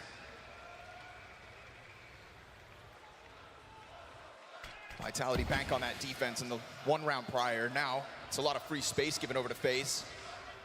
If Twist had a deagle, I would almost believe. So playing back. Jacob will hang on to it instead, and as he tries to take contact, it's that flashbang that gets Rops into the play. Zywoo's got Kerrigan. Block kill here for FaZe, but that should be about it. So even catching 1, Vitality knew exactly what was coming their direction, and this is a chance for the CT side to truly grow because we are now talking about 5 of the last 6 rounds all the way of Vitality. Now, the perfect player to find for Vitality was Rops. He joined this team. He showed us that, again, he wasn't getting carried on his previous lineups. He was the reason that they were great. One of the only players who's so close to a superstar, but really is a star role player. A star in anchor positions. A guy, it feels like, is gonna have a trophy sliding bar like we've never seen by the end of his career. He comes onto Vitality, who were just looking for that one last right move, and made the huge difference. Set them off on their streak, got them their major, put them in a position to defend that major here in this finals. There is no this Vitality without Rops. And even within this Inferno right now, starting to climb up that scoreboard at a pace that should scare FaZe. You've got Rops anchoring on one side with 11 kills and Mezzi already up at 9. ZywOo with critical opening shots as well. FaZe may start to feel like the walls are closing in on them. Dust 2 wasn't even a contest. That one's too far. It's gonna chip Twist down to half health. Frozen tries to pounce. Flamesy able to catch one at least, but he goes down with this pressure from FaZe Clan. And they're gonna follow this through. There's a moment here for Apex as he draws ZywOo over to try to help. Apex, yes! Finishes the kill to Twist. That's a great spray. ZywOo's got the line, but he misses his off shot. Brokey just bounces his way into the fountain as Rops quick off of the A site. He's gonna try to make this a long round. Somehow, some way, Brokey. I mean, how are you gonna figure this out? You never ask questions when it comes to Brokey. You just watch and learn. This is a guy who shapes chaos into comfort, but instead he gets popped by Mezzi in an instant. And so Vitality's 6th round comes with them just throwing their bodies at that banana problem yet again. Apex saves the day. 2K spray, solid from his position. FaZe want one thing right now. They want one thing. They want one gap at the top of car, and they're going to go find it. They're coming through every smoke now. It's not even just the smoke at the top of the site, but the one that's on the half wall. They're ready to go through.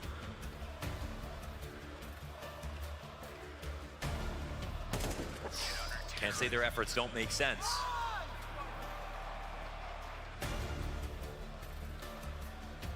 What I want to know if this half keeps playing out this way, if that game plan is a little too simple. It's 6-4 now.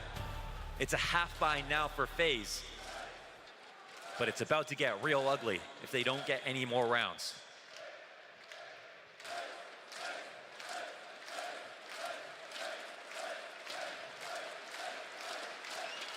Six of the last 7 here for Vitality. CT side has started rolling.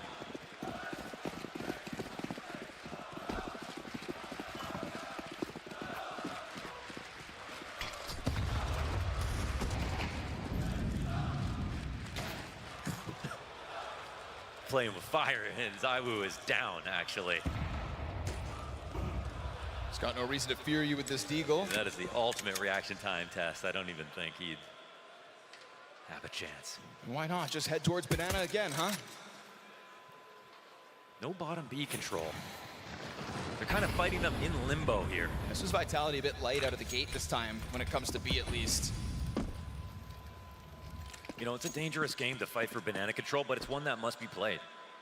Because if not, The this thing is, though, happens. again, the amount that they block this, I just feel like there's chances. There's opportunities for FaZe. Especially when it's a half by. Ooh, but another smoke meets them. Are you brave enough to try to burst through? But like, you see it's a perimeter defense right now for Vitality on the A side. They don't have info on bracket. They don't know if anyone's pushed halls. No, they've let FaZe get this close. Flash finds its mark. Apex nade out. Oh, Tech9 jumps! Oh, he got it off the corner of his Flamesy's gonna have to go massive. And he will line up on the front of the site, but they still swarm. So many players move by. Kerrigan's hands onto the M4. You let them get this close. What? And is it only to tear their hearts from their chests? Will it be Mezzi again? FaZe fight valiantly on the hopes of a 5th round. Cut down to size, it is Tech9's in hand, and ZywOo on the retake lines them up and stuffs them in their coffins. Handled by himself. Mezzi with the bullet through the smoke. Mezzi on these retakes.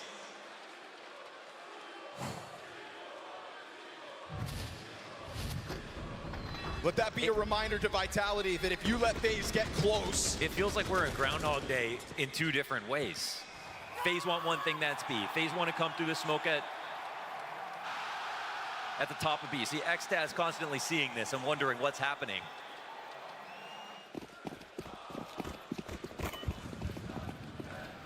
But then you always have Vitality pulling off the retakes. It's a 5-round streak about to turn 6. If they can close out this one final attempt for FaZe, at least who have their guns, and an opening kill again. Roki gets the better of Flamesy. Apex took half his health and damage early on. Oh, but Rops from middle finds Kerrigan. A freebie through the smoke to just slow FaZe down a notch. All while Zywoo goes for something different. We have not seen this op inside of the apartments. FaZe Clan have not felt this. They're not peeking in from both sides. We'll see if Jacob wants to take a liberty. Oh my God. Catches him in between thinking of both ends. That's a message. It's a big pickup for Jacob.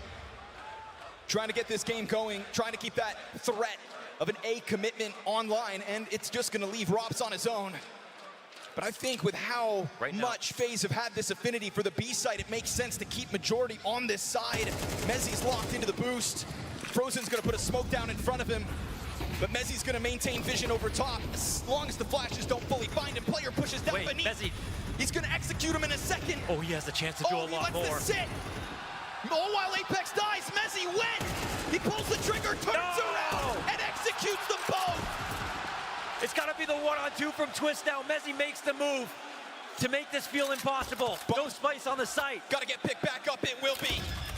Twist fake plant once, Mezzi doesn't bite. Banana player dead, and Twist slain. Mezzi again and again. And Vitality prove there are gaps between them and FaZe on Inferno. 6-round streak takes the life out of FaZe Clan's faces.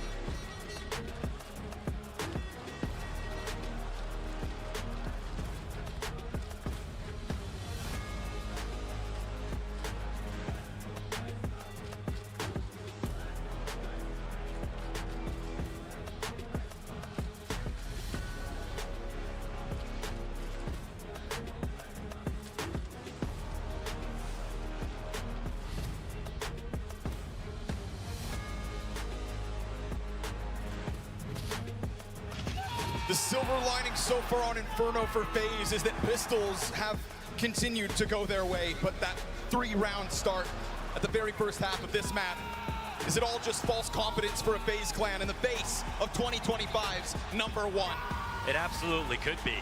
We've seen Vitality now. They've shown us that they're better on retakes. They showed that last map as well.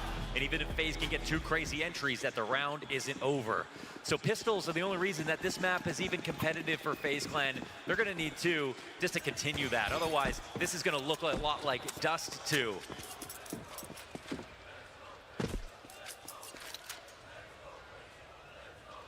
FaZe fighting from beneath in every single game that they play. showing improvements, getting better, putting together some great map streaks. Their Inferno's history looks better than Vitality's. But it looks like Vitality are now fully online. Made over, is it timed well? Yes, it is. Ooh, damn. It's unbelievable. There's some hefty damage on that one from Frozen. Problem is, he's alone on this site. Playing open. There's no kit here for FaZe, and it's looking like a retake will be needed. He could try to spam down with some body shots. Oh, or maybe just straight up headshots. Why not? Frozen are happy.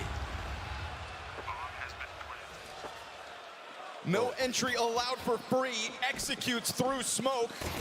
And his nade has softened up the others. FaZe with no kit retakes on. And retakes going to perfection. They put those pistols together. Okay, we can give some credit to Frozen, okay? That nade was awesome. Sure. And the headshots through the smoke well timed. Crosshair placement is half the battle, okay? The timing is perfect off the footsteps through the smoke. The nade square between 4 players here.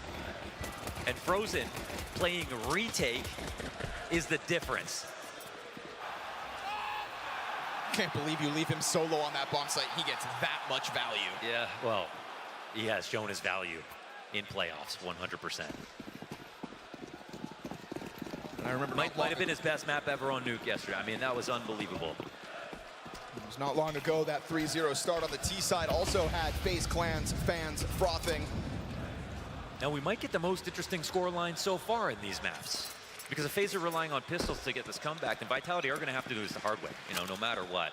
Now we'll see if they can try to convert this. But this is something we haven't seen yet. Usually the teams that are taking the pistols, they're crushing.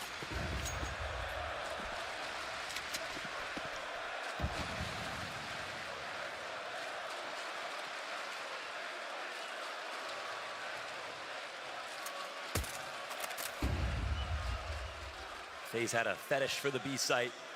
Seems like Vitality are going to try to do the same thing. Smoke in front of it still. They're not going to respect that. Trying to climb over top. Good flashbang. Oh, as he capitalizes in that moment. And Zywoo's going to find one as well. That is revenge for Frozen's hold in the last round. Man advantage, Vitality forced by. And again, the retake's called for. And again, it does not feature a kit. You've got enough utility to try to flush players out of position, a frag to open up the smoke, but you will not see anybody frantic. Oh, they eat the flashes, and Flamesy comes out perfectly. Twist within that moment, gets the trade frag right back, but still the numbers favor Vitality. Oh, the lineup! What? And they know it's Rops. Sits back into Banana. His ex-teammates in front of him. With their hopes on the line, he will peek out and die to the USP of all things. They covered it, the lineup. When do you see that from Grill to Emo? 2 players dead to the M4 spray, somehow. Another one where there is just no time, and still he pulls it off.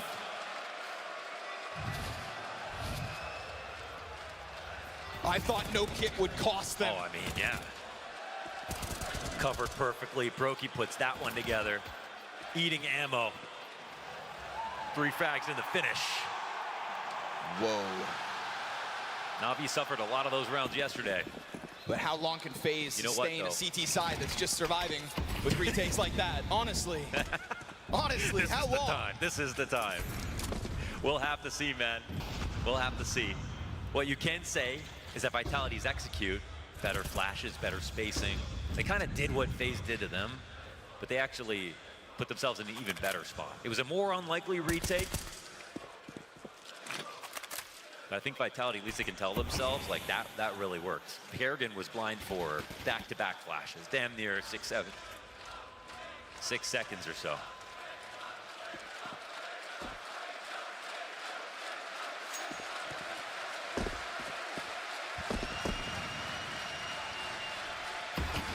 Budapest believes.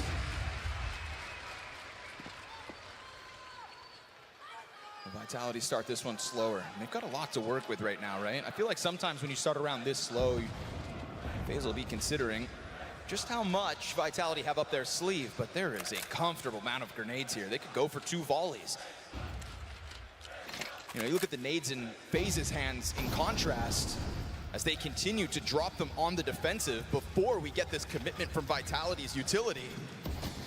Luckily here for FaZe, stacking this bomb site at the right time, in the right direction, down to 25 seconds. Vitality have taken their sweet time, and they're still just gonna try to puncture through up the short side. Jacob inside of the pit, cuts off that one player towards apartments. Flashbang's good, blinds a bunch of bodies, but there's a bunch of bodies. That's the problem for Vitality. So many defenders. ZywOo, 2 more players to try to topple. Frozen's dead with the last bullet. He claims it, and the last second, did he miss it? No, he's got it.